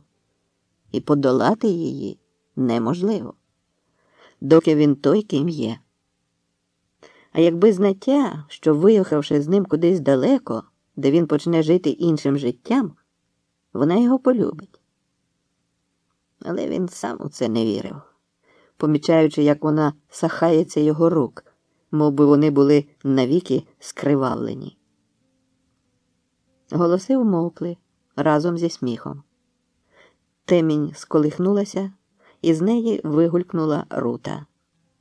«Де ви пропадали?» – запитав Каспер. «Я ходила з ними до Калькбреннера», – сказала дівчина голосом, який відрізнявся від того, яким вона щойно щебетала з аптекарем і Лоренцо. «А чому ви не спите?» Вона прошмигнула повз Ката так спритно, що й не торкнулася його. «Я ж не знав, що ви ще кудись завієтеся. Думав, може піти назустріч?» А він провів її сумним поглядом. Спати не хотілося. У коминку ще блимали поліна. Каспер вмостився із пляшкою Мальвазії і спробував думати про щось приємніше. Але приємного було не так багато. Врешті він поринув у приємну напівдрімоту і не щувся, як і заснув, сидячи біля коминка. Вранці Каспера чекала свіжа екзекуція. Він нашвидкоруч поснідав сиром зі сметаною, заїдаючи чорним хлібом. Рута доїла козу. Сарацинка поралася на городчику, виполюючи бур'ян. Була молода, покірна і тиха. Каспер кілька разів уже покохався з нею, коли Рути не було вдома. Робив це просто, без жодних церегелів. Клав її грудьми на стіл, задрав спідниці і входив у гарячий ніжний м'якуш, а вона щось лопотіла до нього незнайомою мовою, щось лагідне і спорзне, щось таке, що не потребувало тлумачення. Врешті-решт це було куди зручніше, аніж їздити кудись до дідька на роги. Не боявся, що вона його видасть Руті, бо могла б втратити роботу, на якій не надто перепрацьовувала. Каспер забезпечив її вбранням і їжею, давав якісь гроші. Ледве чи в кого іншого було б їй краще. Інколи вона до нього ластилася, як кішка, але він волів тримати її на відстані. Коли минав її, вона випросталася і усміхнулася. Він кивнув їй. Каспер повернувся додому надвечір і з острахом зайшов до хати. Сарацинка сиділа в кутку і дрімала. На столі блимала свічка. Каспер повернув голову до полиці з тарелями. Усі вони стояли ребром до нього. І лише одна тареля лежала плазом. Він підійшов, простягнув руку і завмер. Пальці, торкнувшись тарелі, відчули, що вона ще тепла. Він перевернув її і побачив випалене ім'я. Прочитав, і серце його забилося в шаленому темпі. Він знав цього чоловіка. Важко сказати, наскільки був на нього схожим. Тепер він на нього буде дивитися іншими очима і боятися, що зрадить себе поглядом. Бо признатися до свого справжнього батька він не міг. Тільки не в образі ката. А тоді в якому? Чи є у нього інша личина? Можна лише уявити, який жах спалахне в очах поважного пана, коли він довідається, що його син – кат. Ні, тоді їм не жити в одному місті. Каспер із подивом усвідомив, що та лють до батька, яка жевріла у ньому раніше, добряче пригасла. Він не раз думав про нього, і часто в цих роздумах вигулькували якісь виправдання для молодика, який спокусив його матір. Адже він міг і не знати, що вона завагітніла. Міг нічого не знати про те, що вона позбулась його дитини і що її засудили до страти, бо ж покинув сянок раніше. А чому ж вона його не шукала? А може, й шукала? І, знайшовши та почувши, що він від неї відрікається, щойно тоді зважилася на дітовбивство. А що б він сам учинив, якби опинився на місці свого батька? Якби був таким паном, то принаймні забезпечив би бідну жінку грошима, найняв би для неї служницю, відправив би дитину вчитися. Ні, він би не відцурався від них, хоч і тримав би це в таємниці. Він би не допустив злочину. Але хто, окрім диявола, міг випалити цей напис? То Калькбреннер – диявол? Він відчув страх. Знав, як чинять з тими, хто спілкувався з дияволом. Якщо хтось про це довідається, то спалять їх обох – і Руту, і його. Він узяв тарелю і шпурнув у коминок. Тареля спалахнула, але ім'я не зникало. Воно вирізнялося особливим білим полум'ям і шипіло. Каспер штурхнув тарелю палицею, ім'я перескочило на палицю і горіло на ній. Шпурнув палицю у вогонь і стежив терпляче, доки все не зникне. Розділ 25. Трикутник. Із записок Лукаша Гулевича. Зима 1647 року. Я скористався порадою доктора Геліаса і з листопада став ходити на науку фехтування. Рамзей, випробувавши мене, здивувався, навіщо мені потрібні уроки, коли я й так добре шармую. Я пояснив, що потребую удосконалити своє вміння, аби могти відбити атаку, стоячи на місці та не роблячи надто багато кроків чи стрибків через свою скалічену ногу. І тут справді була нагода набути такої вправності. Юліана вирішила на один із уроків прийти зі мною. Рамзей їй миттю вибив шпагу з рук і розкритикував її стійку, дивуючись, що вона не осягнула бодай азів шармерки. Вона надулась і більше не ходила. Я ж не збираюся брати участь у двобоях. Мені досить, аби оборонитися від якогось розбишаки, сказала вона. Рута мене ошелешила. Я ніколи не думав, що колись вона обере мене посередником у своїх стосунках з Юліаною, в якій бачить юнака Лоренцо. Вона промовляла тремтячими вустами, зі сльозами на очах. Вона була переповнена почуттями, які вже не мала ані сил, ані мужності стримувати, але боялася розчаруватися у взаємності свого обранця, боялася обірвати цю солодку ману, яка її зогрівала і напувала надією. Рута вловила хвилю, коли Юліана пішла зайциком на закупи, а я зостався в аптеці. Дівчина підступила до мене так близько, як ніколи. Її перса збуджено здіймалися і час від часу торкалися моїх грудей. Вона була прекрасна. І я щиро заздрив тому неіснуючому Лоренцо, бо мене так ніхто ще не кохав і не прагнув. Рута розповіла, затинаючись і кваплячись, гублячи слова і окремі звуки про свої почуття до Лоренцо, починаючи з того, що все це з нею вперше, що вона ніколи ще нікого так не кохала, що вона увесь цей час, відколи Лоренцо з'явився у її житті, кохала його, і їй здається, що він теж може мати до неї якісь почуття. А тому він мусить знати, мусить довідатися про те, ким вона є насправді для Каспера. А я ж бо знаю її історію і можу посвідчити, яким чином вона потрапила до ката. І коли є бодай найменша надія, що Лоренцо її любить, вона впаде навколішки перед Каспером і буде його благати відпустити, буде цілувати йому ноги, ані то клясти і проклинати, і кликати на допомогу всі темні сили, з якими знався її батько. Вона не зупиниться ні перед чим.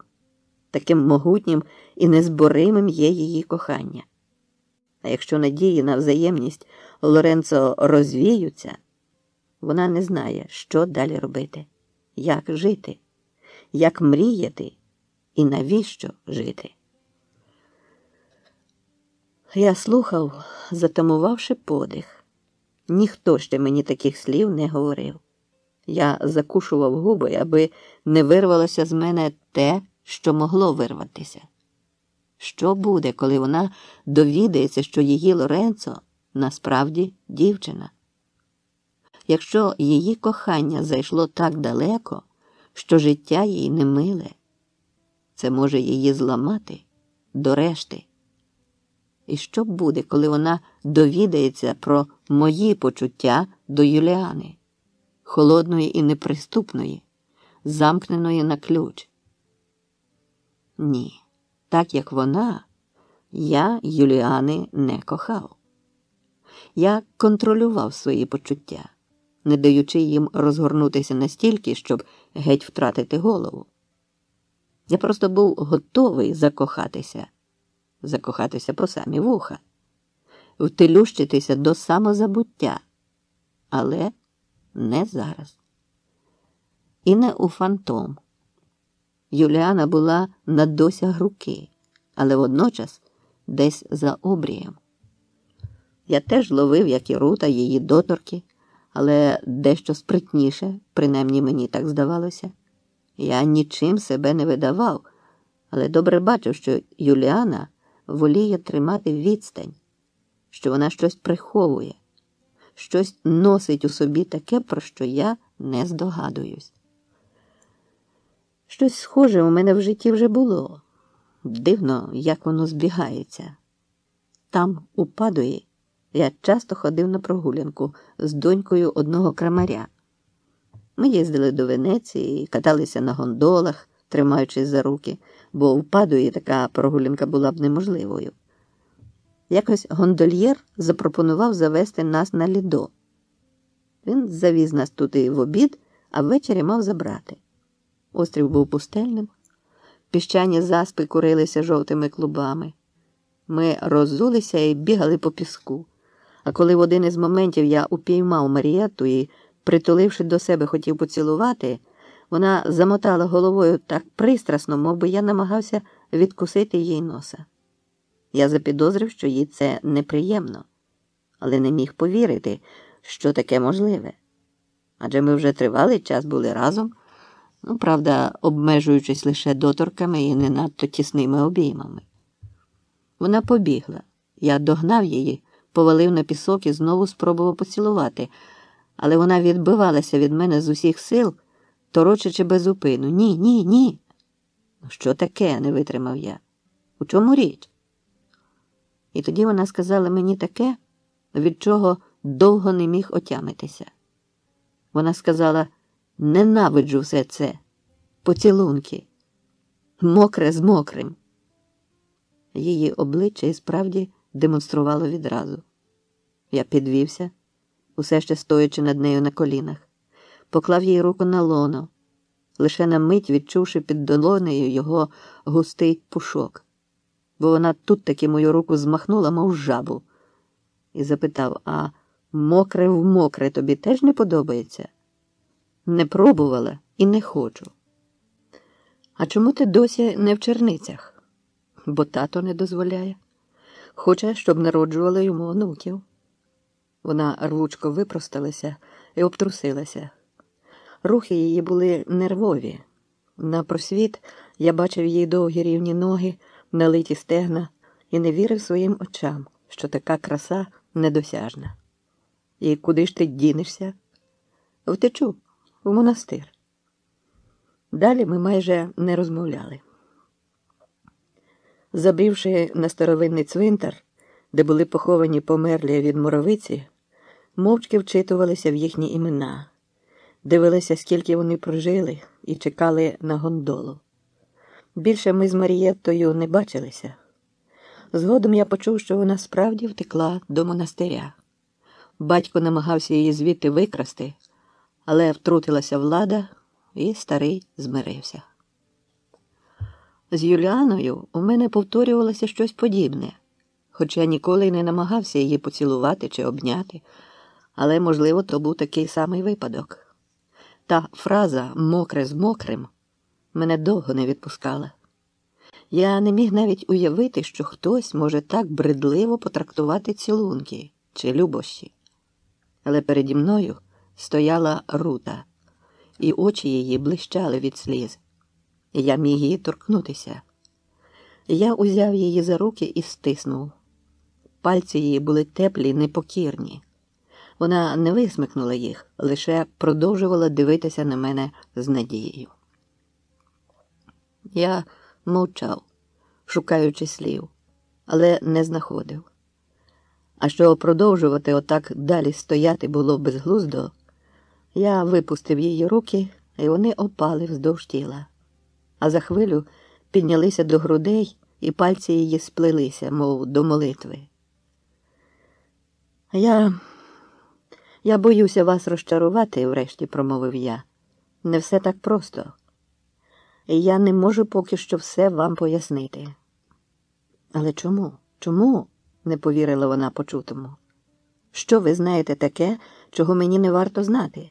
Я хочу це знати. Я мушу знати, бо інакше ніколи не заспокоюся. Це буде мене мучити. Так, напевно, мене теж дещо мучить, але мусите трохи потерпіти. Я всього і сам не знаю. Вірте мені, трохи витримки, і все проясниться. Я відвернувся, приховуючи своє хвилювання, бо не мав для неї слів, як не мав їх і для себе. Розділ 26. Передчуття війни. Із записок Лукаша Гулевича. Березень 1648 року. Однієї неділі доктор Геліас запросив мене з Юліаною після служби Божої до шинку під 3 гаками на обід. Від самої моєї появи у Львові в образі Мартина я змушений був вдавати хоч і не ревного, але католика. Принаймні ходив до костелу щонеділі разом із Юліаною. Рута ходила до православної церкви, але, мабуть, з того самого огляду, що і я, аби не виділятися, бо я зауважив, що молиться вона по-своєму. Я тим не дуже переймався і не розпитував її ні про що. Я зазвичай ходив до домініканського костелу Божого тіла. Але доктор запропонував відвідати з ним кафедральний собор, де мали також зібратися усі, запрошені на обід. Отож я побачив на службі чимало різних достойників, включно з війтом, лавниками і райцями. Першу частину служби, коли правлять латиною, я звик занурюватися у свої думки, на які зазвичай завжди бракує часу. Цього разу думки мої полонила Юліана, яка в образі красені юнака стояла біля мене і шептала молитви, склавши руки на грудях. Я упівока стежив за нею, милуючись її вродою і поставою. Мені дуже хотілося доторкнутися до неї, але це було неможливо ні тут, ні вдома. Мені до болю баглося жіночої ласки, але не купованої і не випроханої, а такої, що йде від серця, її і мого. Її холоднокровність мене дивувала і гнітила. Звісно, що вона не могла зблизитися з жодним із чоловіків, не посвячених у її таємницю. Але я був тим, хто знав. А однак вона чомусь ухилялася, уникала близького контакту, ховала очі і не пояснювала нічого. Таке враження, що та пустка, яка утворилася зі зникненням Гальшки, сама собою заповнилася чимось іншим, якіснішим і привабливішим, розділившись на 3 персони – Юліану, Руту і Айзека. З тою лише різницею, що з Юліаною в мене стосунки були дружні, але не близькі. Я намагався сприймати її як хлопця, щоб не зрадити себе і її, і коли вона вдома розмовляла своїм природним голосом, мені часом непросто було перемикнутися у своїй свідомості, що вона та сама особа, яка, може, годину чи 2 тому хвацько бралася за ланцет і не відвертала обличчя від бризків крові. Я справді переконався, що вона дуже добре засвоїла науку і дивувався, з якою вона сміливістю робила розтини чи ампутувала ноги або руки. Я бачив, що їй це до вподоби. Вона ніби відчувала задоволення, щось краючи, тнучи, зашиваючи. Я спостерігав це в чоловіків-хірургів, та й зрештою і я в такі хвилини входив у подібний стан. Але спостерігати це за жінкою, за тонкими жіночими пальцями, мені було дивно. До речі, про пальці.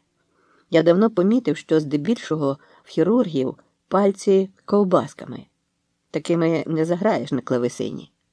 Юліана мала гарні довгі дівочі пальці, і це фактично єдине, що могло її видати. Коли я часом торкався їх, вона не відповідала на мої доторки. Рука її була завше зимна, мов нежива. Я бачив, як Рута не раз теж намагалася її торкнутися. Робила це завше якомога непомітніше, відвертаючи погляд і мов би ненароком. Але й вона зазнавала розчарування. Рука Юліани лише на одну коротку мить дозволяла потрапити у полон, а потім зникала. Це дратувало Руту. Вона відразу похмурніла, а якось ледь не заплакала, похнюпившись та скрививши губки, та відразу ж і опанувала себе, вдавши, буцім вкололася шпилькою. Ці ігри могли тривати до безконечності, а я втрачав терпець.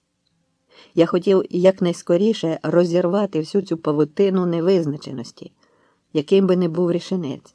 Я бажав його наблизити вже і негайно, хоча відваги однаково бракувало.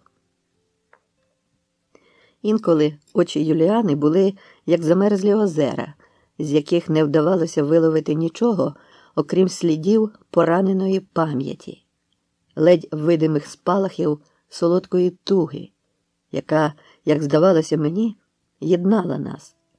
Але в чому полягав глибинний сенс тієї туги, я не міг розпізнати. Вона була завше на відстані, а водночас була біля мене. Зі мною. Радо спілкувалася і годинами могла розмовляти, а часом ми ходили на прогулянку то вдвох, то з Рутою, і вони, як 2 кози, брикали на лузі. У такі моменти можна було б, стежачи за ними, все ж запідозрити, що ця весела, розсміяна пара насправді не юнак і юнка, а 2 дівчини. Проте Рута нічого такого не помічала. Вона була геть засліплена своїм коханням і дивилася на Лоренцо зачарованим поглядом. Любов сліпа настільки, що не бачиш очевидного. Скажімо, коли ми вибиралися на прогулянку, прихопивши їжу й напої, Юліана не йшла зі мною в кущі, як то роблять усі чоловіки, а ховалася окремо, а потім вдавала, що надибала якісь особливі квіти і дарувала Руті, викликаючи у ній ще дужчий спалах симпатій і невтримного пожадання. Я усвідомлював, що кохання – фантом, що його нема, або ж воно буває тільки нашою оманою, яка допомагає нам жити, змушує жити. Але щоб це зрозуміти, треба було спочатку закохатися і не очікувати від кохання того, чого воно дати не може, усвідомлюючи для себе, що кохання нічого не змінить у твоїй самотності, у твоїй мандрівці пустелею життя, що воно нічого не змінює нічого навіть у самому коханні. Бо кохання – це соломинка, за яку ми ловимося, потопаючи в самотині, у власному егоїзмі. Навіть смерть ми сприймаємо з егоїстичного погляду, як нарцис, який шаленів від можливості власної відсутності. Треба мати в собі щось від нарциса, аби це зрозуміти, бо смерть егоїстична. Античні боги були безсмертними, бо ніколи не існували. Жоден із нас не встані уявити тієї хвилі, коли його не стане. Усі довкола нас, хто помер, не померли в нашій свідомості. Вони просто пішли, зникли, залишивши по собі порожнечу, схожу на ту, що з'являється на місці портрета, якого зняли зі стіни. Ця порожнеча ще довго нас буде гнітити і причиняти біль, але не страх, панічний страх, який виникає лише вночі, коли починаєш думати про зникнення власного портрета з галереї знайомих і друзів. Я перестану існувати. Це неможливо. Неможливо вимовити. І краще про таке не думати. І я намагаюся змінити течію своїх думок. Отямився я щойно, коли почалася проповідь. Святий отець із пристрастю шкалював диявола, закликаючи бути пильними. Ви мене запитаєте, як диявол, у якого немає матеріального тіла, може мати тілесні зносини? На це можна відповісти, що він іноді запозичає людський труп або ж формує тіло іншим чином. Якщо жінці збреде така фантазія зайти в тяж від диявола, а це може статися іно з її згоди і за її бажанням, то диявол попередньо перетворюється на жінку-суккуба і з'єднується з чоловіком, або ж викликає в чоловіка яке-небудь хтиве сновидіння, під час якого викрадає в нього сім'я і переносить його в лоно жінки, що й спричиняє зачаття. Іноді диявол у вигляді інкуба або ж суккуба злягається з чоловіком або з жінкою, хоч вони і не поклоняються йому і не приносять жертв, яких він зазвичай жадає від чаклунів і чаклунок. Це просто жагучий коханець, в якого немає іншої мети, крім володіння особою, в яку він закоханий. Можна навести безліч прикладів про жінок, яких спокушає диявол-інкуб. Вони спочатку могли протистояти спокусі, але згодом таки улягали його проханням, сльозам і пестощам. Вистояти проти натиску такого шаленого коханця буває дуже важко. Диявол з'єднується не тільки з жінками, але й з кобилицями. Він обсипає їх турботами і ласками, заплітає гриву в кіски, що потім неможливо розплести. Але якщо вони пручаються, то він їх б'є, шкодить всіляко і зрештою убиває. «Диявол між нами! Диявол всюди!» – раптом підвищив голос священник, а зовсім поруч хтось тихенько пирснув сміхом. Я повернув голову і побачив Франца, що затуляв кулаком вуста. Калькбреннер його штурхнув, і той випростався, намагаючись прибрати якомога серйознішої міни. Амалія, мабуть, не слухала проповіді, перебуваючи з примруженими очима у якихось захмарних мріях. «Оповім я вам, брати мої і сестри, історію білоголової Пелагії», – промовляв священик. Не так давно жила в нашому місті високоморальна заміжня жінка, про яку всі, хто її знав, говорили тільки гарне.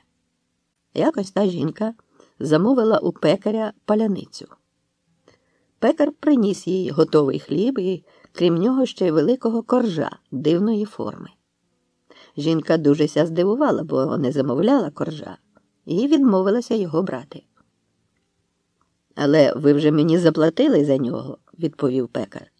«Напевно, ви просто забули про цей корж». Знизавши плечима, жінка взяла коржа і разом із чоловіком, малою донькою та служницею з'їли його. А вночі раптом прокинулася від шепотіння, схожого на тихий ніжний свист. «Як засмакував тобі корж?» Злякана жінка почалася хрестити, звертаючись до Ісуса і Діви Марії. «Не бійся нічого», – шепотів голос. «Я не хочу тобі зла. Я готовий на все, аби тобі сподобатися. Я полонений твоєю красою, і моє найбільше бажання – насолодитися твоїми обіймами». У той же час вона відчула, що хтось поцілував її у щоку, але так легко і ніжно, мов би торкнувся її лебединий пух. Вона намагалася боронитись, безперервно повторюючи святі імена і хрестячись. Муки тривали з півгодини, а потім спокусник зник. Вранці жінка пішла до свого духівника, який підтримав її у вірі і переконав продовжувати мужній опір, порадивши запастися святими реліквіями. У наступні ночі повторилися такі ж спокуси з поцілунками, перед якими вона твердо вистояла. Стомлена цими тяжкими і тривалими випробуваннями, вона зважилася звернутися до священників, які вміють виганяти нечисту силу, щоб переконатися, чи не одержима вона бісом. Священики освятили будинок, покій, ліжко і наказали інкубу припинити свої домагання. Але все дарма. Спокуса продовжувалася. Хитрун придурювався, що умирає від любові, плакав, зітхав, щоб зм'якшити жінку, яка за милістю Божою зоставалася непереможеною. Тоді інкуб змінив тактику. Він став з'являтися красуні в образі юнака, надзвичайної вроди, з золотавими кучерями, в одязі багатого венеційця. Він продовжував її переслідувати навіть на людях і, як то чинять закохані, плакав, посилав повітряні цілунки, словом, робив усе, аби домогтися її прихильності. Вона одна бачила і чула його. Для інших же він залишався невидимим. Але що та чесна жінка ні за що не поступалася, то розлючений інкуб викрав у неї срібний хрест зі святими мощами, якого вона завжди носила при собі. Потім почав її жорстоко бити. На її обличчі, руках і тілі з'явилися синці, що за день-два раптом зникали, тоді як природні синці зникають поступово. Бувало, що він перевертав догори дригом усе господарство, трощив горщики і інше начиння, і миттєво відновлював усе в первісному вигляді. Якось чоловік її запросив своїх друзів на гостину. І коли гості мили руки, раптом зник стіл, миски, тарілки, страви, усі глечики, пляшки і чарки. Гості не могли надивуватися. Але заки вони роззиралися по всіх закамарках, шукаючи, куди воно все зникло, раптом пролунав страшний гуркіт у вітальні, і всі побачили стіл, заставлений розкішним посудом зі стравами, яких раніше тут не було. Під стіною стояв великий креденс із кришталевими, срібними і золотими каравками і кухлями, що були наповнені мадярськими, рейнськими і кіпрськими винами. На кухні у мисках і тарелях лежали страви ніколи раніше не бачені. Гості вагалися пробувати ці страви. Однак, підбадьорені сміливішими, сіли за стіл і взялися за обід, який виявився просто чудовим. Та щойно вони скінчили обідати, і настала черга для товариської бесіди за вином, як усе відразу зникло. І з'явився старий стіл із тими стравами, які були наготовані хазяями. Але гості були такі ситі, що ніхто не захотів вечеряти. Отже, браття і сестри, це доводить, що диявольська мана не завжди буває оманою, і трапляються правдиві диявольські дари. Тії напасті інкубові тривали кілька місяців, аж поки жінка звернулася з молитвою до святої Параскеви і навіть дала обітницю цілий рік носити рясу черниці, маючи надію, що зможе заступництвом святої звільнитися від того лиха. І, власне, так і сталося. 3 дні і ночі провела Пелагія в храмі святої Параскеви П'ятниці, зодягши на себе чернечу рясу. Молилася і била поклони, не бравши до вуст нічого, крім води. А в цей час над церквою раз по раз лускали громи і шмигали блискавки. Але 4-го дня Пелагію зустріла погідна днина. Вона, як і обіцяла, проходила увесь рік у рясі, і той нечистий перелесник таки відступив від неї. Тому, кажу вам, браття і сестри, будьте чуйними, бо чигає на нас величезна кількість, ба навіть армія демонів, і багато демонів поселилося в людях. Недарма Христос на питання, яке твоє ім'я, чує у відповідь: «Легіон, бо нас безліч». Диявол не спить. Він, як каже апостол Павло, немов лев рикаючий, ходить навколо і хоче нас пожерти. І знову легеньке пирхання Франца і штурхан Калькбреннера. Амалія натомість стояла штивна, наче статуя мелюзини на ринку.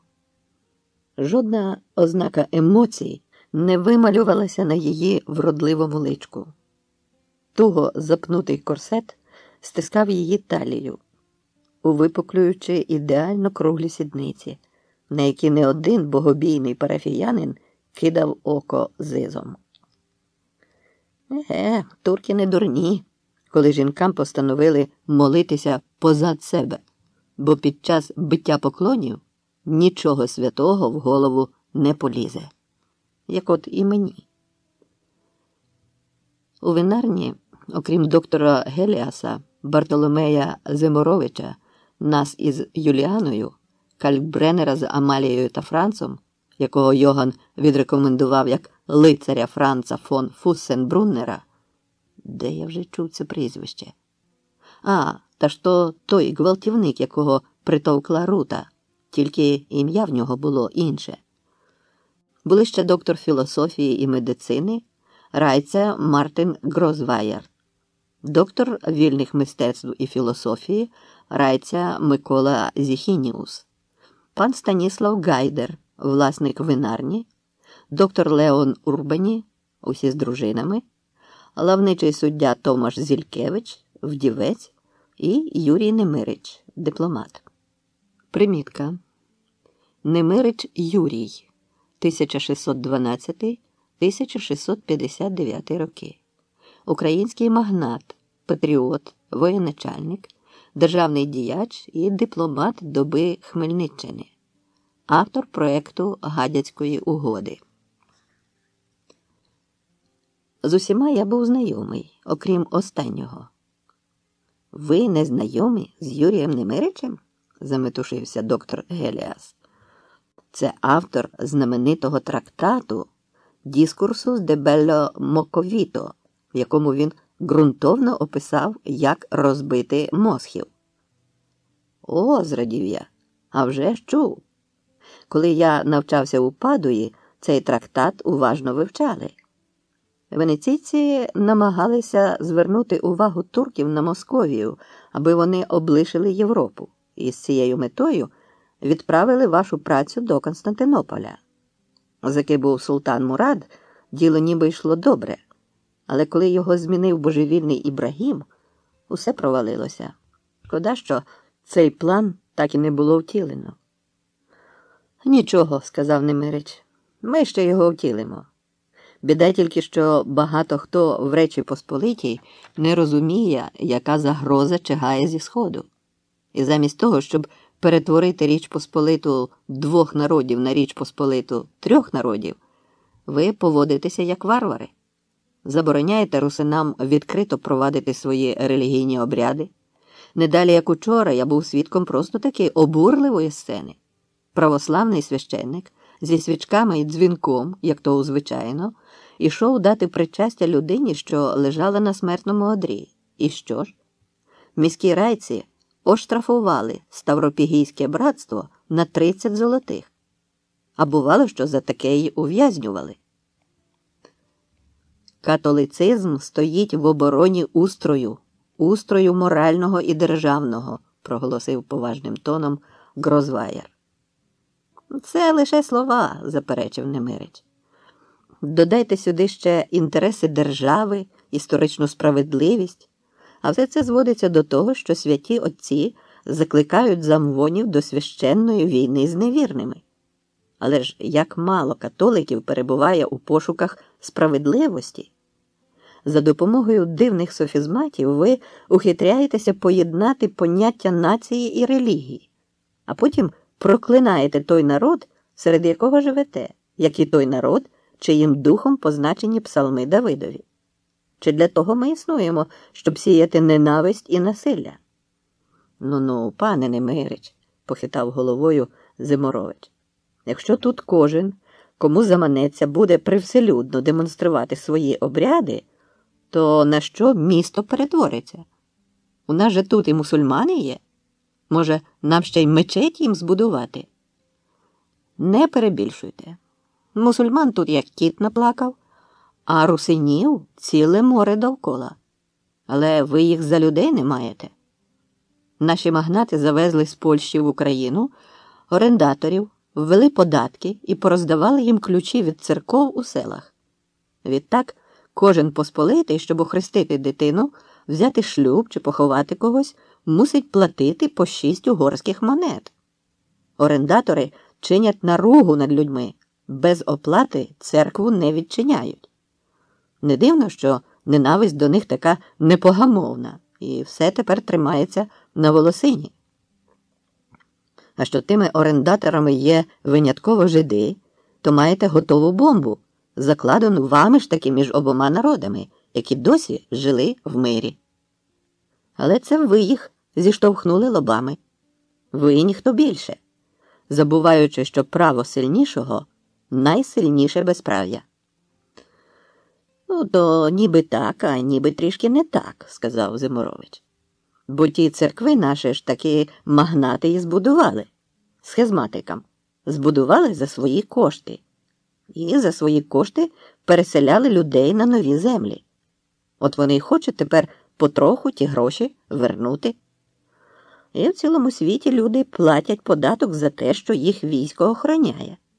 А наші магнати, і вам про це добре відомо, не раз захищали простолюд від татарви. А те, що віддали церкви жидам в оренду, то це зрозуміло. Їм це діло вдається найкраще, а магнат не має змоги всі села об'їжджати і побори збирати. А чому б це не довірити сільським старостам? Чи ви вважаєте, що русини геть усі злодії? Я, до речі, сам русин. Ну, нічого дивного. Кожен з наших найбільших магнатів каже про себе, що він «генте рутенум націонале Полонія», забурчав Мартин Грозваєр. Але ви хочете схизматиків прирівняти до нас? О, цього ніколи не буде. Нехай спершу покинуть свою погану віру. Упертість – зброя слабого, а вся ваша віра зводиться лише до того, аби відвідати раз на тиждень церкву і під час проповіді кидати оком на жіночий стан, засміявся Немирич. Грозваєр відразу набундючився. І що це ви таке вигадуєте? Я у церкві думаю лише про спасіння моєї душі. Ну, пане Грозваєр, втрутився Калькбреннер, та вже не вдавайте такого богомільного. Фігура моєї Амалії, хоч не хоч, а таки привертала вашу увагу. А що вважаю це за честь, то хочу випити за наше чарівне жіноцтво. Келихи і кухлики знялися в повітрі і якраз вчасно, бо подали 2 печених поросят, начинених гречкою, і таких рум'яних, що у всіх відразу увага перемкнулася на їжу.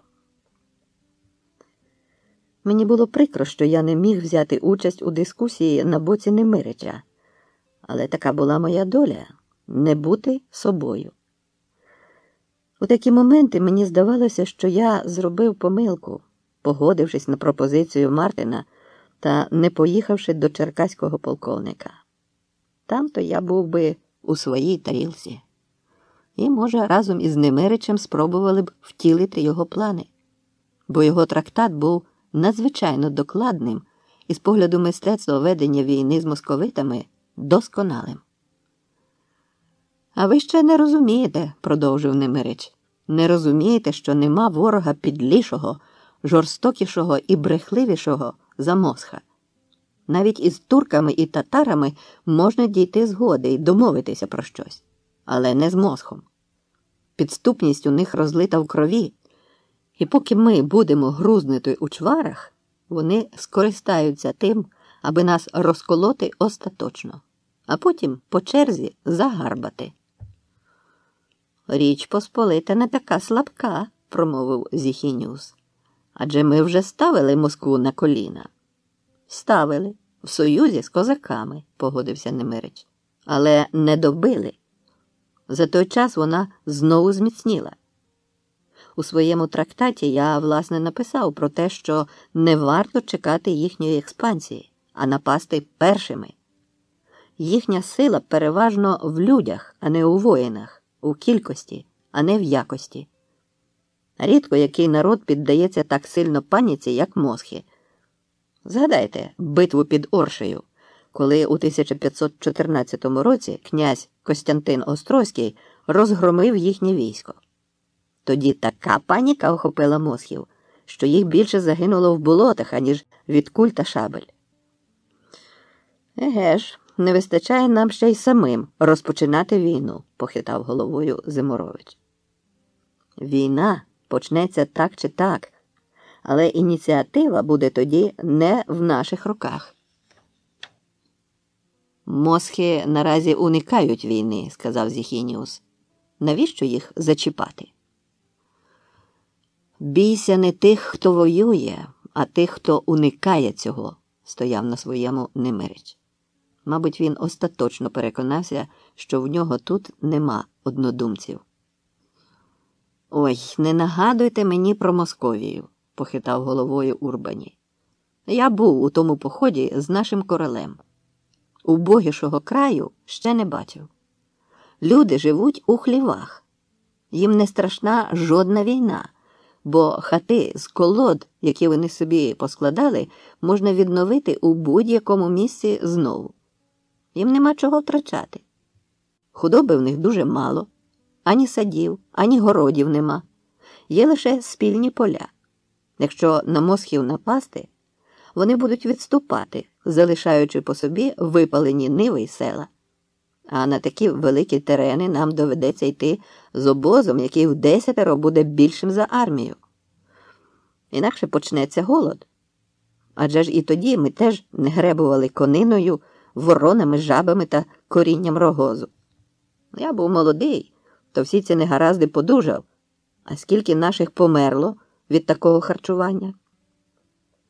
Несподівано устряв Франц. «Війна – це прекрасно», – проказав він, мов би смакуючи кожне слово. Війна очищає. Це як дощ після тривалої посухи. Війна – це таємниця, епос, молодість, сп'яніння, божевілля. Мир і війна нерозлучні, бо саме в мирі зароджуються паростки війни.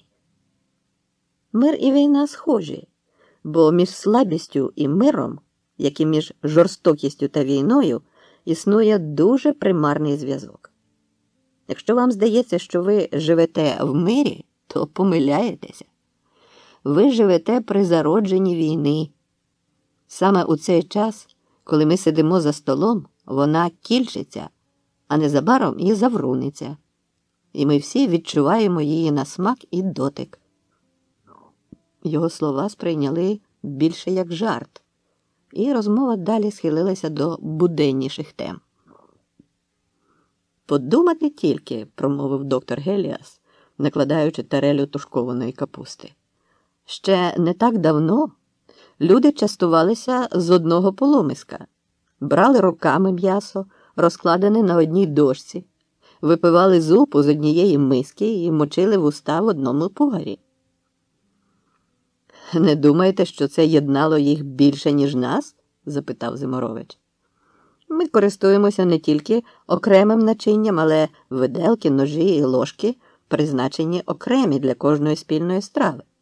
І кожен із нас, накладаючи страву, пильнує, аби тим приладдям не доторкнутися своєї тарілки. Кожен з нас мов би, замкнений у невидимій клітці.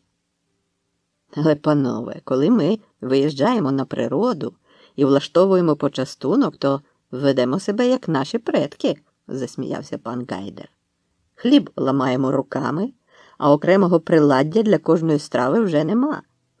Природа нас вивільняє з невидимих кліток». Коли всі наситилися і добряче закропили страву, у когось виникла ідея, аби Немирич прочитав свої вірші, бо ж був ще й поетом. Він довго не комизився і прочитав вірша на добрій латині. Сонце, мов розімліла ящерка. Дівчата висипають з кошика виноград, і виростають у них несподівані перса. Кохана моя, волосся твоє – ніч, без кінця і без краю. Послухай, може, востаннє дано нам любити.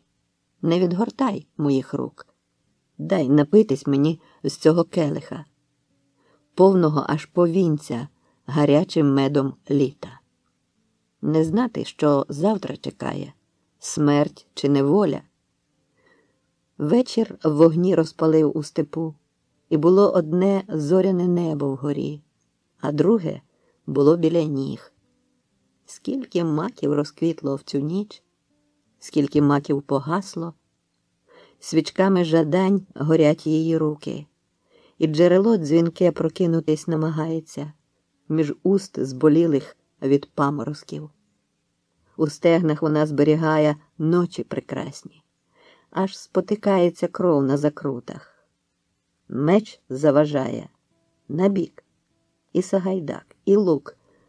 Інший меч вислизає із піхов. До інших келихів прикипають вуста, інше лється вино. Інша стріла напинає лук. Тремтить тятива, і роса бризкає навсібіч. Пиймо росу, упиваймось. Цілющою вона буває лиш на свято Купала. Його виступ був нагороджений оплесками і розімлілими усмішками пань. «Дивні справи діються в нашому богоспасенному місті, скажу вам», – хитав головою Зиморович. «Спершу пропало 2 морців. Безслідно. Такого ще не було. Нехай вони корсари, нехай розбишаки, але щоб отак серед білого дня щезнути. А далі гірше. Вже маємо 2 смерті. Спочатку гине бідна дівка, що теж дивовижна річ, а відтак звичайний сміттяр. Кому він потрібен? Людина-мурашка. Його взагалі ніхто не помічав». Запанувала тиша. Я уважно стежив за реакцією кожного, але не зауважив нічого особливого. Усе змінилося, щойно Зиморович, раптом, звертаючись до доктора Грозваєра, промовив: «Я чув, ваш син мав їхати на науку до Кракова, однак затримався». При цих словах Грозваєр спохмурнів, воліючи, мабуть, не чути цих слів. Але Зиморович продовжив: «Може, потребуєте якоїсь допомоги? Рекомендацій?» «Ні-ні», – відмахнувся доктор. «Він застудився на полюванні, нічого серйозного». «А як лови вдалися?» «Цього разу були самі зайці». «Ну що ж, раз на раз не випадає. Не часто трапляється таке знамените полювання, як те, що відбулося влітку, коли ловці привезли аж 2 вепри і 4 сарни і смажили на оболоні», – промовив Зиморович. «Здається, на тім бенкеті були майже всі тут присутні зі своїми синами. А ви, пане Зількевич, ви були на тому полюванні?» Зількевич засовгався і вимушено усміхнувся. «Та я що, я краще орудую оцим», – він показав на виделку і ніж. «Оце моя рогатина, а це мій спис». Усі розсміялися. Я знову уважно оглянув усіх присутніх. Хтось із них, або з їхніх синів, був замішаний в обох убивствах. Таке враження, що Зиморович затіяв цю розмову не дарма, бо і він уважно стежив за реакцією кожного. Та небавом уже всі розбилися на маленькі групки і поринули у якісь свої приватні розмови. Доктор Геліас запропонував мені одійти до вікна, пояснивши, що хоче порадитись. «А знаєте, я хочу довіритися вам у тому, що зі мною сталося цієї ночі. Це така дивна придебенція, що я не можу отямитися. Уявіть, що десь так над самим ранком, ще тільки починало сіріти, я відчув на вустах чиюсь долоню у шкіряній рукавиці, холодну і шорстку, а біля горла – кинджал. Я розплющив очі, наді мною стояв невідомий. Обличчя його видно не було. Я подумав, що то сон, але почув виразний шепіт. Голос був хрипкий. Він нагадав мені давню історію з моєї нерозважної юності. Колись я звабив одну дівчину. А потім, як то часто буває, покинув. Я не мав жодної звістки від неї. А тепер з вуст цього незнайомця довідався, що вона народила від мене дитину і, намагаючись приховати гріх, кинула її у річку. Зате її втопили, а дитина вижила, і ця дитина стояла наді мною. То був син, дорослий син. Він говорив, не висловлюючи жодної люті, говорив спокійним, твердим голосом. Я слухав, затамувавши подих, і не міг нічого відповісти. Та зрештою, що я мав відповісти? Чим я мав виправдати себе, якщо загубив чиєсь життя? Не хотячи, зовсім не хотячи. Хоча це, мабуть, не зовсім так. Він замовк і зітхнув. Я був немало здивований, що він у цьому звіряється мені. Я міг би поцікавитися, які у нього є докази, що він мій син. Але він сам назвав ім'я своєї матері. Назвав те місто, де це сталося. Назвав рік. Він не казав, як він жив увесь цей час, хто його виховав, нічого більше. Тільки кинув на прощання. Я тільки хотів, аби ти знав, я вижив і живу з тобою в одному місті. І зник. І що мені тепер із цим робити? Як мені жити, усвідомлюючи, що мій син десь тут? А ви б хотіли з ним зустрітися ще раз? Навіть не знаю. Минуло понад 30 років. Можливо, ми вже десь і перетиналися. Це жахливо. Я сьогодні висповідався, Пан отець наклав на мене покуту. Але від цього мені легше не стане. Він узяв келих з вином і надпив. Тепер я буду прискіпливо ловити на собі його погляди. Це хтось, ясна річ, не з нашого кола. Який-небудь візник, конюх, швець або... Не схоже. Людина, яка насмілилася прокрастися серед ночі до вашого покою і приставити кінжал до горла. Маєте рацію. Його міг врятувати і взяти на виховання не конче простолюдин. Може, то вояк чи морець. Однак, яким чином він довідався про мене? Тепер це буде мене гнітити. Можливо, доведеться поїхати в Сянок. Чи же там відкриється таємниця? Мені хочеться її знати і водночас ні. Шкода, що я не можу вам чогось порадити. Та ні, я потребував не так поради, як можливості виговоритися. Вдома я ж, бо нікому нічого не можу розповісти. Але буду вдячний, якщо вам колись при нагоді спаде на думку якийсь вихід з усього цього. Він мене не попереджав, аби я не шукав його. Можливо, невмисне. Можливо, якраз він і хоче, аби я його тепер відшукав, як він мене. Щойно ми з доктором Геліасом долучилися знову до столу, як мене взяв під руку Калькбреннер і зашепотів. А що? Не надумали ще добути панну з Мандрагори? Важко второпати, коли ви жартуєте, а коли кажете правду, відказав я. Я завжди немилосердно серйозний. Франц каже, що скоро почнеться війна, усім нам буде непереливки. Немирич казав те саме.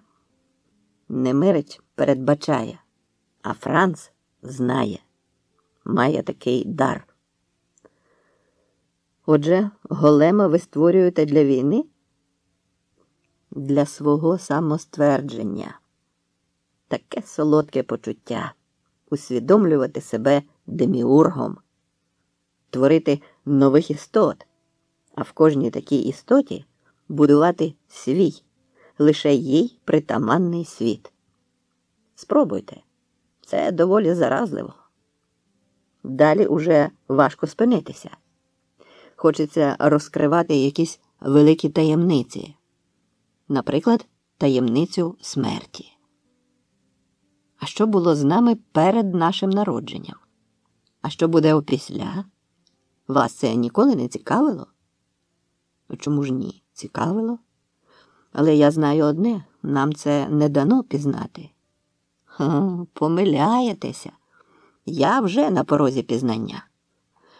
А ви ніколи не замислювалися, що буде, якщо колись винайдуть елексир безсмертя. Такий винахід стане фатальним доказом того, що раніше померлі ніколи вже не воскреснуть. Бідолахи. Навіки мертві. Ні, це буде несправедливо. Він засміявся, обняв мене і запропонував випити. До нас долучилися Юліана, Амалія і Франц. Ми одійшли вглиб зали і вмостилися за порожнім столом. Франц приніс глечика з вином. У повітрі уже літає запах пороху, смерті, трупів і крові, промовив Йоган несподівано сумним голосом. Передчуття війни завжди п'янке і заворожливе, але тільки на початку. Потім, коли війна настає насправжки, а ти не береш у ній безпосередньої участі, запановує пригнічення, постійний тремт, тривога. Це тисне на свідомість, відволікає, не дає зосередитись. І тоді ти не витримуєш і йдеш на війну. І вже йдучи, відчуваєш себе так, мов би народжуєшся знову для якогось нового життя. Тобі починає здаватися, що з твоїм приходом усе зміниться, прийде якийсь шалений злам. Але це тільки така злуда. Бо насправді нічого не міняється, не переламується, Дні битву поволі перетворюються на рутину, так само, як і будь-який шлюб. Багнеться змін, перемог, атак. А натомість настають дні, сповнені очікувань, перемир'я, лінивих пострілів. Коли 19 травня 1643 року французи під командуванням принца Конде розбили іспанські війська у битві при Рокруа, я був у армії Конде, а потім, як і Юліана, під Дюнкерком. І попри все, чудовий був час. Я слухала тебе і, почала було дівчина своїм природним голосом, та, помітивши мій подив, пояснила, Франц знає все. А мені хочеться нарешті побути самою собою. Так от, я слухала тебе, і мені подумалося, що людина, яка вже опинилася коли-небудь у горнилі війни, ніколи не зможе почуватися затишно пізніше, коли війна завершиться. Бо, пройшовши війну, ти стаєш кимось, хто спізнав істину, і ти навіть готовий її проповідувати. Але нема кому слухати. Пробувши скількись часу в бруді і крові, ти хочеш бачити світ чистим і неспотвореним, чесним і справедливим. Але натомість бачиш щось зовсім інше. І справді, як ти кажеш, багнеться змін. Атака пориває, ти чуєш за спиною крила і вмить, коли атакуєш, відчуваєш шалений захват. Тому опісля, коли настають оті нудні дні, про які ти згадав, душа з цим не годна змиритися. Душа бунтує і рветься до бою. Французи стояли під Дюнкерком 10 років. Не знаю, як стільки часу можна витримати. Для мене року вистачило, аби ледь не завити, коли не відбувалося нічого. Я жила лише штурмами і нічними ворожими вискоками, а потому зашивала рани, краяла, різала, тяла. Дюнкерк був неприступною фортецею з глибоким ровом і високим валом. І доки не прибули козаки на чолі з Богданом Хмельницьким, діло не рухалося, сказав Йоган. Щойно тоді й почалося найбільше свято. Не було дня без бою. А потім козаки, розвідавши околиці, підступом проникли у фортецю, відчинили браму і нарешті увірвалися ми. О, який то був захват! Бігти вперед. У правиці меч, у лівиці пістоль і цей крик, цей божевільний крик атаки. Він і досі звучить мені у вухах. Інколи прокидаюся серед ночі і кричу. Кричу щось невиразне, безглузде, саме те, що кричать в шаленому зударі з ворогом, коли криком своїм прагнеш його ошелешити. Мене теж ніколи не покидають сни, де ревуть гармати, скачуть коні, лунають крики й команди, продовжила Юліана. Запах крові, гниючих ран, розпанаханих животів із виваленими кишками, сморід екскрементів – усе це не забувається, усе це поруч, хоч би ти сидів у кошику троянд. А відтак, підсвідомо, ти вже очікуєш нової нагоди опинитися на війні, бо той звір, якого вона пробудила в тобі, уже ніколи не заспокоїться, а буде постійно мучити і рватися на волю. Тому що ти, бачачи, як гинуть товариші, як їхня кров і мозок цвиркають тобі на обличчя, не можеш заспокоїтися, доки не відімстиш, доки не вб'єш стількох, скількох тобі здаватиметься достатньо. Але ніколи не буває достатньо. Хіба не так у вас, Мартине? Я був захоплений зненацька цим запитанням, і мені чомусь згадалося, що вона говорила це все не для мене. Але я погодився з її думкою, бо затишність мого мирного життя була позірна. Насправді, я ніколи не позбувся неспокою, я увесь час перебував, мов на пороховій бочці. Натомість, Хоч війна і була жорстокою і страшною, але зрозумілою. У ній не було таємниці загадок. Ворог був відомий, наміри його теж. Звідки він нападе, можна було розрахувати. Війна мала свої правила і закони. Тим часом правила і закони мирного життя тримаються на волосині, бо яка-небудь моровиця може зруйнувати їх, а натомість запровадити свої правила. І правила ці будуть ще жорстокіші, бо не дано тобі пристосуватися до них, вгадати, що треба зробити, аби не підхопити заразу. Війна справді очищала кожного з нас від якихось дріб'язкових чвар, манірності, брехні, ба навіть від страху. Але вона ж і будила звіра. І звір той куняв також у мені. І дав себе знати, коли я змирився з убивством тих морців, які всього лише хотіли грошей. Мені була байдужою їхня смерть. А тепер я зрозумів, чому вона була байдужою і для Юліани. Ми носили в собі того самого звіра. Зрештою, як і Айзек, котрий теж бував на війні. Тепер нам з цим жити і жити. Очікування війни, сказав я, це те, що жевріє десь глибоко в мені, і я його відчуваю. Але боюся роздмухати. Боюся, що знову зазнаю того сп'яніння, про яке ви говорили. А ви, Франце, теж воювали? О, де я тільки не воював, похитав головою Франц. Але скажу вам, що ваші війни – це дитячі забавки проти тих війн, які прийдуть після вас. То будуть війни мільйонів і мільйонів.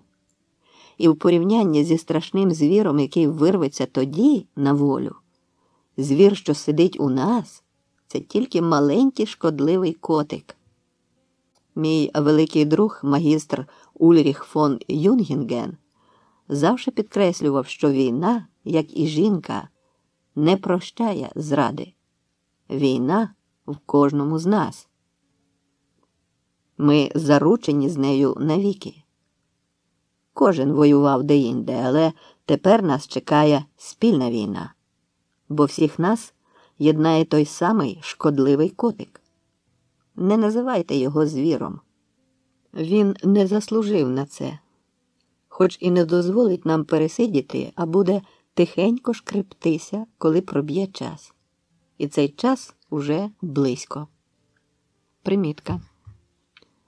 Ульріх фон Юнгінген, великий магістр, очолював військо Тевтонського ордену у битві під Грюнвальдом 15 липня 1410 року. Він говорив якось загадково, мов би мав переконання в тому, про що говорить. Можливо, він і справді володіє даром передбачення, і нас чекають нові випробування. Розділ 27. День Морани. Із записок Лукаша Гулевича. Уже цілий тиждень Львів скидається на закипілий казан, в якому все булькоче, газує і кружеляє. Бо скоро, ось уже незабаром, 21 березня. Яре свято, свято Морани. І народ кинувся готуватися до цього похмурого свята, як до чогось веселого і світлого, хоча воно було далеке від світлості. Бо Морана пов'язувалася з моровицями, які збирали завжди щедрі жнива у містах і селах. І хоча до Львова ще моровиця останнім часом не завітала, але була вона вже не за горами, і коса її спритно тяла, тож страх сковував усі думки міщан. У небі ввижалися знаки. Хтось бачив білу пані на обрії, верхи на білому жеребцеві. Когось атакували мурахи й жуки. Тривога кільчилася і випускала пагони, якими оплітала все довкруж. Народ потребував розваги. змоги виплеснути назовні всі свої пристрасті і забутися бодай на певний час.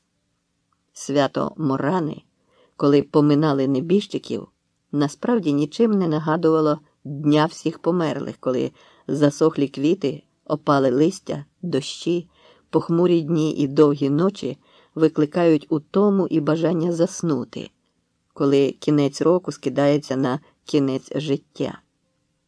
Та геть інакше все це сприймається в березні, коли природа прокидається і дає про себе знати барвами, запахами і звуками.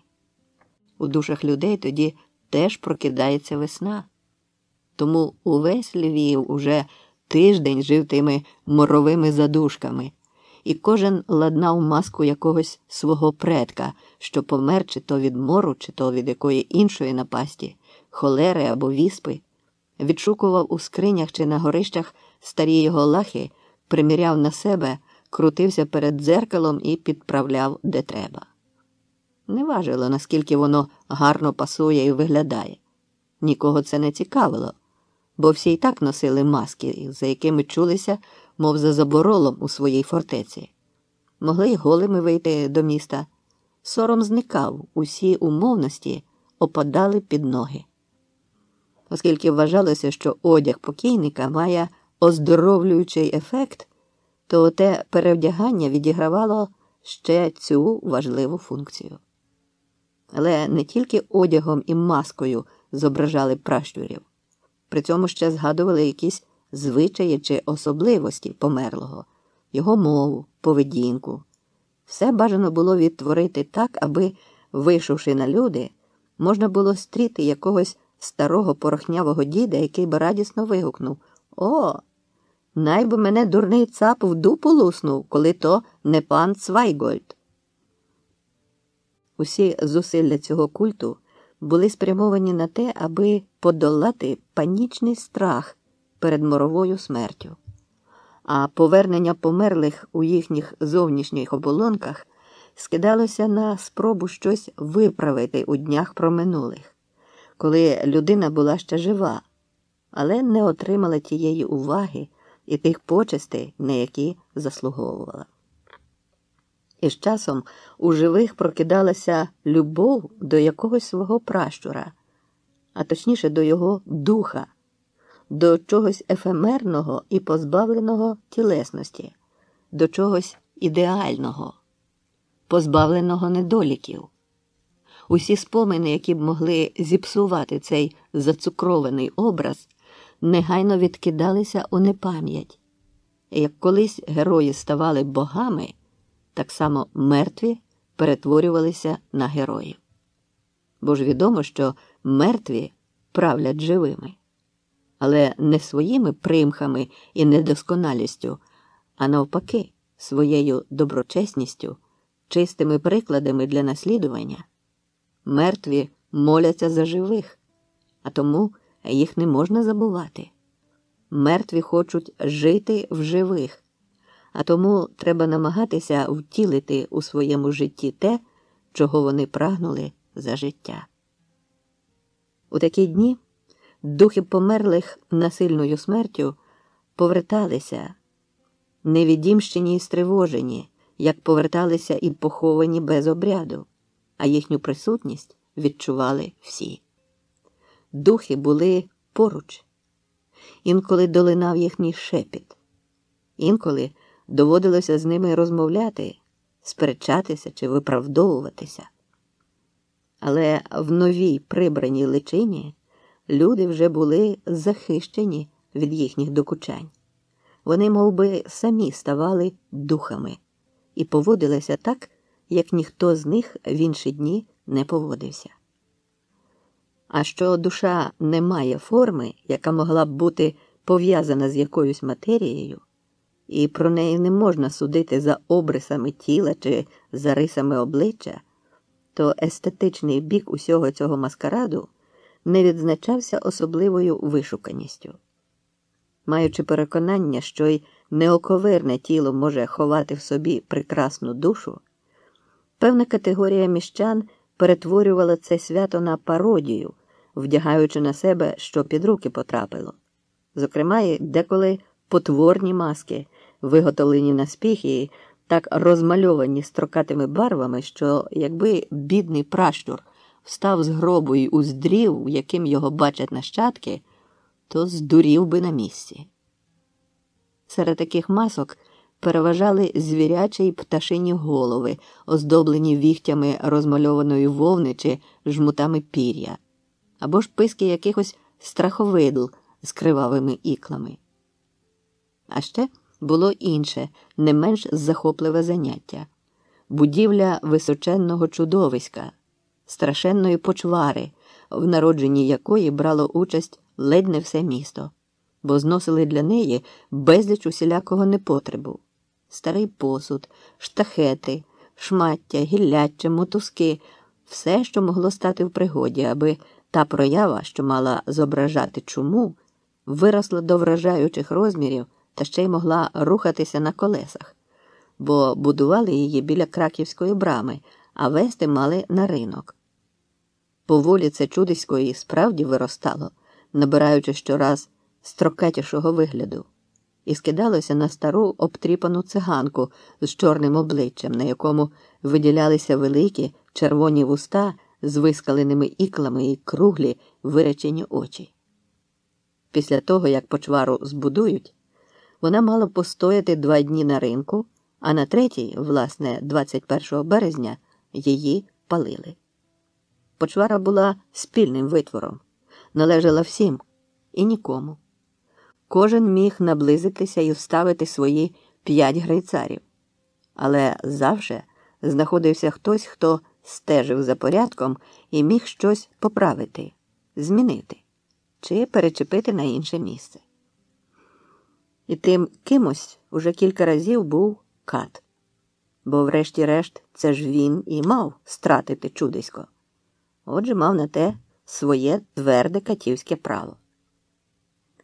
Каспер по кілька разів на день ходив до пугала і приглядався, але ніколи не втручався у присутності того, чий внесок у всенародний витвір був йому не до шмиги.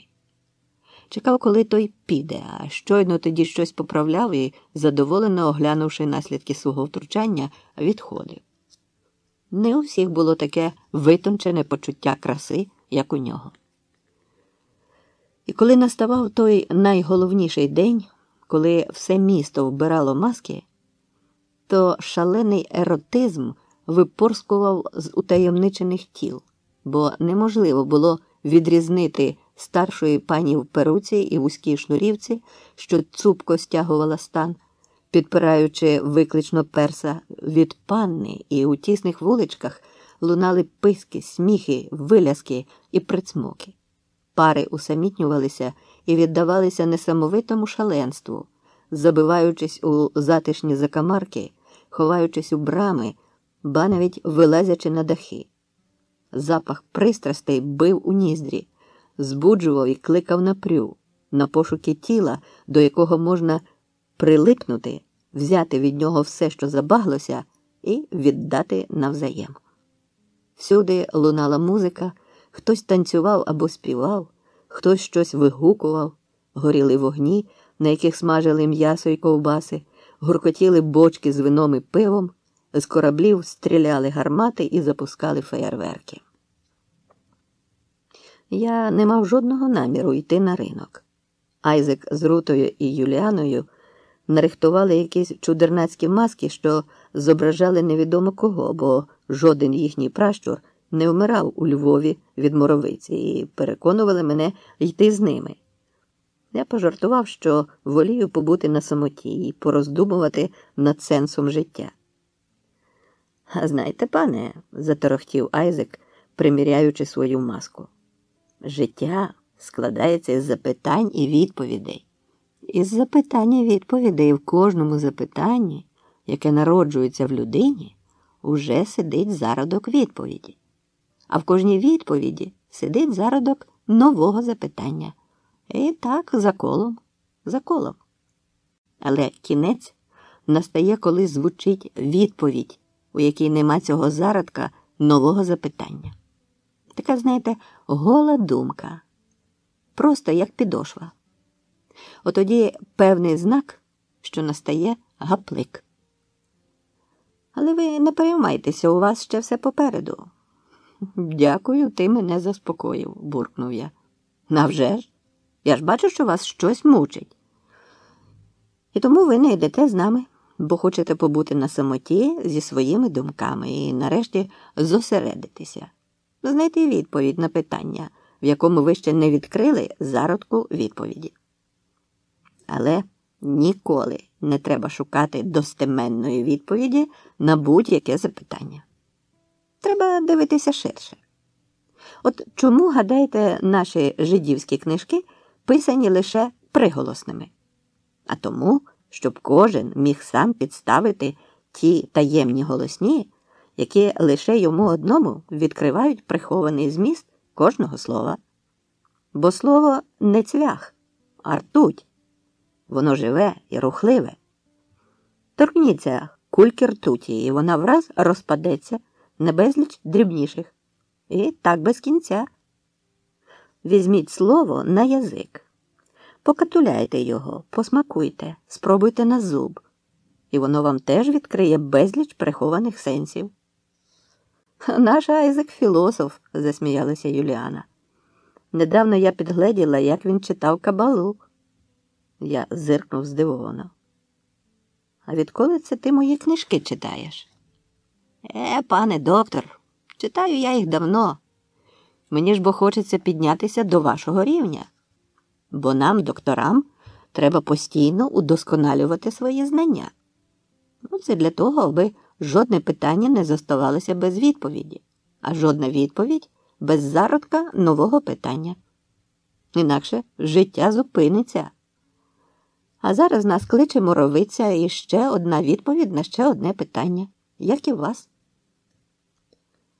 Я провів їх поглядом, не второпавши жодного з його натяків. Врешті підкинув Поліна у коминок і сів з книжкою анонімного автора про специфіку відьомських сабашів. Дав її Зимурович і дуже хвалив, радячи прочитати, бо помічено незвичайну активність нечистої сили, а особливо відьом, гулянки яких розпочалися на Лисій горі. Усе місто бачило, як горіли там вогні, і червоні сполохи стріляли в небо. Але коли бургграф із ціпаками спробували влаштувати облаву, то застали там тільки згорілі головешки. Усе це не дарма, казав Зимурович. Щось затівається. Козаки заворушилися, та ще й із татарами раптом почали шукати дружби. Чутка, ніби нового гетьмана оголосили. Я цього Богдана Хмельницького добре знав. Він щось років на 2 від мене був старший, а навчався тут, у нас, в єзуїтському колегіумі. Був спудей, як і ми всі. Не раз загулювали у винарнях та броварах. Ніколи за ним жодних гетьманських чи, боронь Боже, схизматських амбіцій не помічав. Але, видно, воно сидить у чоловікові. Маю на увазі оте його вроджене єство. Рано чи пізно кров промовляє, не може не промовити. А земля теж промовляє, відповів я. Натякаєте, що ця земля належить їм? Загнав він мене на слизьке. Однак я випорснув із його палатки. Земля сама вибирає, до кого промовити. Гадаєте, якби ви опинилися на батьківщині своїх пращурів-вірменів, до вас би тамтешня земля не промовила? Він стенув плечима. Не знаю. Я не маю якоїсь виразно окресленої самосвідомості. Чуюся передусім львів'янином, як і мій бідолашний брат Шимон. Він був талановитим поетом, але покинув нас надто молодим. Примітка. Зимурович Шимон, 1604-1629 роки. Брат Бартоломея, поет. А що з ним сталося? Моровиця? Ой, де там? Ви читали поему Джероламо Фракасторо Сифіліс або ж гальська болячка? Ну, звісно ж. Він колись був професором Падуанського університету.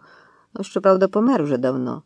Ми зачитувалися цією поемою, адже крім естетичної ролі вона виконувала ще й роль медичного підручника. На жаль, цей підручник не врятував мого брата. Він поїхав лікуватися до Кракова, де йому впорскували ртуть. А наслідки, самі знаєте які. Я хочу видати його вірші. Пригадавши цю розмову, я відволікся від книжки, а коли знову кинув на неї очима, то відчув нудьгу. Але не встиг я її відкласти, як до аптеки увійшло 3 гостей – Калькбреннер з Францем та Амалією. «Не будемо заважати?» – запитав лицар. А Франц відразу кивнув на книжку. «І хочеться вам отакі глупства читати?»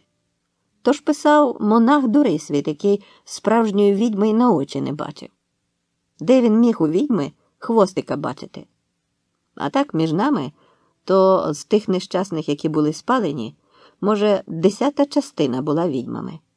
Решта – все оббріхані сусідами бідолахи або божевільні. О, Франц – тонкий фахівець із відьмацтва, похвалив лицар. Можна сказати, самовідданий дослідник. Ти, Франце, може, і сам якось манускрипта ушкварив, а то пропадуть усі твої знання ні за цапову душу. А чому ж ні за цапову? Засміявся Франц і підморгнув Йогану. Чим ваша душа неомріяний дарунок? Невимовно тішуся нашою дружбою. І дарма ви шпигаєте, я ж бо працюю над 2 грандіозними проектами. Атласами звуків і родимих цяток. Адже родимі цятки не помирають разом із їхнім господарем, а залишивши тіло, перемандровують на інше. А отже, кожна з них має свою історію. Історію безлічі життів, до яких була причетна. І коли ти розглядаєш родиму цятку, яка була колись на плечах Нефертіті, а зараз живе на плечі якої-небудь повітрулі, то відчуваєш блаженний трепет. Звісно, що це робота не на рік чи 2, але часу в мене доволі. Цей многоцінний труд обезсмертить моє ім'я не згірше за Ніколу Теслу, який через 250 років завдячить теж свою славу нашому братові. «Ой, щось ти, Франце, мелеш», – скривився Йоган. «Та ніколи неотесаний Тесля не зазнає слави, нісенітниця». Я запросив їх сісти і вгостив вином. Амалія надпила і повільно та чуттєво облизала свої яскраві вуста, не зводячи очей з мене, мов би хотіла щось сказати. Якщо це правда, що він її витворив з мандрагори, то витвір вийшов чудесний. Дивно лише, що він казав про млин слів, який Амалія продукує, однак чомусь я цим млином ще не насолодився. «А чого ми до вас завітали?» – перейшов урешті лицар до діла. «Я чув, що вас зацікавило убивство тієї дівчини з Лупанару. Я попрохав Франца, а він, якщо помітили, кебетний хлопчина, попрохав, аби рознюхав дещо, тощо та походив, порозпитував. А от він і вивідав, що пан Міхал Регула упізнав годинника, якого йому показав невинно обієнний сміттяр. Упізнав, але сміттяреві не признався, бо мав намір сам того годинника вручити його власникові. Однак сміттяр йому годинника не залишив. Але ще того вечора пан Міхал перестрів власника і розповів про те, що до нього приходив Петруня з годинником.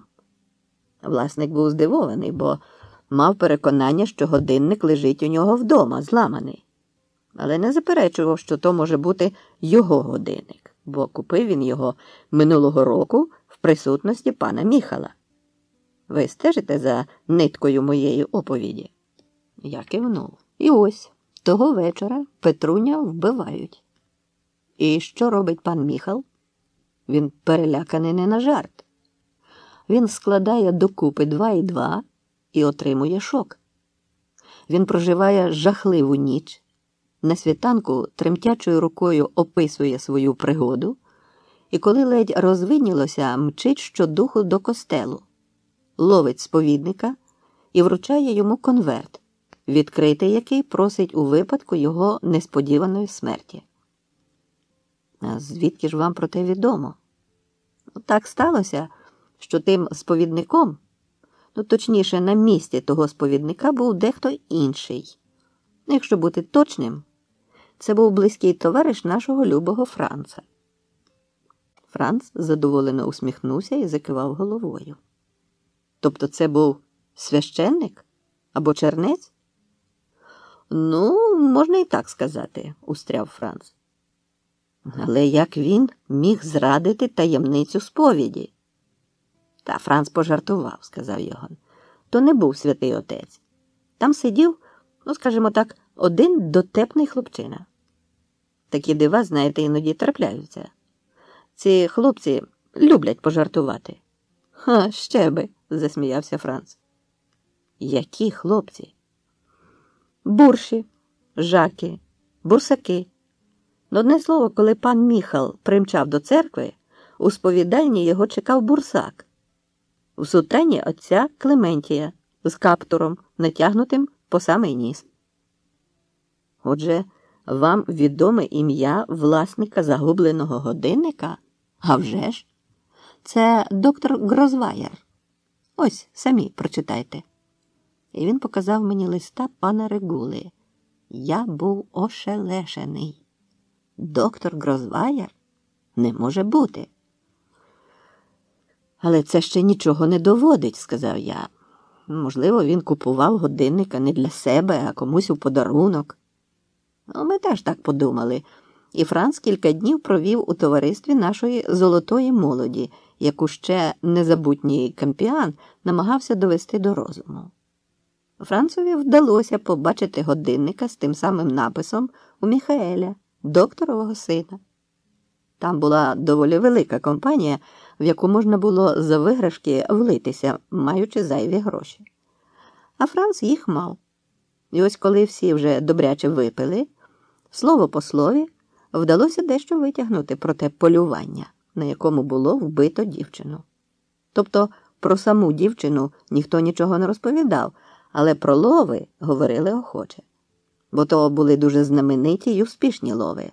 2 вепри, 4 сарни, таке не забувається. До того ж вони ввечері влаштували на оболонях бенкет, де пекли і вгощали дичиною. І таким чином вдалося скласти список тих, хто там був. Лицар вручив мені папір, на якому виведені були імена Міхаеля Грозваєра, Яна Зіхініуса, Матіаса Урбані і Стефана Гайдера.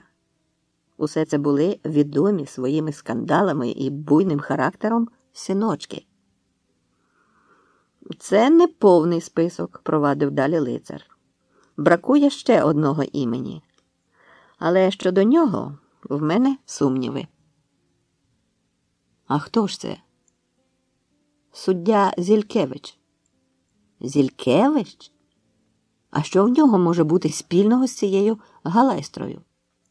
Та чому ж би і ні? Він удівець, а за віком недалеко утік. Ще молодий хлоп. То чому б і не порозкошувати? А чому ж ви не вписали його імені? Бо він рано покинув їхнє товариство і не бенкетував на оболонях. Я й подумав, що, мабуть, він не був свідком убивства. До того ж він не брав участі у тих п'янках, які відбувалися у присутності Франца. А може, він порвав з ними саме через те? Можливо. Але ж ви з ним часто бачитеся, то можете щось розпитати? По тих словах лицар відкинувся на спинку крісла, поглянув задоволено на Амалію і сказав: «Чи не правда? Вона чарівна. Самі ж бачите, скільки ми тут теревенимо, а вона ані пари з вуст. Мрія кожного чоловіка. Безвідмовна, маломовна, задоволена життям і собою. Самодостатнішої жінки годі шукати. Якщо бажаєте, можу організувати і для вас таке саме щастя. Мандрагора у мене ще є. Процес триває яких 2-3 місяці, залежно від того, у якому віці ви захочете її біля себе довше утримати. Це може бути підліток, а може бути юнка, яка належатиме тільки вам. Ну і тому, про кого я вам розповідав минулого разу. Від цього нам не вивільнитися.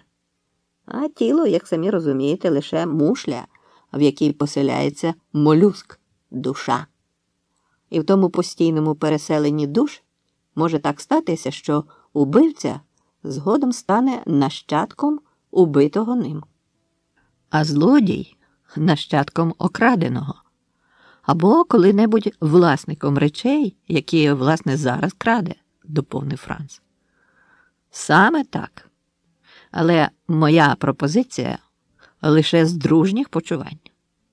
Просто в повітрі чути ароми кохання. Йоган грайливо пошморгав носом.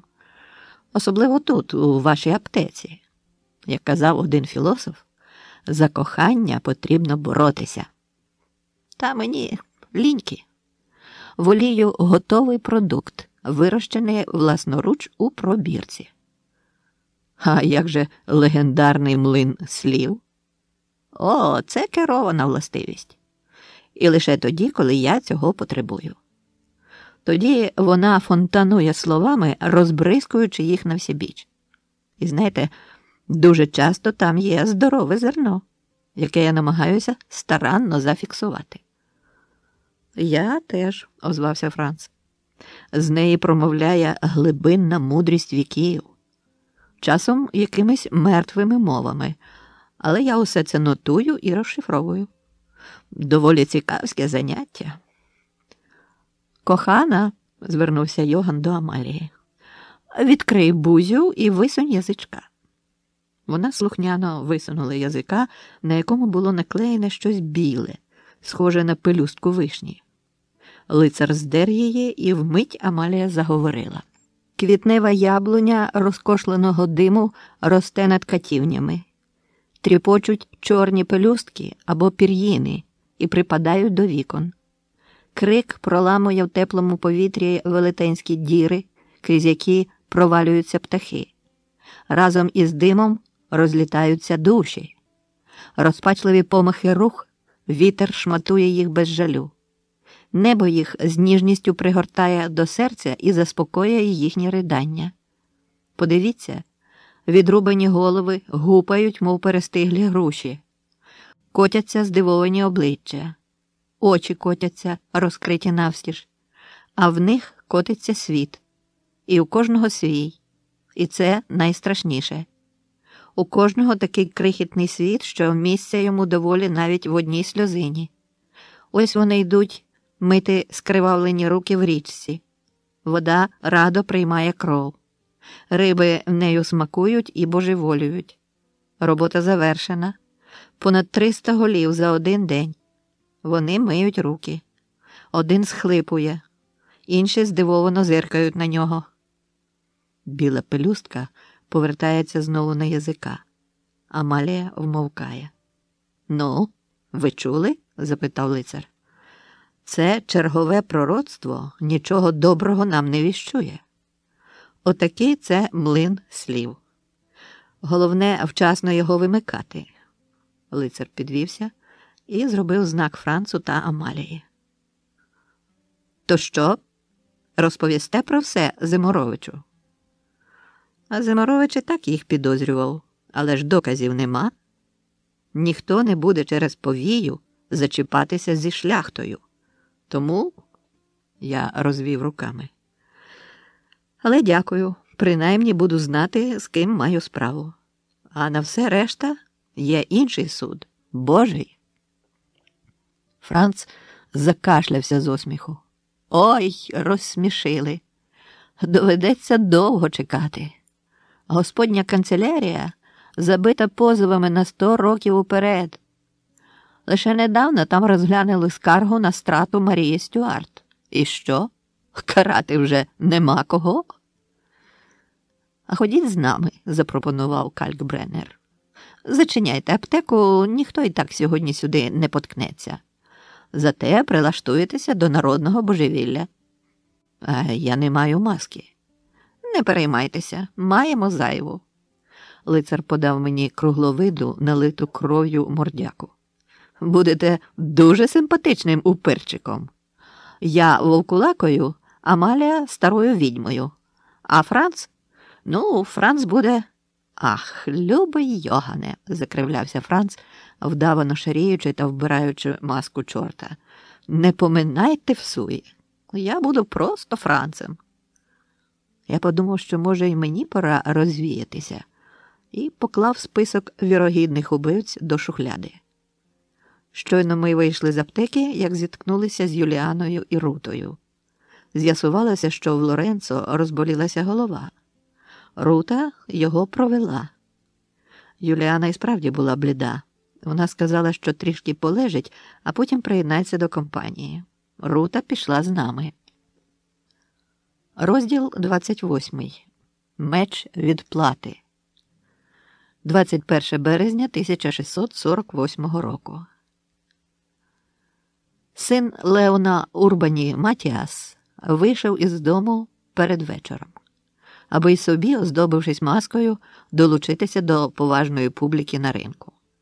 Саме зараз, коли стемніє, настане пора на головне дійство – спалення опудала моровиці. А він ішов, не поспішаючи, вузенькою кривою вуличкою, доволі тісною, що й пахла не надто приємно, намагаючись триматися на однаковій відстані між будинками з огляду на те, щоб не потрапити під відро помий. Його дружина зі своїми язикатими кумасями уже десь там овихалася, гадаючи, що чоловік її в місті не упізнає. Але Матіас був битим жаком і встиг підгледіти, яку вона маску нарихтувала та яку сукню убрала. Сам же, дбайливо вибравши вбрання на свято, в останню хвилю вдягнув інше, як і маску. Його маска мала довгого закрученого носа, з-під якого було видно лише вуста. З брами збоку раптом хтось вийшов і перегородив дорогу. Матіас здивовано зупинився. Перед ним виріс хтось у чорному плащі й чорному капелюсі і в червоній масці, що зображала сову з великими отворами для очей, що були обведені чорною фарбою. У руках незнайомця зблиснула шпага. Матіас озирнувся. Вуличка була порожня. Він вихопив свою шпагу і крикнув: «Ти хто? Якого дідька?» «Розплата дістане кожного, рано чи пізно», – прошепотів нападник. «Цей день для тебе настав». «За що?» «За ту, кого ви убили в лісі». «За ту хвойду? Не сміши». Шпаги зблиснули у повітрі. Матіас вдало відбивав атаку за атакою, водночас усвідомлюючи, що нападник дуже вправно володіє зброєю. А тому сам не нападав, лише відбивався, затягуючи час у надії, що врешті хтось та на вулиці з'явиться. Але, як назло, навіть жодне вікно не відчинилося на звук бійки. Усі подалися на ринок. Рука Матіаса почала німіти. Він підупадав на силах. З розпачу кинувся в атаку, і йому навіть здалося, що його шпага замить зануриться в груди нападника. Але натомість він сам мов би, нанизався на шпагу ротом. Відчув кислий смак сталі, лезо пробило йому потилицю і вискочило назад. Незнайомець витер шпагу об капелюх убитого, сховав її у піхви, а відтак нахилився і, охопивши пальцями кінчик язика Матіаса, відрізав його кинджалом, сховав до копшука і зник знову у брамі. У помешканні доктора Грозваєра було тихо. Господарі разом зі слугами вже тлумилися на забаві. Зостався лише старший син Міхаель. Його цілий місяць діймав кашлюк, хоч великої гарячки й не було. Коли він лежав у ліжку, йому ставало легше, але щойно виходив на вулицю, відразу брала задуха. На колінах у нього лежала тарілка з родзинками і сушеною журавлиною. Він задумливо клав ягоду за ягодою до вуст і неквапно жував. Раптом, попри галас, який долинав з надвору, його вуха вловили чиїсь кроки. Хтось повернувся. Мабуть, хтось зі слуг. Він гукнув, але відповіді не отримав. Тим часом кроки лунали гучніше. Хтось зашарудів паперами, висунув і засунув назад кілька шухляд. Міхаель звівся на ліктях, поклав тарілку на підлогу і знову загукав. Але ніхто не озвався. У покоях панували сутінки. Міхаель спустив ноги з ліжка, узяв свічника і підвівся. У ту ж мить двері рвучко відчинилися, від раптового протягу свічки погасли, а в дверях виросла чорна фігура у совиній масці. «Хто ти?» – скрикнув наляканий Міхаель. «Ти був там? Де? Хто ти?» «У лісі. Там, де ви убили нещасну дівчину». Чорна постать повільно наближалася, а в руках її виднілася шпага. Міхаель заметушився, він відчув, як його заливає піт. Поруч не було жодної зброї. Десь поділося кресало, і він не міг запалити свічок. Шпага вперлася йому в груди.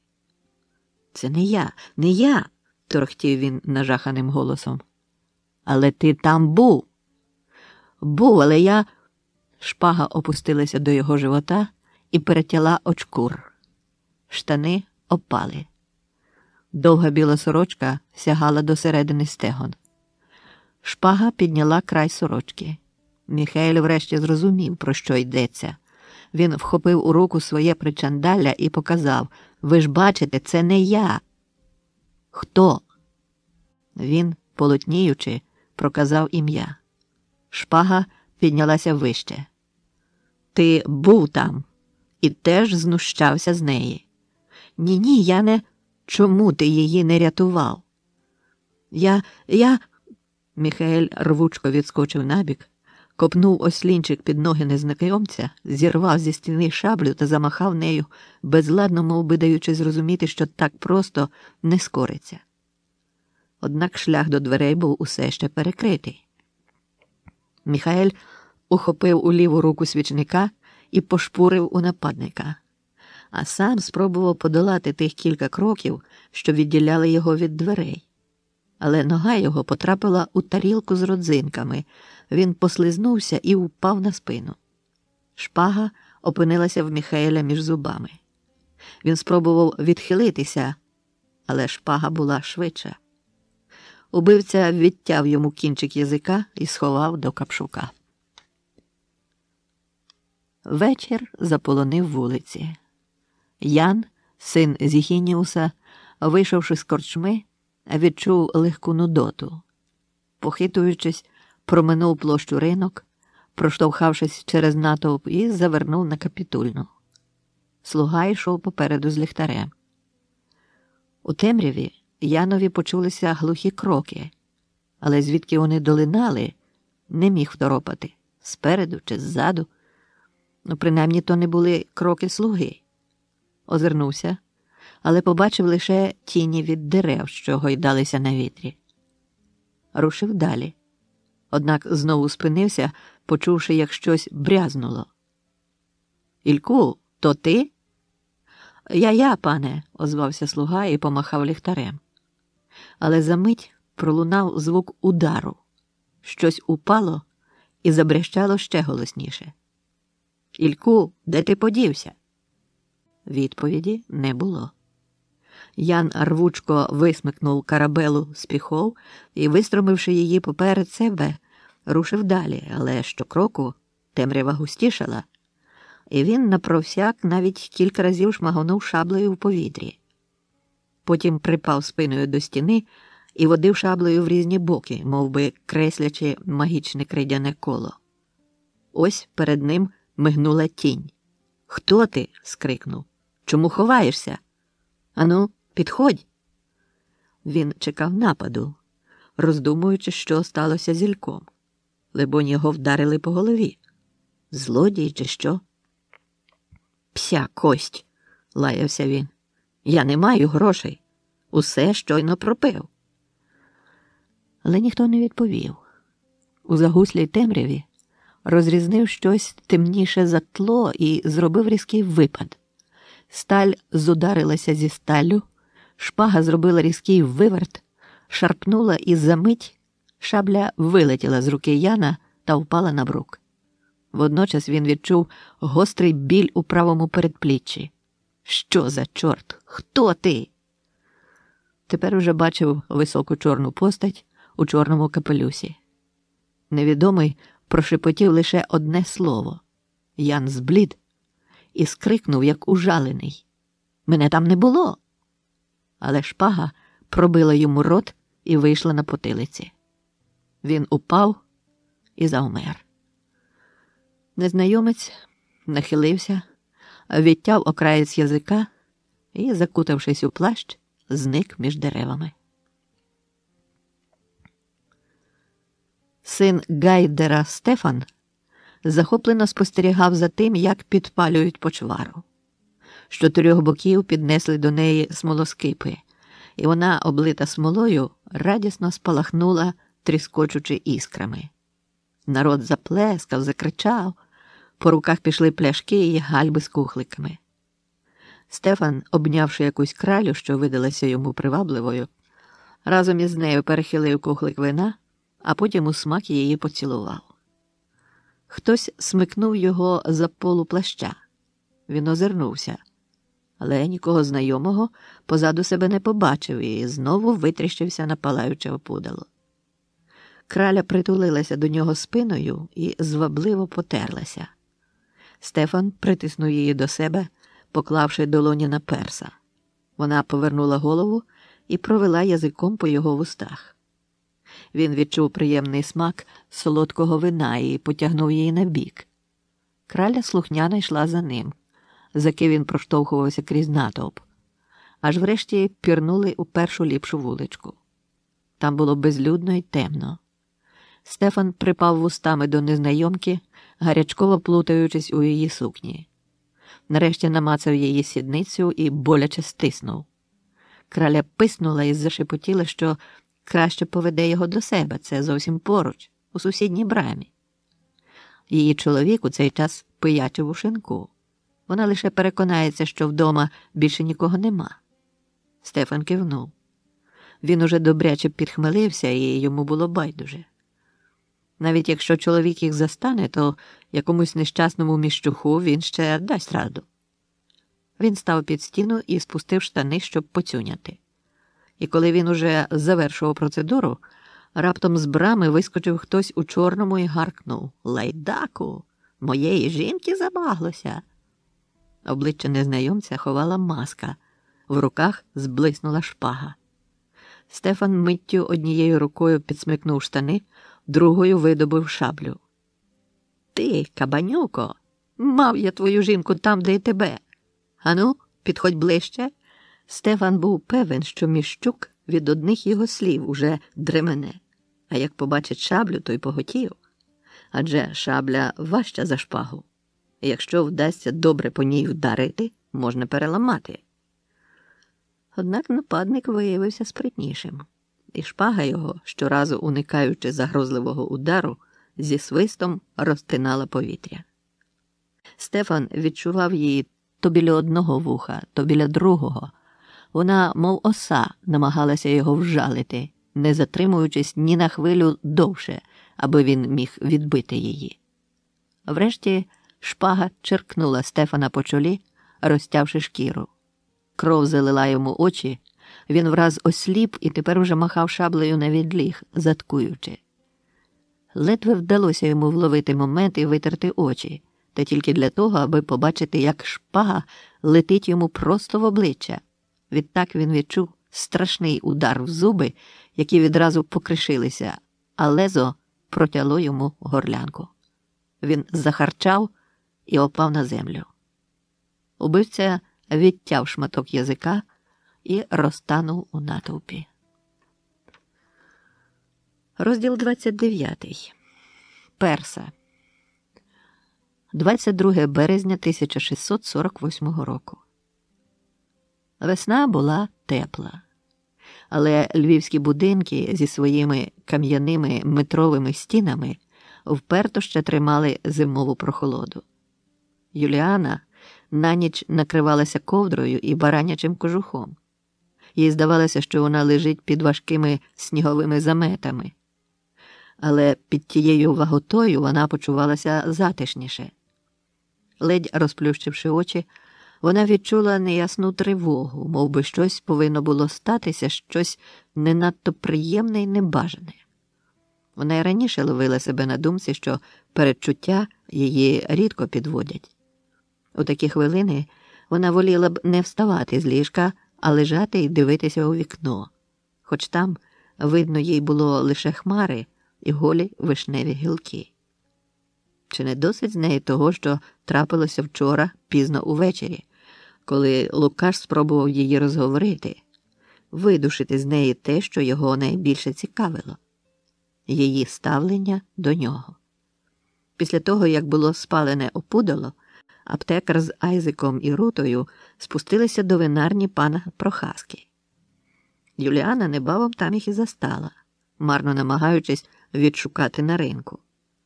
Вони випили вина, трохи погомоніли і почали розходитися. Айзек піднявся в аптеку, а Лукаш з Юліаною провели Руту. І ось на зворотній дорозі це й сталося. Ця розмова, якої вона так боялася і воліла про неї не думати. Вона вже бачила, що дедалі важче стає випорскувати зі словесних капканів Лукаша, уникати розмов, які ставали для неї чимраз гнітючішими, бо вели в нікуди, змушували губитися в пустелі слів, виплутуватися не завжди вдало. Але вона, щоправда, була готова до цього. Вона знала, на що йде, і передбачала, чим усе закінчиться.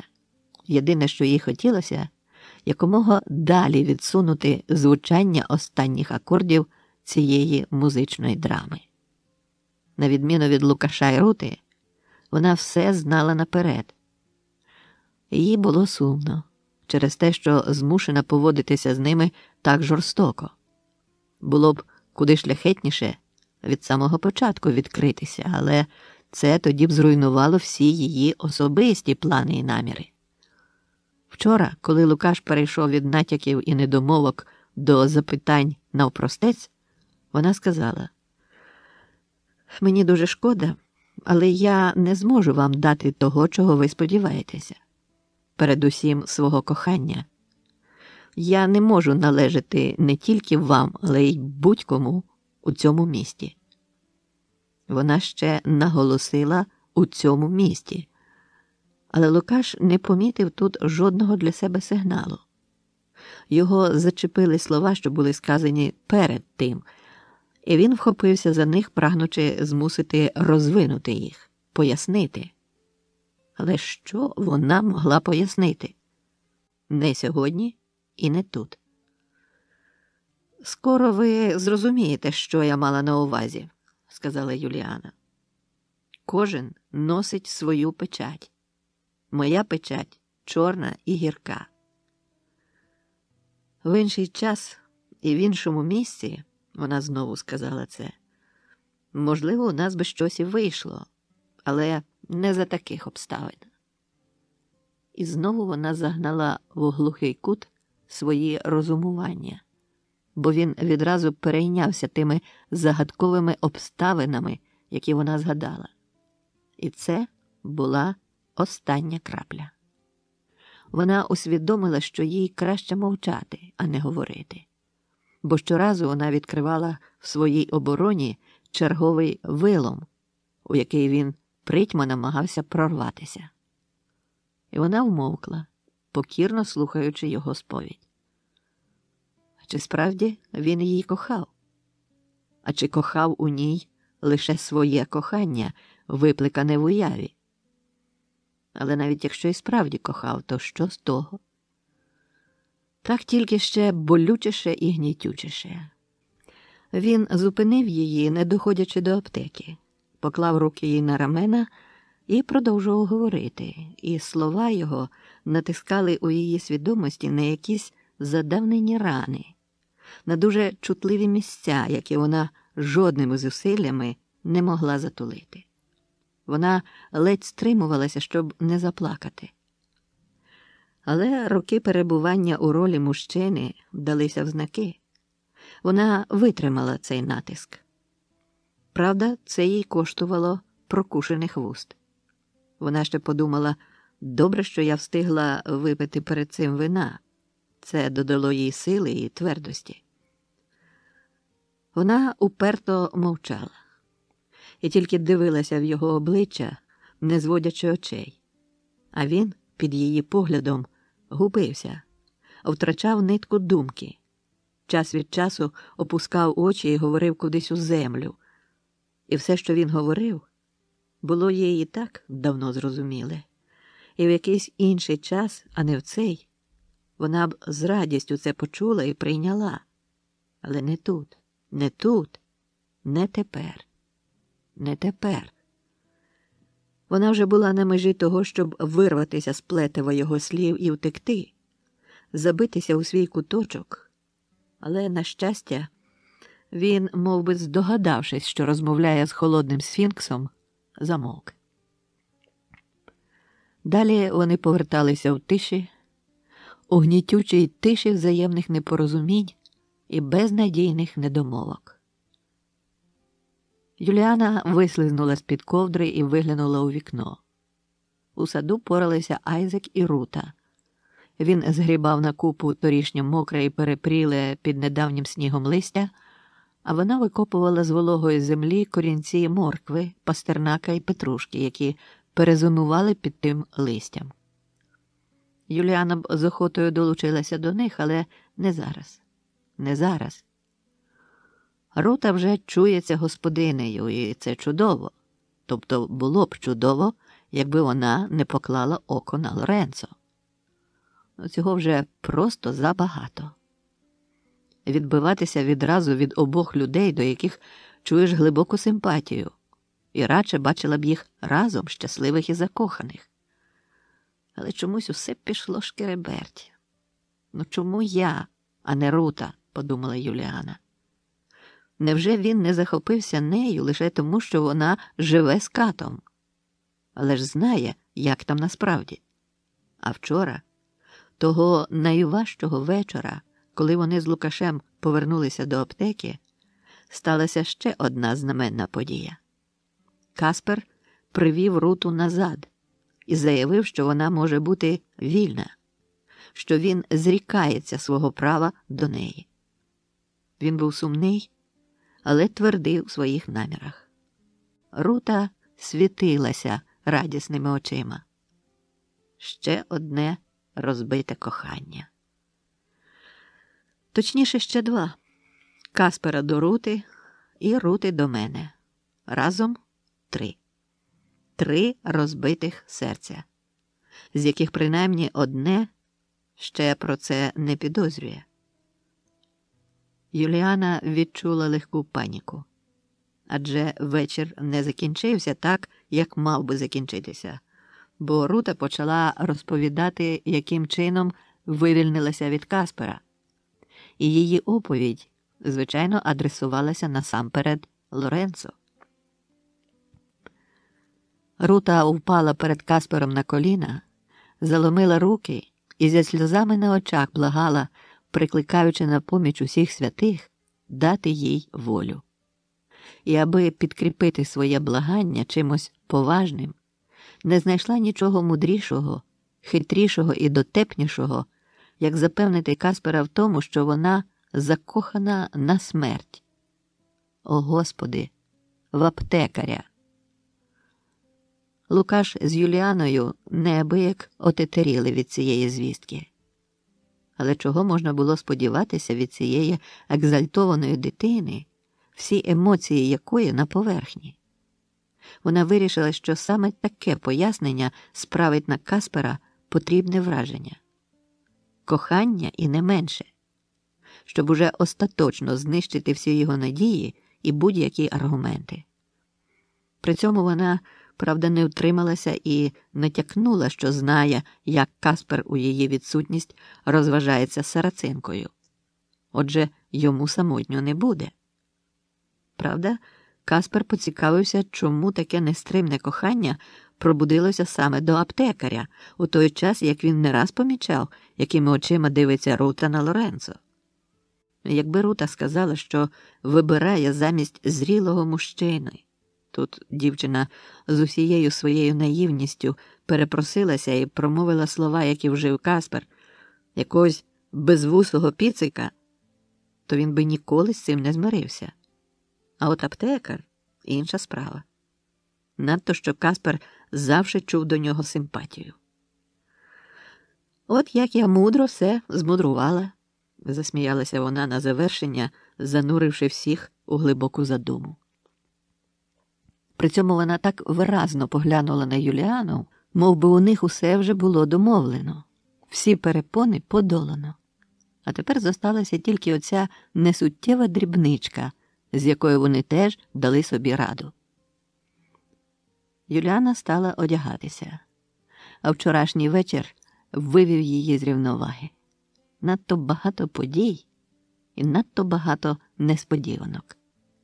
Усе, вочевидь, наближається до фіналу, але якого? Чи буде в ньому світло попереду? І якщо Рута спробує зробити те саме, що й Лукаш, втримати духовний спокій буде не так просто. Я не витерплю ще одного вияснення стосунків. Знову ці плетива словес, у яких губишся, в яких в'язнеш і не здатен вивільнитися, заплутуючись щораз дужче. Що я можу їй сказати?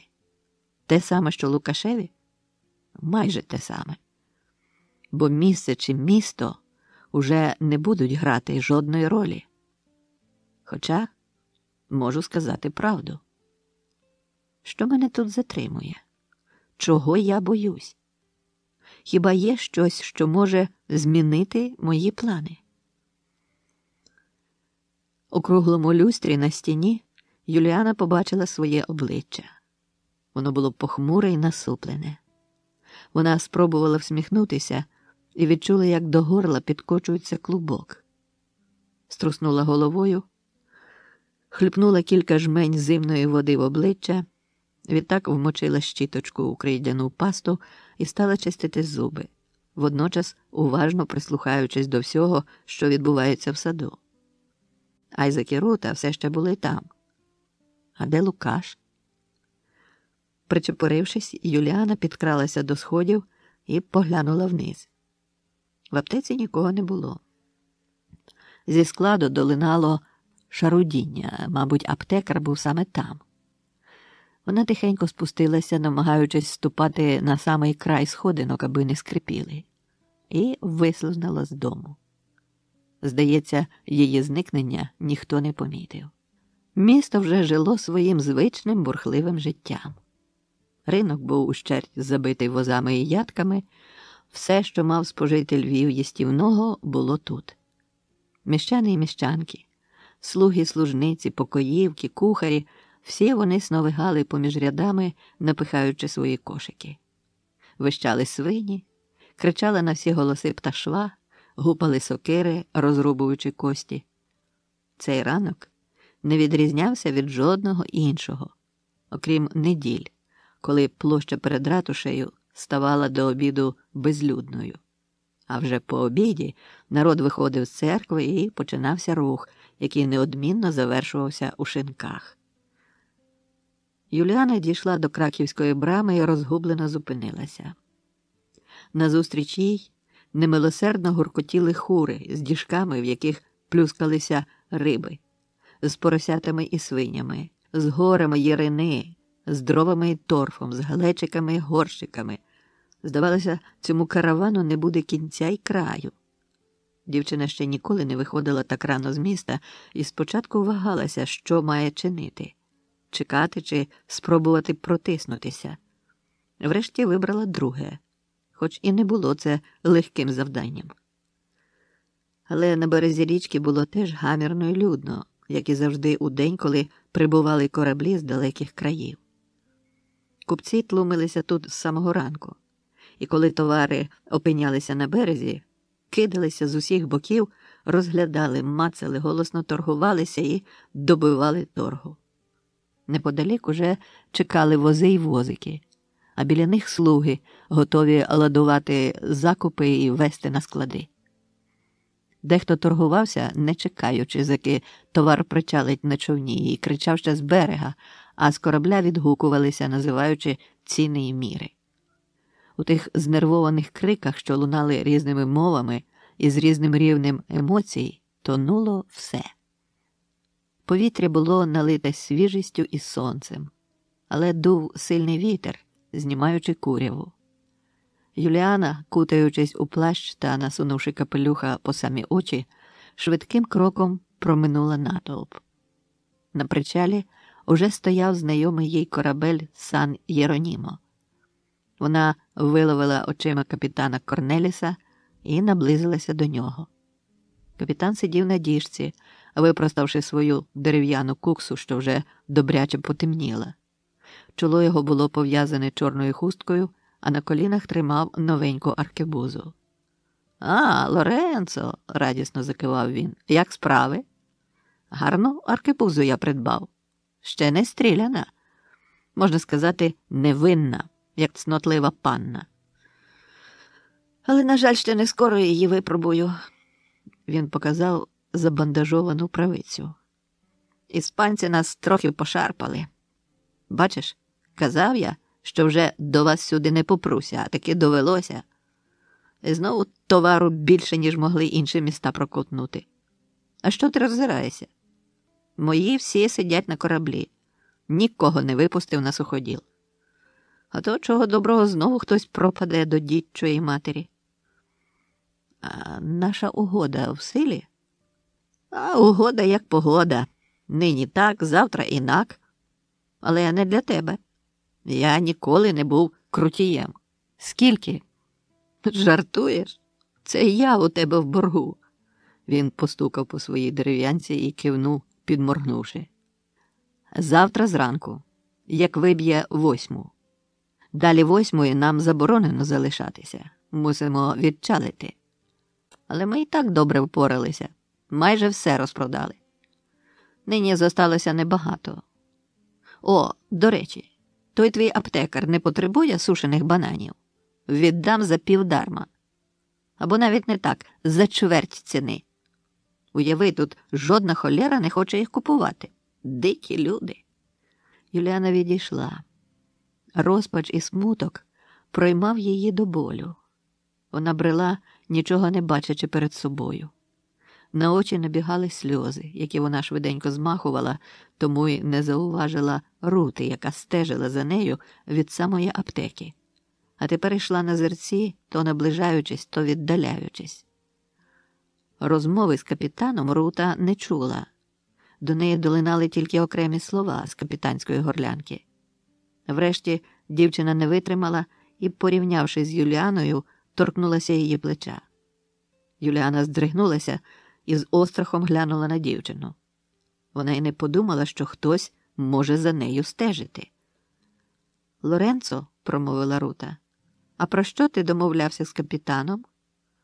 Юліана не приховувала свого замішання, гарячково пригадуючи, чи не було промовлено чогось зайвого. Начебто й ні. Вона заспокоїлась і відповіла рівним, упевненим голосом. «Мартин мені доручив купити бочівку ямайського рому». «А чому ж так таємно?» «Бо не хоче переплачувати. Мито надто високе. А ти що думала?» «Я? Нічого». Вони йшли поруч уздовж річки. Обидві заглиблені в самих себе. Опинившись на безлюдді, Рута хапливо заговорила. «Лоренцо, я хотіла запитати, чи розмовляв з тобою Мартин?» «Про що?» «Про мене». Юліана насторожилася. Ось, здається, і настало те, чого вона так боялася. Поглянула на Руту і закусила верхню губу. вона не мала відваги сказати правду, хоча й була вже близька до цього. Але Рута її переловила так зненацька, що Юліана втратила всю свою відвагу. Ще не тепер, не тепер. Так, врешті видушила. Так, говорив. Він казав, що мене з Каспером нічого ніколи не в'язало? Казав. А що то має до речі? Сухість, з якою вона відповіла, вразила Руту. Але Юліана знала, що саме так вона повинна себе поводити. Байдуже, без жодних емоцій, не даючи ані краплі марної надії. Рута ледь не заплакала від образи, але стрималася і промовила: «Ти вважаєш, що це справді не має нічого до речі?» Вона дивилася в очі своєму Лоренцо і намагалася вловити бодай натяк на те, що він грає, що не каже правди. Але очі були холодні, а в кутику вуст мерехтіла іронічна посмішка, так мов би він глузував з неї. Рута уявляла безліч разів сцену порозуміння з Лоренцо, але жодного разу в її уяві не поставала така жахлива картина. Їй хотілося кинутися в обійми, припасти до нього і вишептати всю свою любов. Вона почувала себе як вітрильник, що рветься назустріч обрію, але кітва його не пускає. Вона збиралася розмовляти з Лоренцо, випромінюючи радість і щастя. Натомість її обличчя відображало муку і приниження, і вона не могла нічого з собою зробити. Не могла їх подолати, розуміючи, що це ніколи не викличе до неї співчуття, як не викликав подібний стан Каспера в неї. Вона теж була жорстокою і не підшукувала для нього слів лагідніших від тих, які звучали. «Це розплата за його біль», – подумала вона. Той його біль нікуди не зник. Він тепер перекинувся до мене. Вчора я завдала його йому, а зараз отримала сама. Врешті, вирішивши, що втрачати вже й так нема чого, запитала: «Ти у когось закоханий? Скажи. Тільки правду, бо я не витримаю більше». Юліана мовчала і дивилася на дівчину, не зважуючись на відповідь. Могла їй збрехати: так, закоханий. Але ж болю це не втамує. А що втамує? Що? Правда? На одну людину більше, на одну менше з тих, що знають, ким вона є насправді, уже нічого не міняє. Надто зараз, коли... Юліана видихнула повітря з таким виглядом, ніби зібралася перестрибнути рів, і всміхнулася до Рути. Ця усмішка мала передувати тому, що вона вирішила сказати, нарешті зібравшись із духом. Але не встигла. Вони стояли під крислатими осокорами, а в кронах немилосердно тріщали горобці, а в підніжжі дерев, затоплених паводком, галасували гуси й качки. Разом із хлюпотінням річки і шелестом вітру це творило доволі гучну музику. І, мов би, цього всього було замало, з боку міста долинули дзвони відразу кількох церков. Руті здалося, що затихо говорить. Вона підступила до Юліани ближче і, заки та встигла зреагувати, поклала свої руки їй на груди, які дівчина завжди стягувала полотниною, хоча це рятувало її лише від очей, а не від доторків. Іншого разу Юліана б миттю шарпнулася, але не зараз, бо й так уже відважилася на цей останній крок. Рута скрикнула від несподіваного відкриття і приклала долоні до вуст, щоб не закричати. Вона не могла повірити, що сталося щось таке, про що вона ніколи не здогадувалася, хоча вони так часто спілкувалися. Як то можливе, що вона нічого не бачила, не помічала? Тепер обоє мовчали. Юліана долала зніяковіння, а Рута – шок. Ніхто з них не відважувався заговорити першим. Обличчям Рути текли сльози, а в голові пролітали сцени, де вони з Лоренцо бігали лугом, реготали, падали в траву, і їй здавалося тоді, що вона перебуває на вершині щастя, про яке стільки часу мріяла. Отже, то не був лицар. Марево розприслося з особливою жорстокістю. Перед нею була жінка, така ж, як і вона, хоч і старша. Жінка, яка вдавала юнака і дозволила в себе закохатися, адже не могла не помічати Рутиних знаків уваги, невинних доторків, не могла не відчитати з її голосу захвату і захмеління любові. Чому вона це дозволила? Чому відразу не обрубала? Це неправда, прошепотіла Рута, затинаючись від хвилювання. Я не можу в це повірити. Я так чекала на тебе. Ти чекала не на мене, а на свою мрію, відказала Юліана своїм природнім голосом задля більшої певності. Усі чекають лише на свою мрію. Можливо, я теж. Але Рута не бажала це усвідомлювати. Для неї мрія була завжди дуже реальна. Вона її могла уявити, час від часу викликати з уяви і спілкуватися з нею. Бо то не була мрія про мрію, то була мрія про лицаря. Тепер ця мрія розтрощена. Рута раптом відчула себе настільки знеселеною, що опустилася на траву і, обхопивши руками коліна, заплющилася. Так тривало хвилину. Юліана терпляче чекала. Врешті дівчина повернула голову до Юліани і запитала: Мартин знає?» Юліана кивнула. «І Айзек?» Юліана знову кивнула. «Боже, то лише я одна така дурна?» Юліана сіла поруч і пригорнула її до себе. Рута уже не могла стриматися, щоб дати волю своїм почуттям, і заридала. Ось, її мрія збулася. Вони обнялися. Яка іронія! Коли вона перестала хлипати, Юліана тихо і спокійно розповіла про себе. Рута слухала, час від часу щось перепитувала, гарячково пригадуючи, чи видалося щось у поведінці Лоренцо підозрілим для неї, і ловила себе на тому, що так щось інколи було, але вона була жахливо неуважна. І Уляна сама їй пригадала окремі моменти, коли можна було здогадатися, що вона не чоловік, а жінка. А що ті моменти були кумедними, то Рута крізь сльози всміхалася.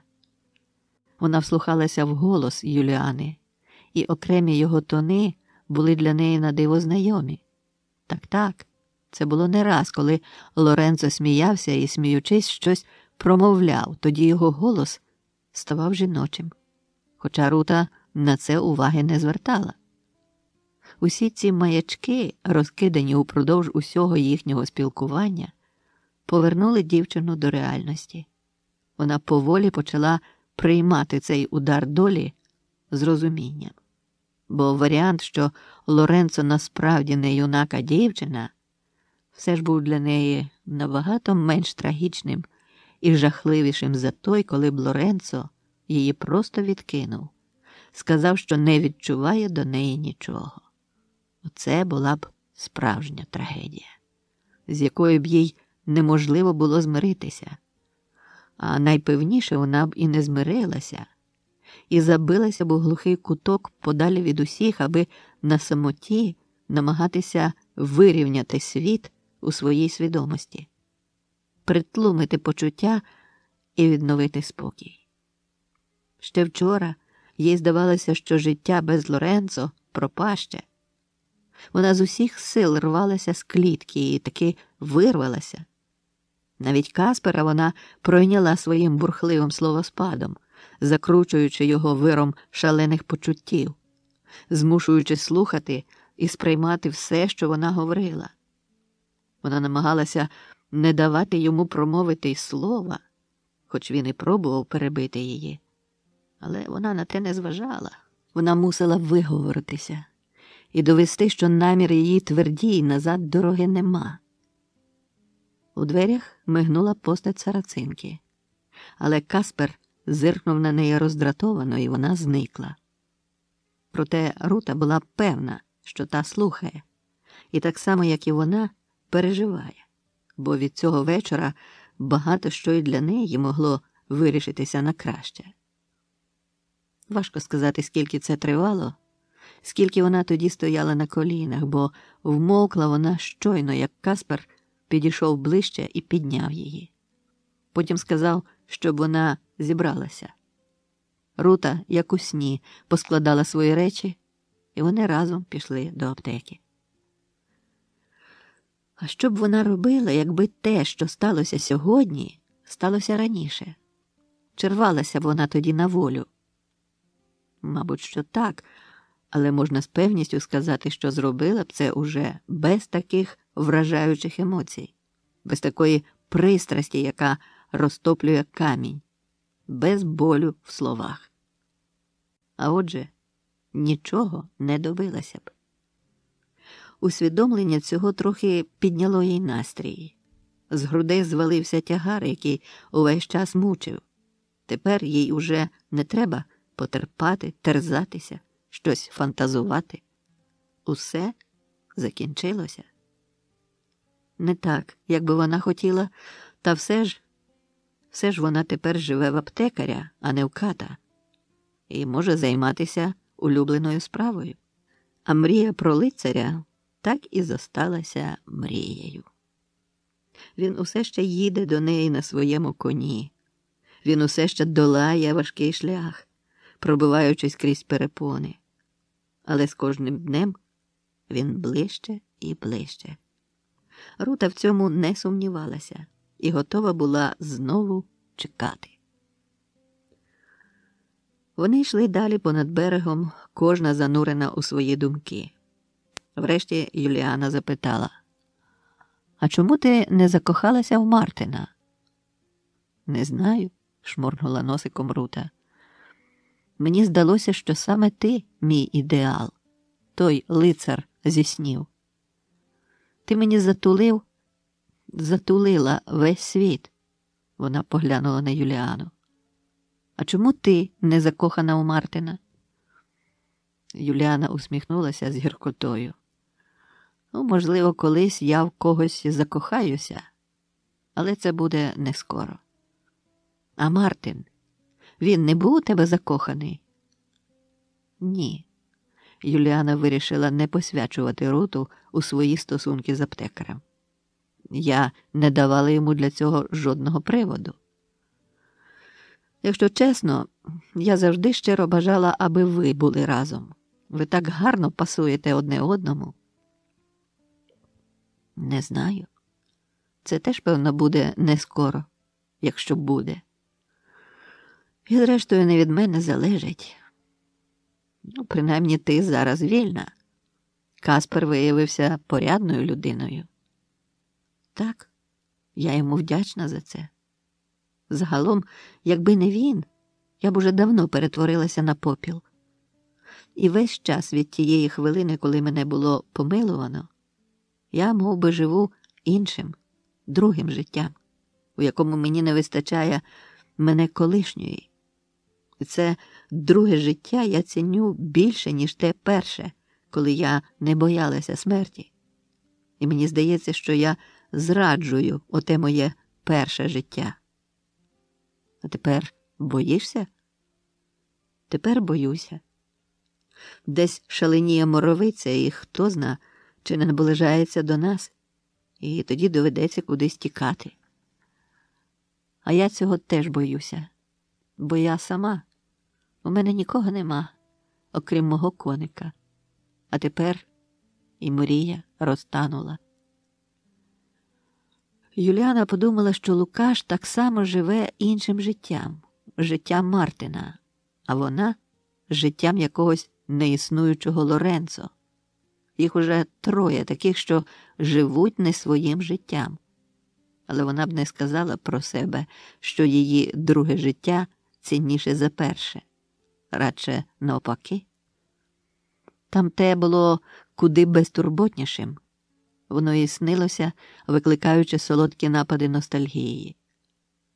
Юліана пригорнула Руту і поцілувала у вуста з такою пристрастю, що Руті запаморочилася в голові, і вона ледь не опала в траву, але водночас відчула, як тіло її прокидається зі сну, як язик Юліани лоскоче її піднебіння і як вона відповідає на її поцілунок. Здавалося, це тривало цілу вічність. Коли вони нарешті відірвались одна від одної, Рута ще кілька хвилин дрижала, мов у пропасниці, і не могла вимовити ані слова. Юліана узяла її за руку і повела до міста. Рута відчула себе маленькою дівчинкою, яку мама вивела на прогулянку. У вустах вона несла смак свого першого поцілунку. Він був п'янким і міцним, мов ямайський ром. Розділ 30. Останній у списку. 22-23 березня 1648 року. Коли місто прочуняло від бенкетування, з вух до вух полинула страшна історія про убивства. 4. Гай-гай, і що ж то робиться? Хитав головою Зиморович, стоячи біля трупа на Капітульній. Кому його треба було вбивати? Бо ж і не пограбовано. Він якраз вийшов із шинку і не мав ані шеляга. Ось бачите, на руці навіть перстень зостався, а на шиї ланцюг золотий. Здається, він боронився, сказав аптекар. Так, але невдало. Карабелу йому вибили з рук і прохромили, як курча на рожні. Дивний удар. Властиво, 4 дивних удари і 4 трупи. Щем такого не видів. Заберіть, кивнув Ціпакам. Нападник, безперечно, був майстром своєї справи, якщо йому було достатньо одного удару. Крім того, він дуже добре орієнтувався у темряві. І, що цікаво, він уважно подивився на аптекаря, усі убиті були радше причетні до загибелі тієї, він, мабуть, хотів сказати Хвойди, але передумав, тієї нещасної, про яку ми з вами недавно бесідували. У розмову втрутився бургграф. Маємо свідка. Бачив, як виглядав нападник. І як? Втомленим і позбавленим довіри голосом запитав Зиморович. Він мав червону маску сови з великими отворами для очей, що були обведені чорною фарбою. Маску сови? Повторив задумливо Зиморович. Так, це дуже цінне свідчення. Тепер ця маска лежить десь на смітнику або плаває в каналі. Нам це свідчення нічого не дає. Але ж який то скандал! Убито поважних людей. Він нахилився до Лукаша і запитав пошепки. Ви їх добре оглянули? У когось із них виявилося те, що нас цікавить? Лукаш здогадався, що йшлося про надкушений прутень, і заперечливо похитав головою. Отже, був хтось 5, зробив висновок Зиморович. Є одна особливість. У кожного з них вкраяно кусник язика. А бодай його сила, Боже! Та то хіба у казках таке бувало чувано, коли лицар обтинав язики драконом. Але щоб людям? Ті обтинки ще з'являються як доказ, ким був убивця. Дай то Боже, Зиморович нахилився до Лукаша і стишив голос. Ну, воно, можна сказати, справедливість тріумфує. Але смерть за гвалт повії – то трохи занадто. Смерть за смерть. Її було убито однією стрілою, а не 4 чи 5. Отже, убивця лише один. А решта не заслуговувала такого рішенця. Це скандал, який докотиться до короля і зніме купу піни. Що про нас там подумають? Я ще в жодних наших хроніках нічого подібного не читав.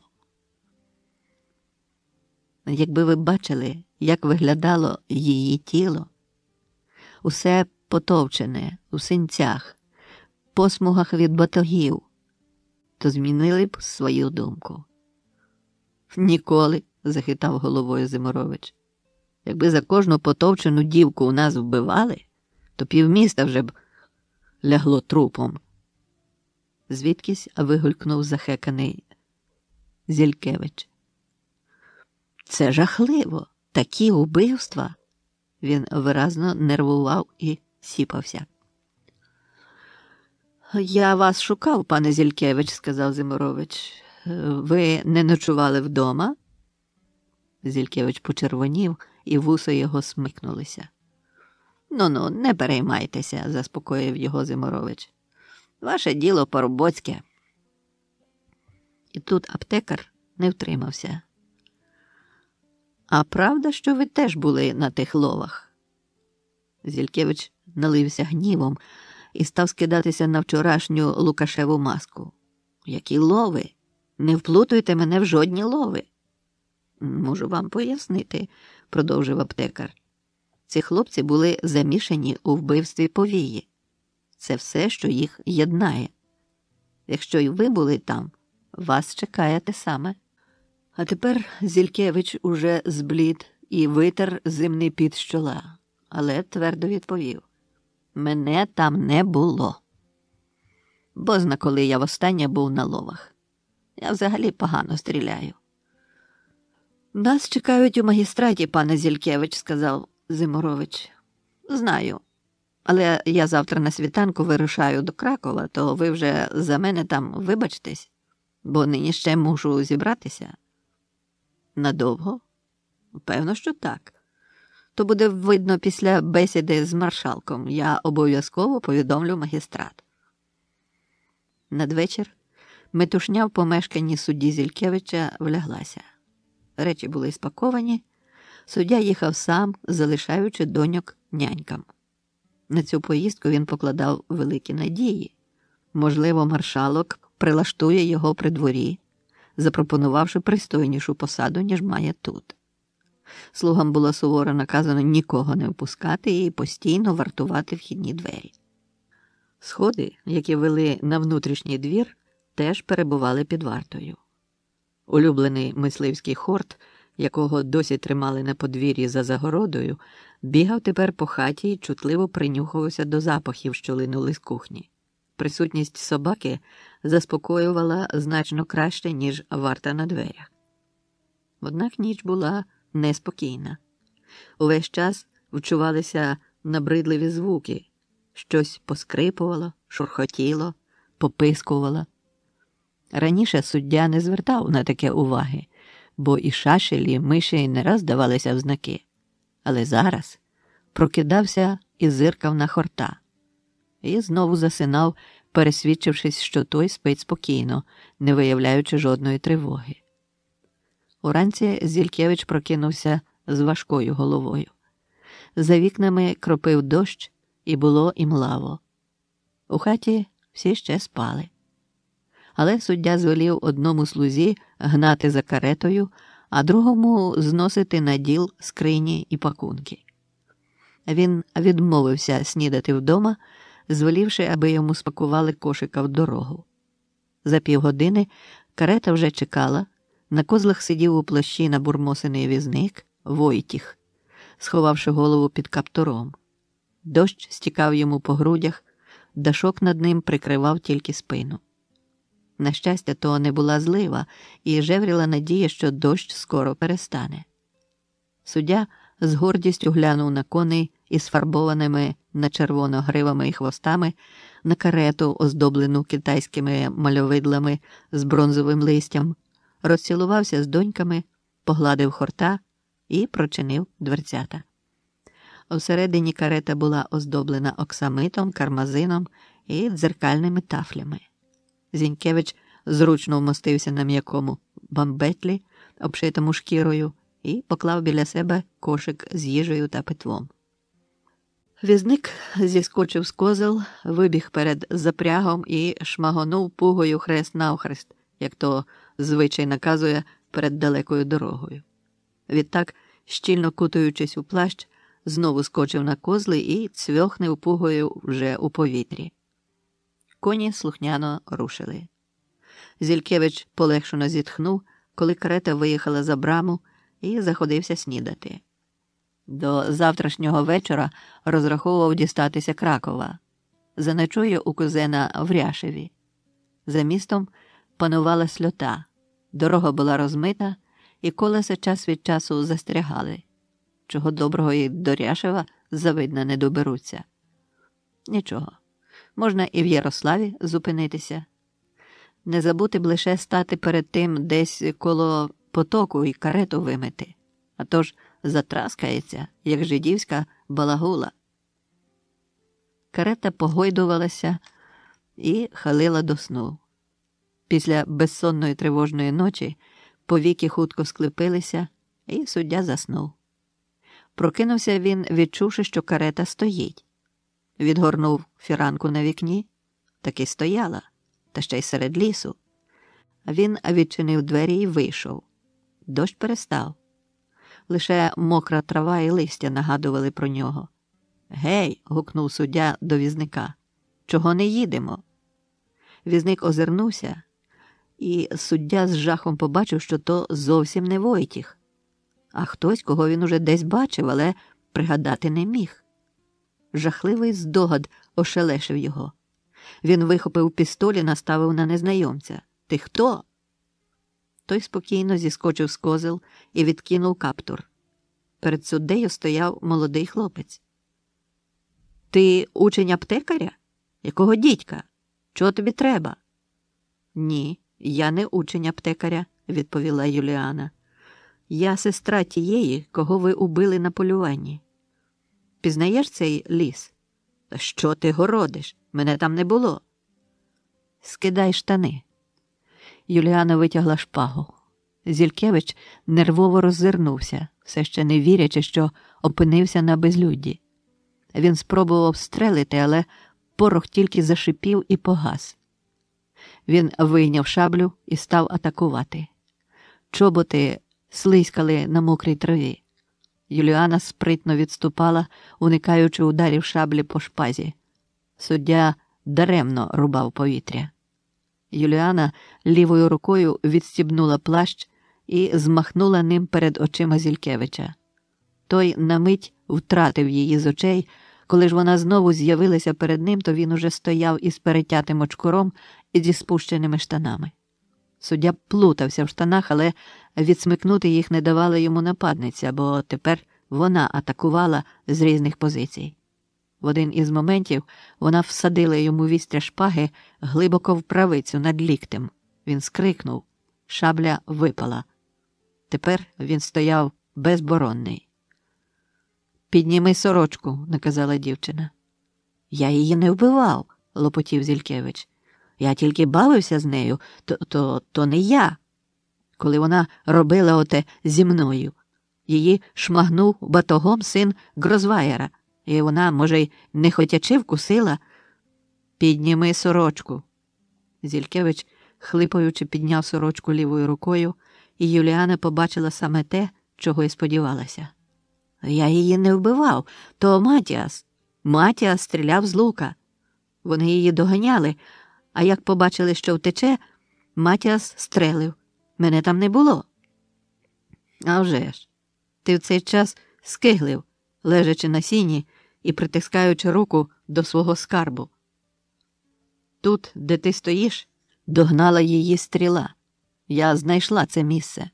Знайшла й волосся, яке повидирала ожина, коли ви її волочили по землі до річки? Я не волочив, то був не я. Він весь час роззирався, шукаючи порятунку. Це нічого не міняє. Вас було 5, і всі ви однаково завинили.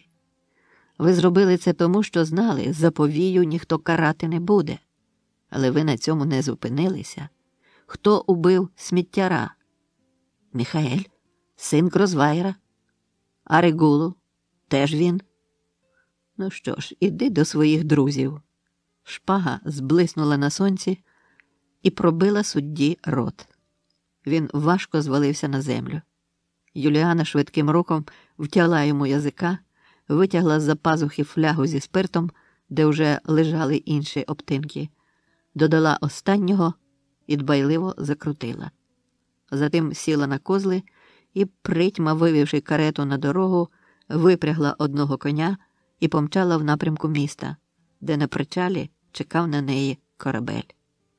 Покидаючи місто, при дорозі у кущах неподалік від Краківської брами вона сховала торбу зі своїми речами, але часу, аби їх забрати, вже не було. Саме вибило 8. Юліана пришпорювала коня, не спускаючи ока з причалу. Останній човен ось-ось мав відбитися від берега. Вона ще з коня кричала і махала капелюхом, бо морці почали відпихатися веслами від берега. Врешті вони її таки помітили і затрималися. Дівчина зіскочила з коня і підкликала одного з хлопчаків, що крутилися на березі і були завжди на похваті, коли треба було помогти щось розвантажити чи занести до міста. Малого Стася вона добре знала. Він завжди відзначався сумлінністю, і на нього можна було покластися. Юліана пояснила, як відшукати торбу, яку вона сховала в кущах. Торбу треба було занести до аптеки під крилатим оленем. А ще покличеш аптекаря і віддаси йому цього листа і ось цю флягу. Тільки йому в руки, розумієш? Поклянися. Та щоб я, пане Лоренцо, 3 запався, коли кому збовкну. Ну, ви ж бо мене знаєте. Стась перехрестився, а Юліана вручила хлопцеві золотого. Відтак сіла в човен, знеможена опала на дошку і, витерши спітніле чоло, поглянула зі смутком на місто. Капітан допоміг їй піднятися на корабель і хотів запровадити в каюту, але Юліана відмовилася. Вона хотіла ще попрощатися з містом, яке для неї було таким дорогим, але вже неприступним. Вона дивилася, як воно зникає в тумані, як у клубах імли вигулькують і тануть вежі, бані. І її затопив непереборний смуток. Він стиснув її серце, і, щоб не розридатися перед усіма на палубі, вона побігла в каюту і зачинилася там. Тепер вона дала волю сльозам. На столику біля ліжка стояла пляшка ямайського рому і таця з овочами. Примітка. Овочі – так ми колись називали фрукти, а те, що ми називаємо завдяки визволителям овочами, називалося городиною і яриною. Юліана зробила великий ковток, відкинулася на подушку і заплющила очі. Вона відімстила і могла рухатись далі. Яким буде її подальше життя, уже не так важливо, бо найважливішим було те, що вона це зробила. Розділ 31. Маска сови. Із записок Лукаша Гулевича. 23 березня 1648 року. Наша камера доволі простора, але з одним маленьким віконцем під самою стелею, так що панує тут напівтемрява, до якої швидко звикаєш. І коли з'являється варта, приносячи нам воду та їжу, доводиться одвертатися від світла, яке лине з відчинених дверей. Вранці, раз на день, виводять нас на подвір'я, де можна помитися і пройтися від муру до муру. Решітчаста брама в такий час завше обліплена роззявами, які спостерігають з цікавістю за нами. Підозрюю, що моя персона викликає у них куди більший інтерес, ніж розбійники. Уночі чути шурхіт, попискування мишей, шелест соломи. Якщо прикласти вухо до стіни, можна почути глухий стогін сотень страждальців, які побували тут перед своєю останньою мандрівкою в небуття. З деким із них і я був знайомий. Як дивовижно все повертається. Ще вчора я був шанованим міщанином, а тепер убивця, бо кожен звиса над своєю безоднею. Моя безодня відкрилася переді мною з самого ранку. Я одягався, коли пролунав гучний стукіт у двері. Айзек побіг відчиняти і остовпів, побачивши бургграфа з сіпаками. «Де господар? Поклич!» Айзек хотів уже було бігти за мною, але я сам опустився сходами, запинаючи на ходу сорочку. «Пане доктор», – промовив бургграф, – «маю, на жаль, неприємну місію вас арештувати. Сьогодні на світанку у ліску було убито суддю Зількевича, а за Краківською брамою ми знайшли торбу з вашими речами». «А звідки вам прийшло, що то мої речі?» Бургграф кивнув, і один з сіпаків приніс торбу, на якій було вишито крилатого оленя, емблему аптеки. Таких торб в аптеці було зо 20. Коли я робив замовлення на якісь заморські товари, то передавав їх на корабель порожніми, а поверталися вони напакованими. Так чинили і інші аптеки, маючи кожна нашиту свою емблему, аби товари не переплутувалися і не губилися.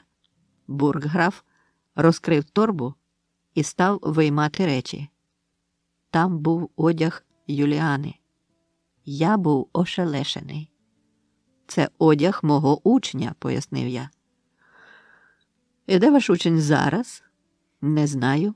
А де ви знайшли цю торбу?» «При дорозі в кущах. Вона ж ваша?» «Моя. Але навіщо б я її мав ховати в кущах?» «Аби була на похваті, коли будете покидати місто. Ну, можливо, ви планували ще якісь подвиги під маскою сови. Звідки мені знати?» «То ви гадаєте, що я убивця?» «То, може, не сам, а разом зі своїм учнем?» Ціпаки розбрелися аптекою, зазираючи в кожен кутик. Нічого не знайшовши, чекали на розпорядження бургграфа, коли раптом один із ціпаків висунув шухляду мого столу і виявив список, якого мені дав Йоган. Я отерп.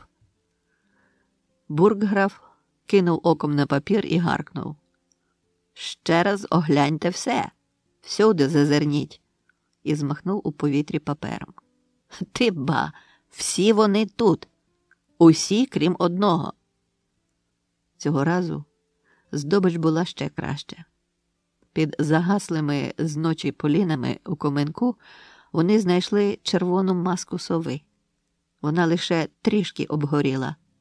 Бургграф похитав головою. «Ну, тепер вам не викрутитися. Мусите йти з нами». І кинув ціпакам: «Прихопіть його шпагу». «Пане бургграф», – втрутився раптом Айзек, «але ж пан доктор був весь час вдома. Він ніде не виходив, ні вночі, ні на світанку». «А звідки вам про те є знати? Ви що, його в ліжку пильнували?» «Я пильнувала», – уклинилася Рута, червоніючи. «Пане доктор, Мартин ніде не виходив». Вона це промовила доволі упевненим голосом і немало мене здивувала, але бургграф мав свою думку. «Пане доктор», – гукнув навздогін Айзек, – то я винен, Господи, прости мене грішного». Я так і не второпав, що він мав на увазі. А незабаром я опинився там, де не раз бував як лікар, а тепер у ролі в'язня, та ще й у товаристві розбійників, яких недавно було виловлено і засуджено до страти. Розбійники чекали свого рішенця без особливого хвилювання, але я їхнього грайливого настрою розділити не міг. Спочатку вони мене зачіпали, намагалися вгостити вином, але, побачивши, що я перебуваю в безнадійному стані пригнічення, облишили ці спроби, і я міг нарешті зануритися у свої невеселі думки. Я не знав, що маю думати про зникнення Юліани і совину маску в коминку, яку вона збиралася спалити. Але за підлим збігом обставин маска залишилася неушкодженою. Що Юліані завадило забрати торбу? Може, з нею щось сталося? Не могла ж вона мені підсунути таку свиню свідомо. Мені не вірилося, що все це відбувається зі мною. Хто вбивав синочків патриціїв міста? Невже Юліана? Вона володіла шпагою, але погано. Під час шермерки це кинулося в очі. Хіба що вона прикидалася? Але дівчина, яка володіє таким дивним і рідкісним ударом, не вкладається в голову. Далі мої думки перескочили на Руту і на її відважний вчинок. Вона намагалася мені помогти будь-якою ціною. А ціна могла бути висока, якби з'ясувалося, що ми належимо до різних віросповідань. 150 років тому вже спалили у Львові вірменина і польку. Але Рута, мов би передбачаючи проблеми, раптом стала щонеділі ходити зі мною і Юліаною до костелу Божого тіла. Отже, з цього боку загрози не було. Стась збирався бігти до Краківської брами відразу ж, як отримав доручення. Але побачив, що хлопчаки кинулися до причалу, якраз прибули човни з товаром. Пропустити таку нагоду було б понад силу, а торба могла й зачекати. Коли Стась звільнився і підійшов до того місця, яке описала Юліана, то наштовхнувся на цілу гурму ціпаків. Вони вже знайшли торбу.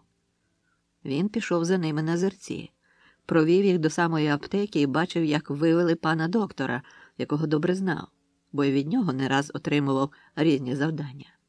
І щоразу добрий пан Мартин, окрім оплати, вгощав його цукерками або родзинками. Тепер хлопець завагався, що чинити з конвертом і флягою, адже поклявся передати лише в руки докторові. Його сумлінність цього разу була небажаною, але він про це не здогадувався. Стась, похнюпившись, подався додому. Айзек із Рутою, провівши аптекаря, попервах не мали уяви, за що братися і до кого достукуватися. Аптекар-убивця? Це не вкладалося в голову. Хоча, звісно, ані під час карнавалу, ані цієї ночі ніхто з них не міг гарантувати, що він цього не міг зробити. З аптеки можна було вибратися й через сад, перелізши мур, завитий виноградом. Але версія, що убивцею була Юліана, виглядала ще дивнішою. А її зникнення викликало ще більше запитань, як і торба, схована у кущах. То, може, Юліана ще з'явиться? Айзек місця не знаходив через маску. Йолоп же я, йолоп, то ж треба. Узяв та й залив на ніч Поліна водою, а воно, бач, як обернулося. «Не розпачайте так», – втішала його Рута. «Пана доктора і так би арештували через той список убитих». Суд над аптекарем призначили наступного тижня. Через те, що все місто було стривожене вбивствами, чутки снували одна від одної фантазійніші, а вбивця у совиній масці виростав до розмірів жахливого маніяка, які народжуються хіба раз на 100 років. Розслідування вирішили не затягувати. Зрештою, і так усе було зрозуміло. Однак яким був інтерес аптекаря в тих убивствах, ніхто не міг розшолопати. Єдине, на чому сходилися всі, вбивства почалися відтоді, як він з'явився у Львові. хоч і не відразу. Досі такої кількості убивств за короткий час не траплялося. Айзек сказав Руті, що піде до рабина Меєра, який прибув до Львова з Сандомира, і, кажуть, такий премудрий, що мудріших просто не бува. До того ж він має медичну освіту і славиться серед євреїв як дуже успішний доктор. Натомість Рута розповіла Айзекові про те, що бачила Юліану на причалі, як вона домовлялася з капітаном нібито про бочку рому. «Дивно», – покрутив головою Айзек. «Не далі, як тиждень тому, я закупив 2 бочки рому. Не було жодної потреби ще в одній». Тепер Рута не мала сумніву, що розгадка має критися десь там, на березі річки. Була п'ятниця. У п'ятницю ввечері після богослужіння євреї зазвичай співають вдома пісню, присвячену добрим янголам, які охороняють людину упродовж усього тижня, а в п'ятницю звільняють місце іншим.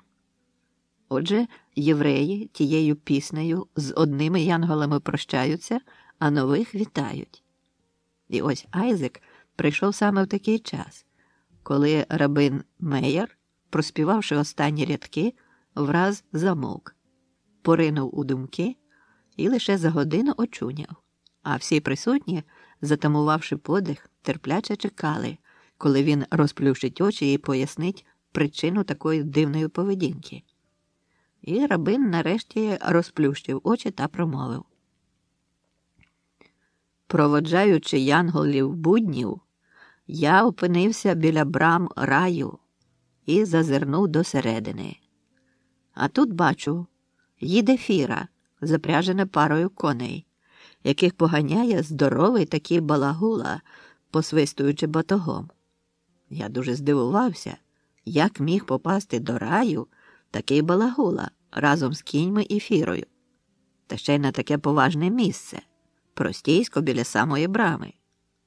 І тут мені все пояснили. Цей балагула, мовляв, зветься Реб Ізраїль. Він був за життя великим грішником і нічого доброго не зробив. Але один добрий вчинок відкрив йому браму раю.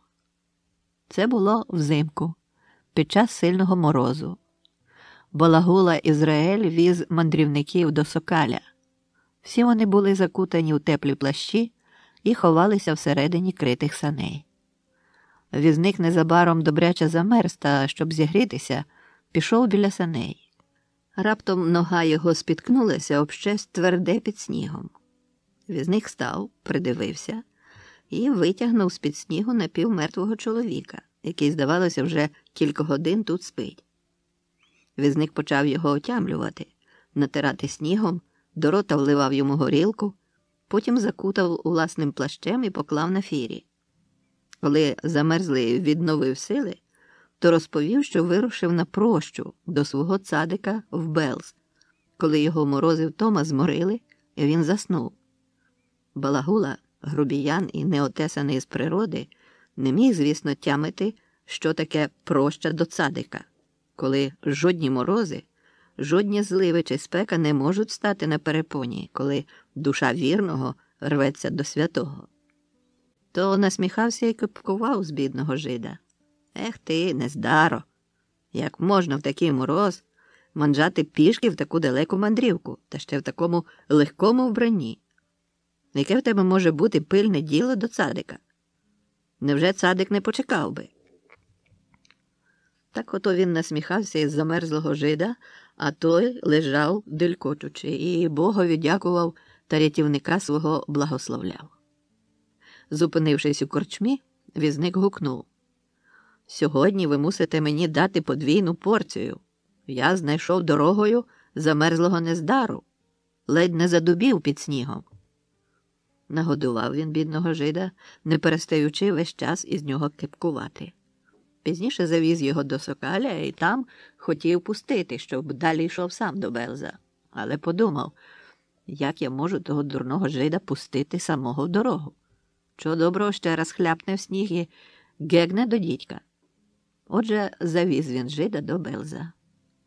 І жив той жид жив ще після того випадку 2 роки, присвятивши себе науці і молитвам, не забуваючи при цьому молитися за свого рятівника. Коли ж він помер, то на тамтому світі поцікавилися в нього, кого він вибирає товаришем у раю. Жид відповів: «Я вибираю товаришем Балагулу Реб Ізраїля». Почали шукати його між померлими, але людини з таким прізвищем ніде не було. Нарешті знайдено його між живими. Однак час його смерті був ще далеко. Побожний жид залишався самотнім і чекав наполегливо на бажаного товариша. Коли настав час смерті Балагули, то на небі переконалися, що не було такого гріха, якого б він не скоїв. Ну як тут такому грішникові дозволити стати товаришем побожного жида? Але жид нагадав небесній владі вчинок Балагули і сказав, що всю свою боговгодну діяльність за останні 2 роки він здійснював на славу цього Балагули, не перестаючи за нього молитися. Отак і прийнято було його до раю. Але Балагула, роззирнувшись та розвідавши, яке у раю життя, сказав: «Ой, боюся я, що буду лише всім очі мозолити, бо ані молитися, ані навчати, як інші, я не вмію. Коли б мені фіру та пару коней». Так і сталося. Вволили його бажання, і Балагула зміг продовжити своє улюблене заняття. Ото весь той час, завершив цадик Меєр, заки ви бачили мене зануреного в думках, я слухав цю чудесну оповідь. Айзек дуже втішився, що прийшов якраз вчасно, щоб почути таку дивовижу. А відтак схилився перед рабином і оповів йому клопіт аптекаря та поцікавився, чи не міг би Ребе, коли його ласка, порадити щось. Рабин Меєр подумав хвильку і відповів, що, може, і міг би помогти, якби прийшов на суд і почув би все, що там відбувається. Але хто ж його, жида, пустить на суд до гоїв? На те Айзек сказав, що можливість слухати перебіг суду буде, бо судити будуть аптекаря при відчинених вікнах, оскільки всі бажаючі в залі ніяк не помістяться, а зацікавлення у всього міста величезне. Реба погодився прийти під магістрат за умови, що Айзек забезпечить йому крісло, бо стояти він так довго не зможе. Тим часом Рута пройшлася берегом та розпитала, чи не було чого цікавого вранці на причалі, і почула про вершника на коні, який примчав в останню хвилину перед тим, як човен мав відбитися від берега. Хтось із човнярів упізнав у вершникові Лоренцо. Потім Рута знайшла й хлопчаків, і ті вказали на Стася, який розмовляв із Лоренцо. Стась розповів, що йому доручено було занести торбу до пана аптекаря, але він загуздрався і не встиг прийти за нею раніше від ціпаків. На питання, чи ще щось переказував вершник, хлопець заперечливо похитав головою. Хоч він знав Руту, але вважав, що не може порушити клятви. Рута запідозрила, що він щось приховує, бо хлопець затинався і шарівся. Вона поклала йому руку на плече і сказала: «Стасю, подумай добре, ти нічого не забув? Від цього може залежати життя пана доктора. Хіба він для тебе не був добрим?» Стась закивав головою і завагався. Чи буде гаразд, якщо він порушить клятву і віддасть листа не докторові, а Руті? А вже ж він її знав, але клятва є клятва. Він хотів похитати головою, але Рута його випередила. Я вже бачу, що ти не все мені розповів. Але якщо доктора засудять до страти, ти цього не подаруєш собі до кінця життя. І Стась здався.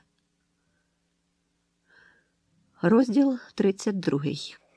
Остання послуга ката. Суд розпочався з молитви. Зала була заповнена ущерть. але помістилися лише райці з лавниками, родичі убитих та різні достойники. На ринку з'юрмився жадібний до сенсації народ.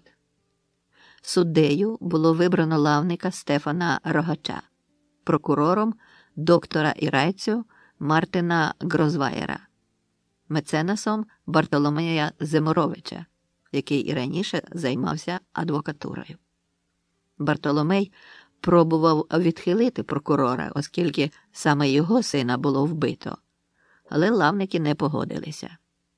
Суддя дав знак Возному, і той зачитав звинувачення Мартина Айрера у вбивстві високоповажених громадян королівського міста Львова. Далі виступив прокурор і навів свої неспростовні докази вини аптекаря, задемонструвавши торбу, маску і список убитих молодиків. Земорович натомість заявив, що насправді жодних доказів нема, бо учень аптекаря втік, а це його речі, а не аптекаря. Щодо списку, то він і сам підозрював цих парубків у тому, що вони зґвалтували і вбили дівчину. У списку нема пана Зількевича, але при огляді його останків виявлено доказ того, що він теж був замішаний у вбивстві. Тут Земорович переказав драматичну історію знущання над дівчиною і задемонстрував відкушеного прутня, якого перед тим приніс йому Айзек. Однак увесь драматизм цієї історії сильно блякнув через те, що йшлося про повію. Далі один зі свідків упізнав маску. Доктор Грозваєр викликав на свідка доктора Геліаса, і той підтвердив, що познайомив Мартина з майстром Шермерки, а що вбивства були вчинені саме шпагою, котра не так поширена, як шабля, то всі докази сходяться. Схвальний гомін усіх, хто дослухався до слів Грозваєра, засвідчив, що сумнівів уже ніхто не мав. Учителя Шермерки Рамзея запитали, як він оцінює здібності Мартина Айрера, і публіка з великим задоволенням почула те, що й прагнула почути. Аптекар виявився майстром шпаги, і Рамзей учив його лише окремих специфічних випадів. Натомість його учень Лоренцо геть нездалий шермер. Спробу Земоровича викликати за свідків Руту і Айзека, які б ствердили, що аптекар не покидав уночі свого дому, тільки висміяли. Ну як можна слухати свідчення чарівниці? А жида? Нехай йде свідчити по своїх жидівських судах. Тут йому не місце. Але Айзек був на ринку разом із Рабином Меєром, Калькбреннером та Францем, і все уважно слухали. А от я за виграшки міг би посвідчити, що ми з ним цілу ніч грали в карти, сказав сам до себе Франц. Але ж мене ніхто не попросив. Я вас прошу, схопився за останню соломину Айзек, загорівшись. І це мудро з вашого боку, але мене треба просити тричі. То я прошу і ще раз прошу. Франце, припини, буркнув Йоган. Ніхто тобі і так не повірить після усіх цих доказів. Чи не бачиш, як вони налаштовані? Ну, моє діло запропонувати, ображеним тоном відповів Франц. Тому, як казав мені мій друг Пілат, за відомих обставин, я вмиваю руки. Земорович зробив ще одну спробу і запропонував, аби пан Мартин приміряв одяг і маску. Лавники погодилися, що треба ж бо переконатися, чиї то речі. Як і варто було сподіватися, одяг виявився замалим, а маска, виготовлена з кількох склеєних шарів тканини, далеко не повністю закривала обличчя аптекаря, виставляючи при цьому на показ чорну борідку. Земорович поцікавився у свідка, який бачив убивцю. Чи упізнав він його зараз? Свідок був виразно ошелешений. Він не бачив борідки, яка б стирчала з-під маски. Обличчя ж було тоді закрите повністю. А що може сказати свідок про те, як убивця атакував свою жертву? продовжив Зимурович. Чи він часом не накульгував? О, ні, замотав головою той. Він доволі спритно стрибав, уникаючи шаблі. Але тут втрутився доктор Грозваєр і поцікавився, яка тоді приблизно була година, а потім радісно повідомив усім присутнім, що о цій порі уже смеркає, і свідок не міг усе достеменно розгледіти. Він говорив так переконливо, що свідок завагався і визнав, що не так уже й добре все розгледів. І тоді рабин Меєр запитав у Айзека, а яке лезо у шпаги аптекаря? Плескате чи тригранне? Тригранне? Або що? Підкажи секретареві, аби допитали доктора, який оглядав трупи, якої форми були у них рани. А також нехай оглянуть шпагу доктора.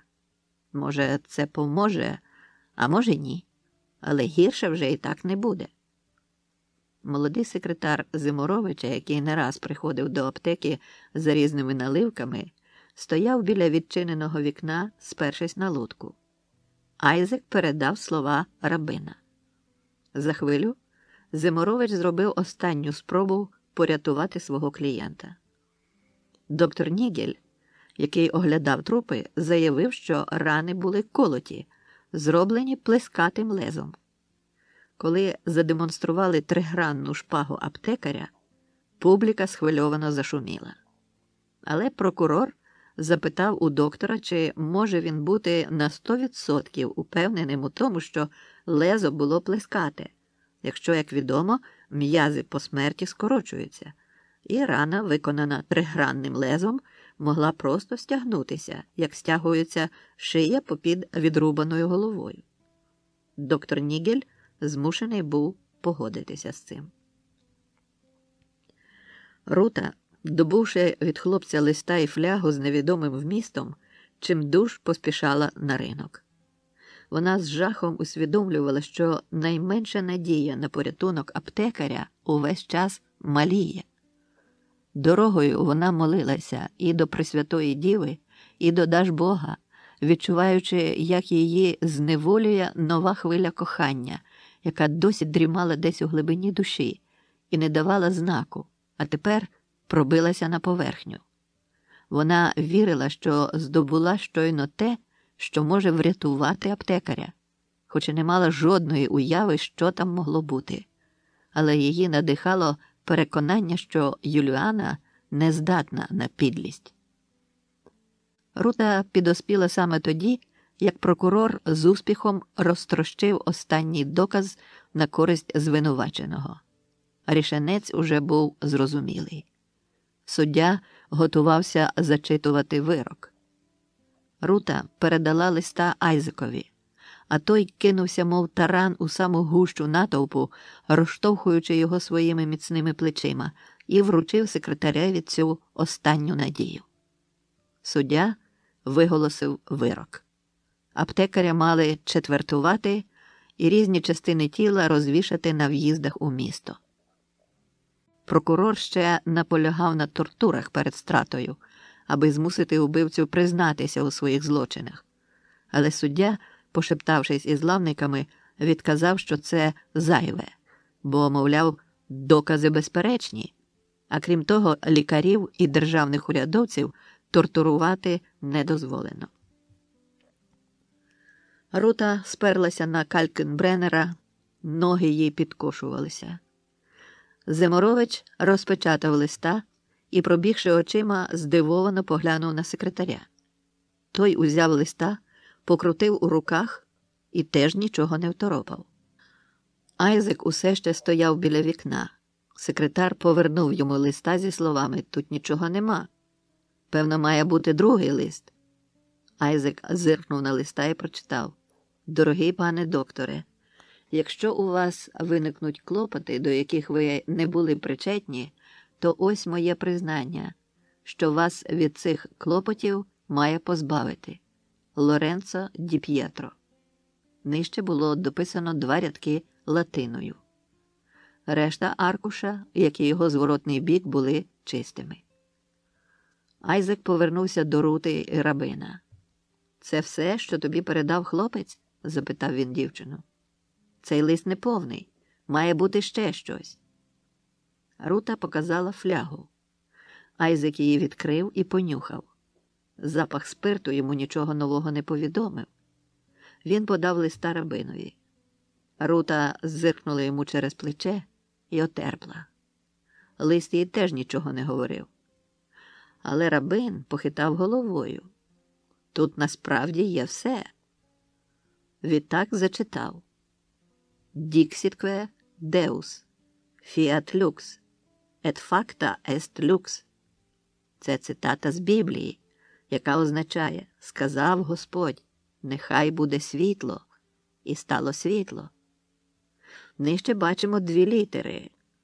Ваш друг Лоренцо подбав, аби лист, потрапивши до небажаних рук, залишився непрочитаним, а також став незнищенним, якщо опиниться у воді чи вогні. Написане на ньому не пропаде. Текст буде читальним навіть на обвугленому папері. Але зараз прочитати його отак відразу не вдасться.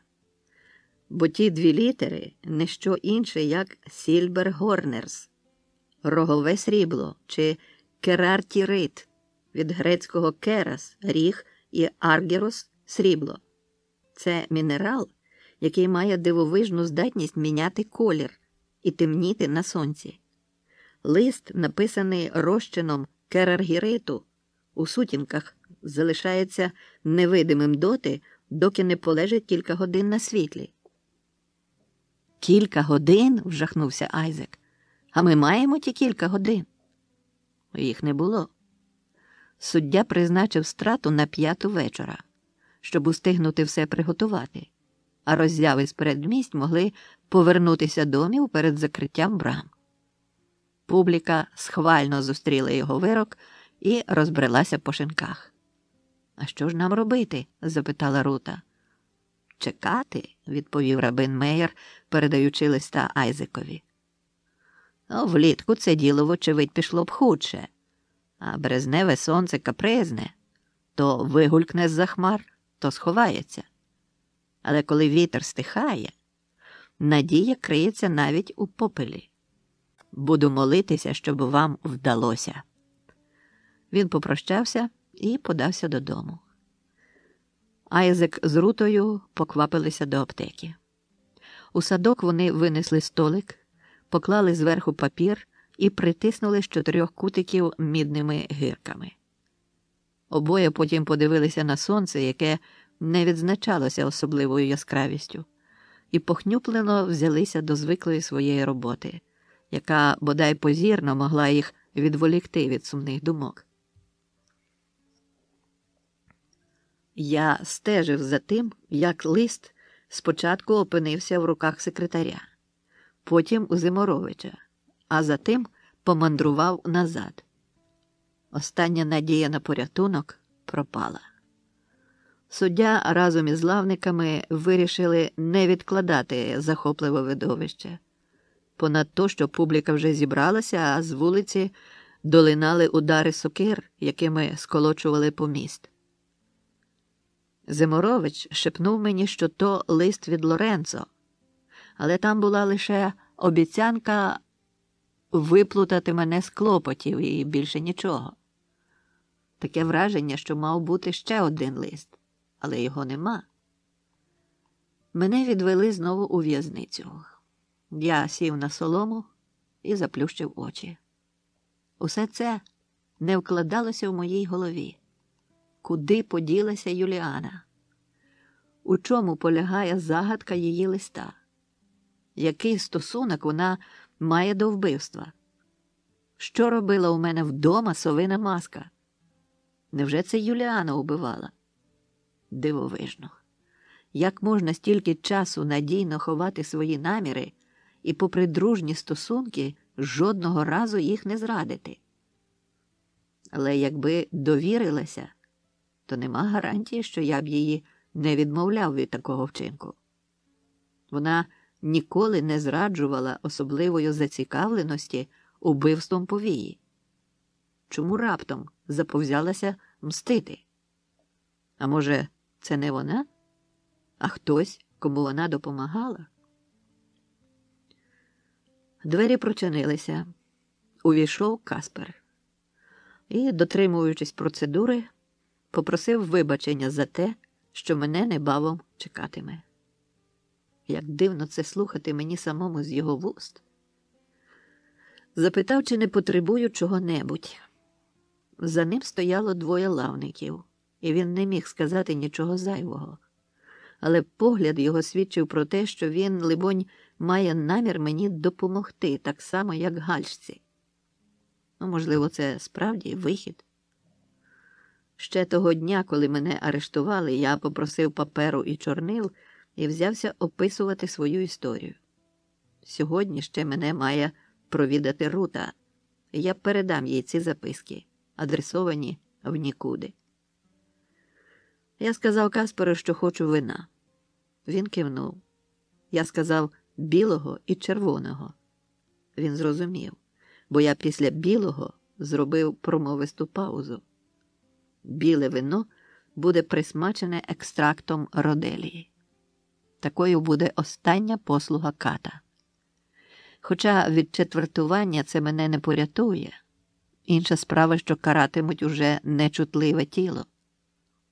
Якось раніше я ніколи не замислювався над тим, що дуже часто страту призначали таки того ж дня, коли відбувався суд. Мені була байдужа ця особливість, покіль не стосувалася мене. Тепер усвідомлення того, що все відбувається аж надто швидко, гнітить мене. Я починаю поринати у спогади, але вони такі для мене болючі. Багнеться опинитися знову десь там, у Венеції, подалі звідси. Господи, прийми мою грішну душу. Лукаш цмулив червоне вино і поволі поринав у байдужу блаженність, вилущену з острахів і паніки. Глечик з білим вином, заліплений зверху кружальцем вощини, чекав поруч. І він інколи зиркав на нього. Але ще був час. Вгорі у вікно було видно окраєць неба, який приковував погляд. Часом пролітала пташка, і думка линула за нею услід. Прийшла Рута у супроводі двох ціпаків. Вони не дозволили їй підійти ближче. Видно було, що вона страшенно переживає, але поговорити їм не дали. Дозволили тільки дівчині забрати папери аптекаря і відразу вивели її з в'язниці. Час волікся поволі. Зненацька насунулася дрімота. Лукаш пробував її подолати, але врешті-решт, захмелівши, таки заснув. І прокинувся від гуркоту дверей. Знову з'явився Каспер, цього разу з двома підмайстрами і тими самими лавниками. Він поглянув на глечик, усе ще заліплений тістом. Лукаш запитав: «Уже?»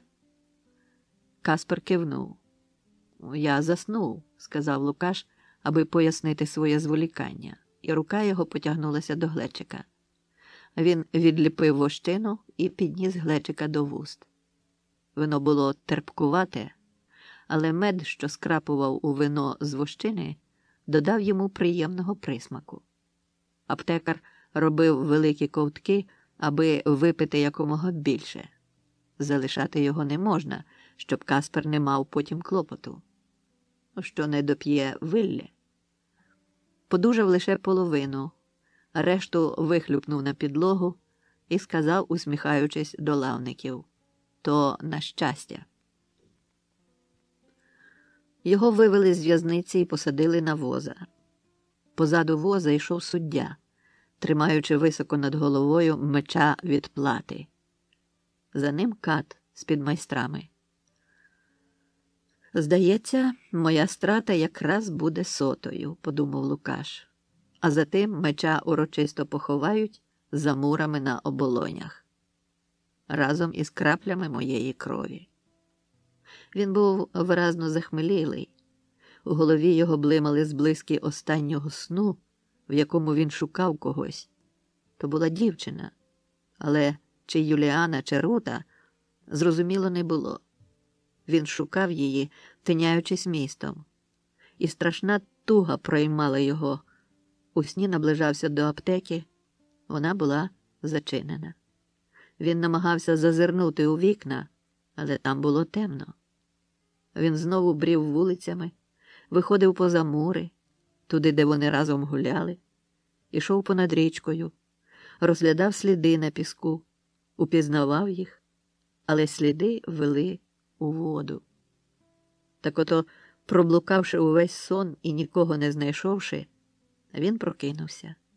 І тієї самої миті, останнє, що він ще встиг побачити у своєму сні, це, як чиясь рука поманила його з-за кущів красноталу. Він тоді відчув неймовірну радість, але на цьому сон обірвався.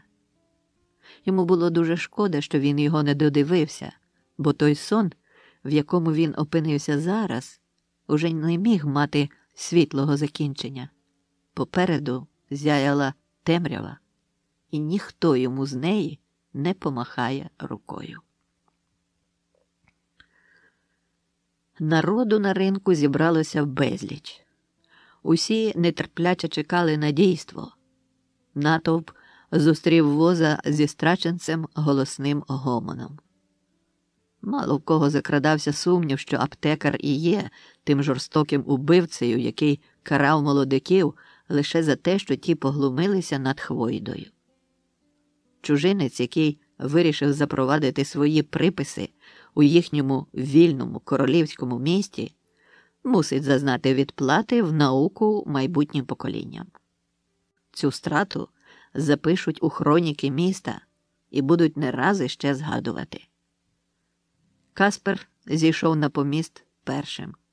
Відтак Лукаш зіскочив з воза, дивуючись легкості, з якою рухався, і не розуміючи, чому вино з отрутою ще досі не подіяло.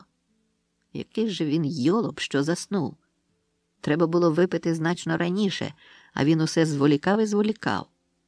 Каспер дивився на нього з подивом. Він теж не розумів, чому Лукаш ще стоїть на ногах. Підмайстри взяли аптекаря попід руки і вивели на поміст. За ним піднявся отець Амброзій. Лукаш помітив у його очах сльози. Молитва і цілування Христа проминули у тумані. «Кріпися, сину мій, я буду молитися, аби ти сподобався ласки небесної. Повторюй за мною, і нехай Господь змилосердиться над тобою. Моє грішне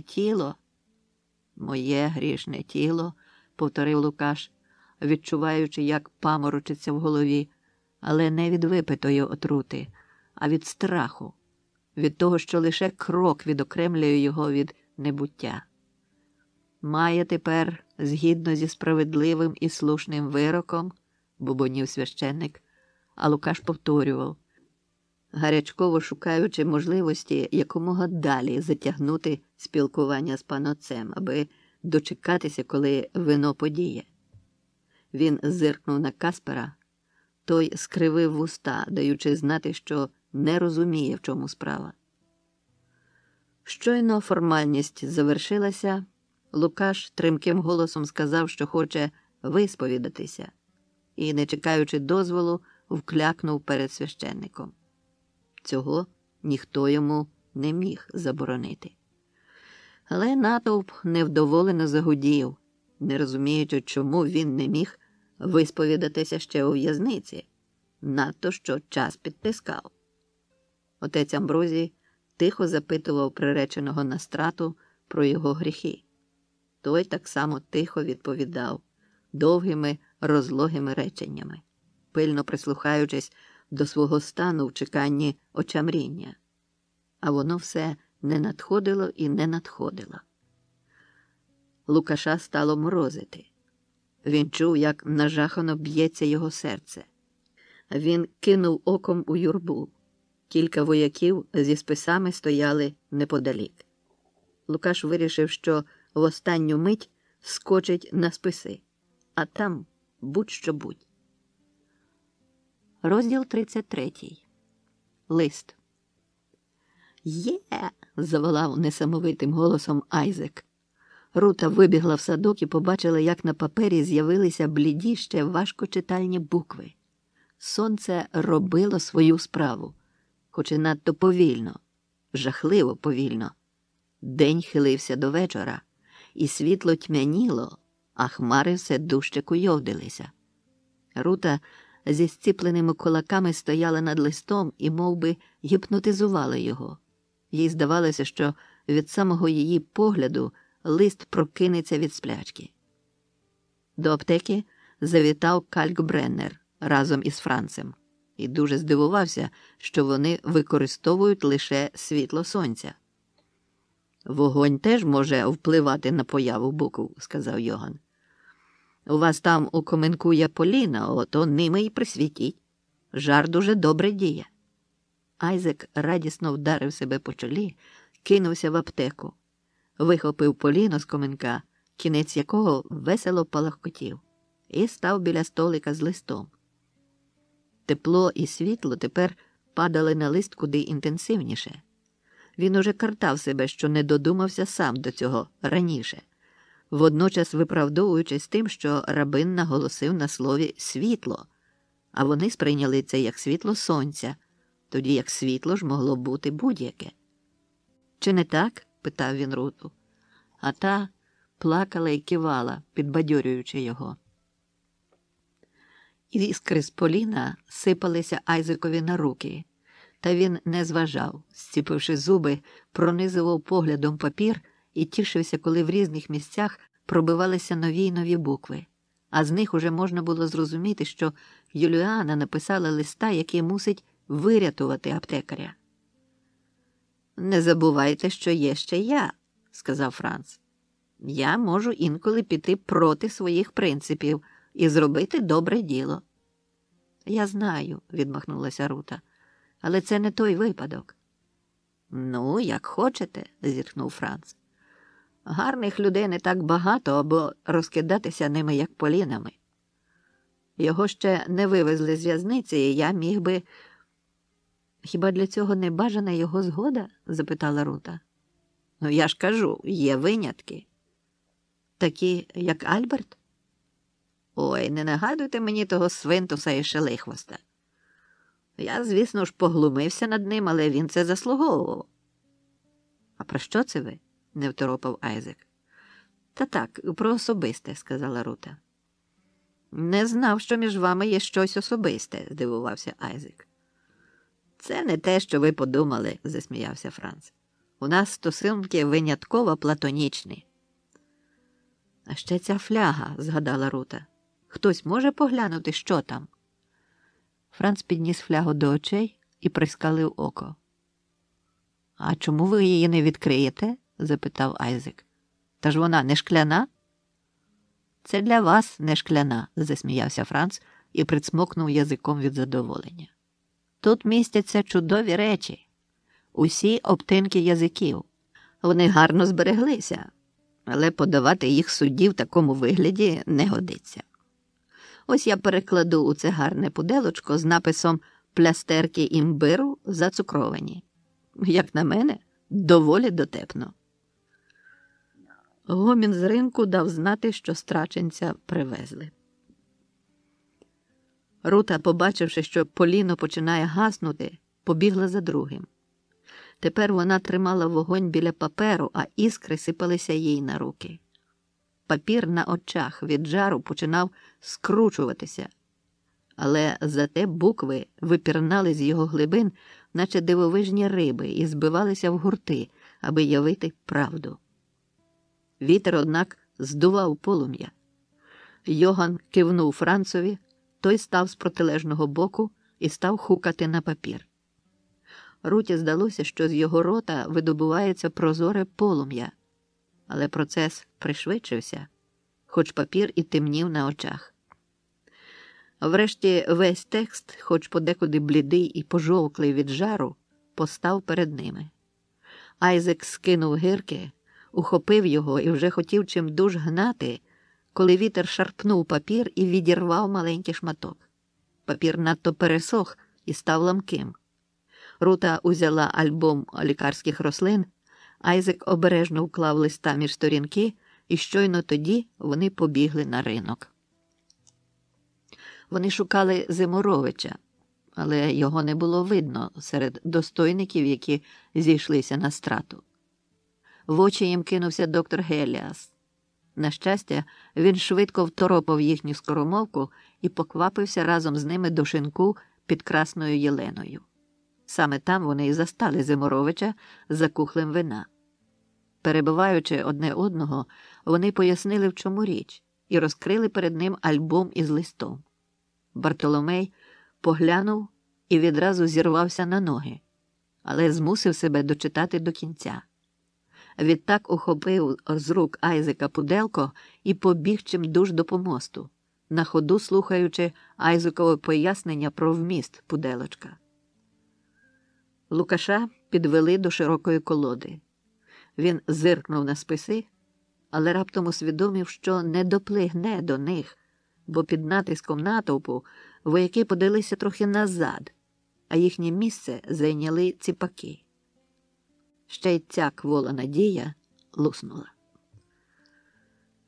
Лукаша поклали горілиць на колоду, на руки і ноги накинули петлі і стягнули цупко донизу.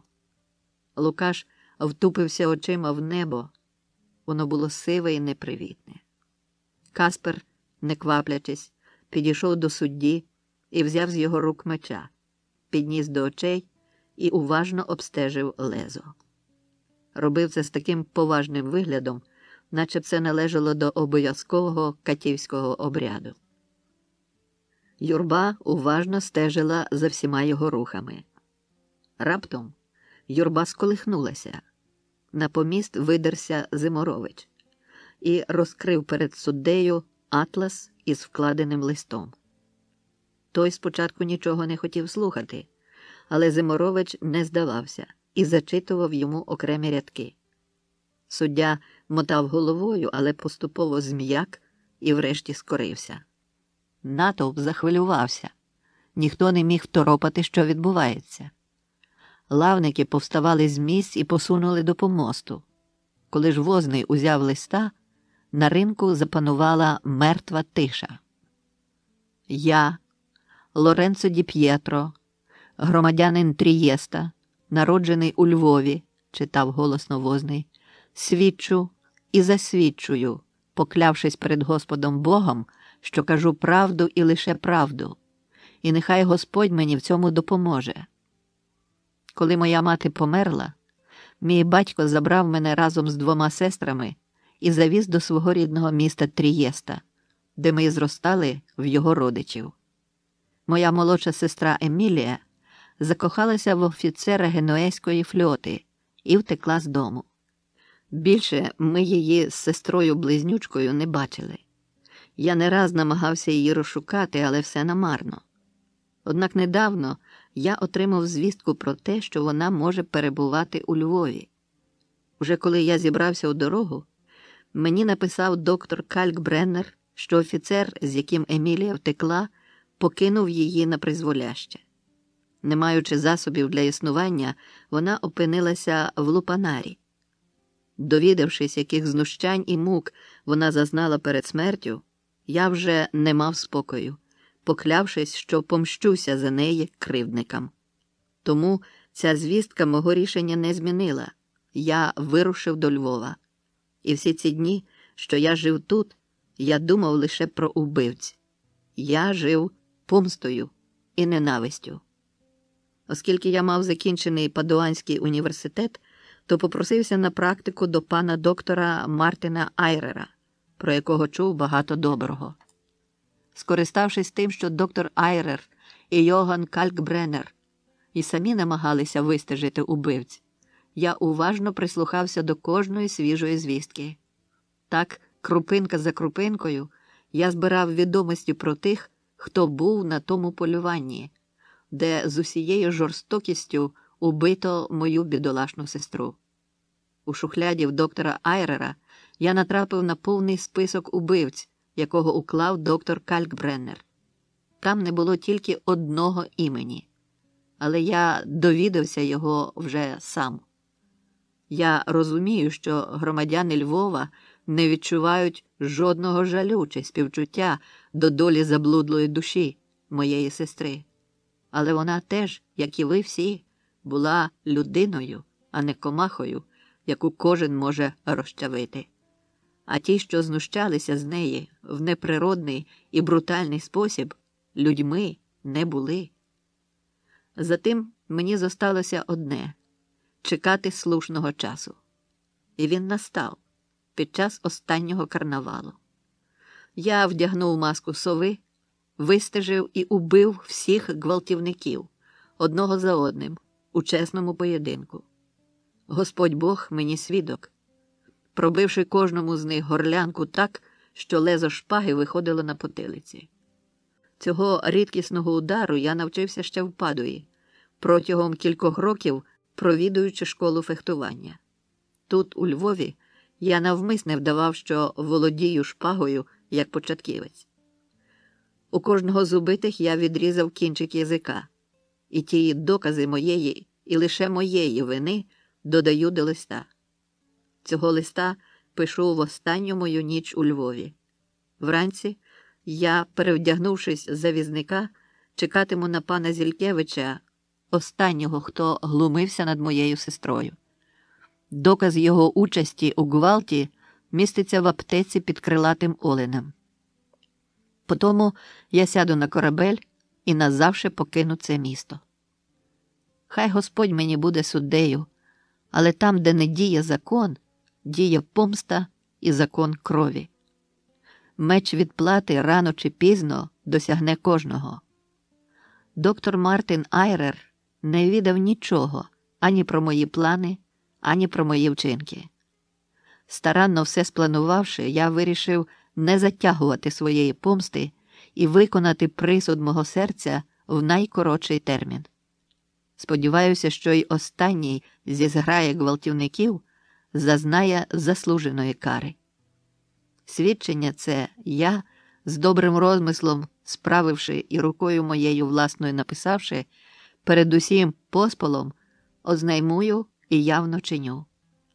І нехай Господь мені буде суддею за всі мої вчинки грішнії, за які я готовий прийняти покуту від Сина Його єдинородного, Господа нашого Ісуса Христа, що сидить одесною Отця, і прийде зі славою судити живих і мертвих. Його ж бо царствіє несть кінця. По тих словах Зиморович відкрив перед очима судді пуделочко. Той зазирнув і, скривившись, передав його лавникам. Він чекав, що ті самі вирішать, що робити. Але вони тільки знизували плечима, передаючи пуделочко з рук у руки, і смикали плечима, вочевидь, покладаючись на нього. Тоді суддя посміливішав і виголосив: «Іменем закону нашого Магдебурзького я, Стефан Рогач, суддя магістратський, оголошую: доктор Мартін Айрер, громадянин королівського міста Львова, звільняється від усіх звинувачень у вбивствах, і ніхто не сміє ніколи дорікати йому в тому, чого він не чинив». Каспер почав розв'язувати Лукаша, ще коли листа не було дочитано до кінця, але вже було зрозуміло, який може бути рішенець. Тому своє помилування аптекар вислухав навстоячки, уважно дослухаючись до свого запаморочливого стану і думаючи, що було б геть несправедливо саме зараз звалитися з ніг під дією отрути. «Від себе додам, пане докторе», – продовжив суддя, – «що вам варто прискіпливіше вибирати учнів». На диво, юрбі, яка так, здавалося, гаряче чекала на присуд смерті, помилування теж припало до смаку, і вона зустріла його оплесками та вигуками задоволення. Єдиний, хто не розділяв цієї радості, був Грозваєр. Він пропхався до Лукаша і просичав йому на вухо так, щоб ніхто сторонній не почув: «Вам вдалося обдурити ціле місто, але не мене. і ми ще поквитаємось. Щойно в цю хвилину Лукаш, дивлячись на Грозваєра, згадав про свідчення убивць, які їх з Мартином підстерігали. Але після пережитих душевних мук ця погроза вивітрилася так само швидко, як і була озвучена. На ринку аптекаря вітали уже цілі тлуми. Йому ледве вдалося пробитися до Айзека і Рути.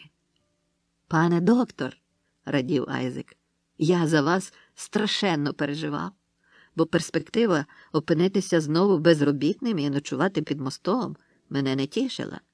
Тому я звернувся по допомогу до Ребе Меєра, який подавав цінні поради панові Зиморовичу.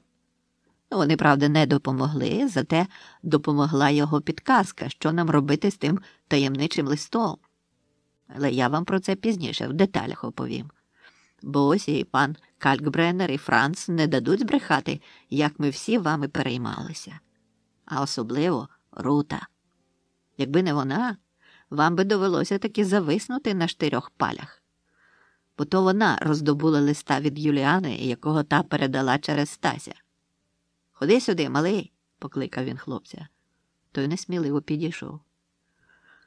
«Пробачте, що я не встиг забрати торбу з кущів», – сказав малий, знітившись. «Лоренцо мені сказав, щоб я знайшов її і заніс вам». «Нічого, усе добре скінчилося», – сказав аптекар. «Прийдеш до мене завтра, то знайду для тебе роботу». Хлопець втішився і перед тим, як побігти, не стримався, щоб не поцілувати руку Лукашеві. «Дивує мене одна річ», – промовив Лукаш, відчуваючи, як долає його сонливість.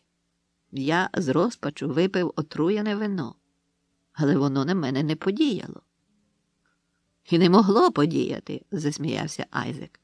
«Бо коли Каспер прийшов до нас за екстрактом роделії, а ми саме чеклували над тим листом, і букви з черепашою швидкістю прокльовувалися, то Рута йому дала трішки вашого чудодійного бальзаму. Ми ж бо вірили, що вдасться таки того листа оживити». «Бальзаму?» – здивувався Лукаш. «І скільки ж вона його дала?» «Та що там?» – махнув рукою Айзек. «Всього лише 1 бульк». «О, Господи! Та ж коли його вип'є здорова людина, то засне на добу, а то й на 2. Тільки цього ще мені бракувало». «Ай, пане доктор», – втішав його Айзек, – «добре виспатися ще нікому не шкодило. Далебі такий сон на добу 2 куди краще, аніж той вічний, ні?» Лукаш глянув на них туманіючим поглядом. «Добре. Беріть мене попід руки і ведіть, якщо не хочете, аби я влігся під парканом». Айзек з Рутою підхопили його і повели, відчуваючи, як важчає його хода. «На добраніч», – гукнув навздогін Калькбреннер. «Як очухаєтеся, дайтеся знати. Мусимо ваше щасливе воскресіння закропити».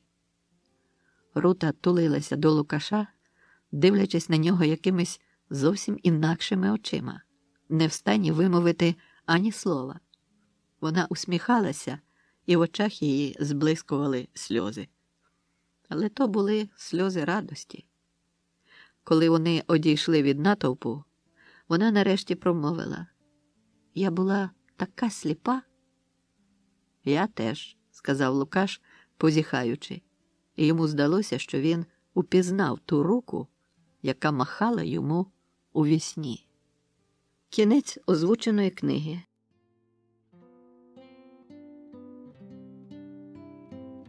Підтримайте наш канал на канапі. Підпишіться.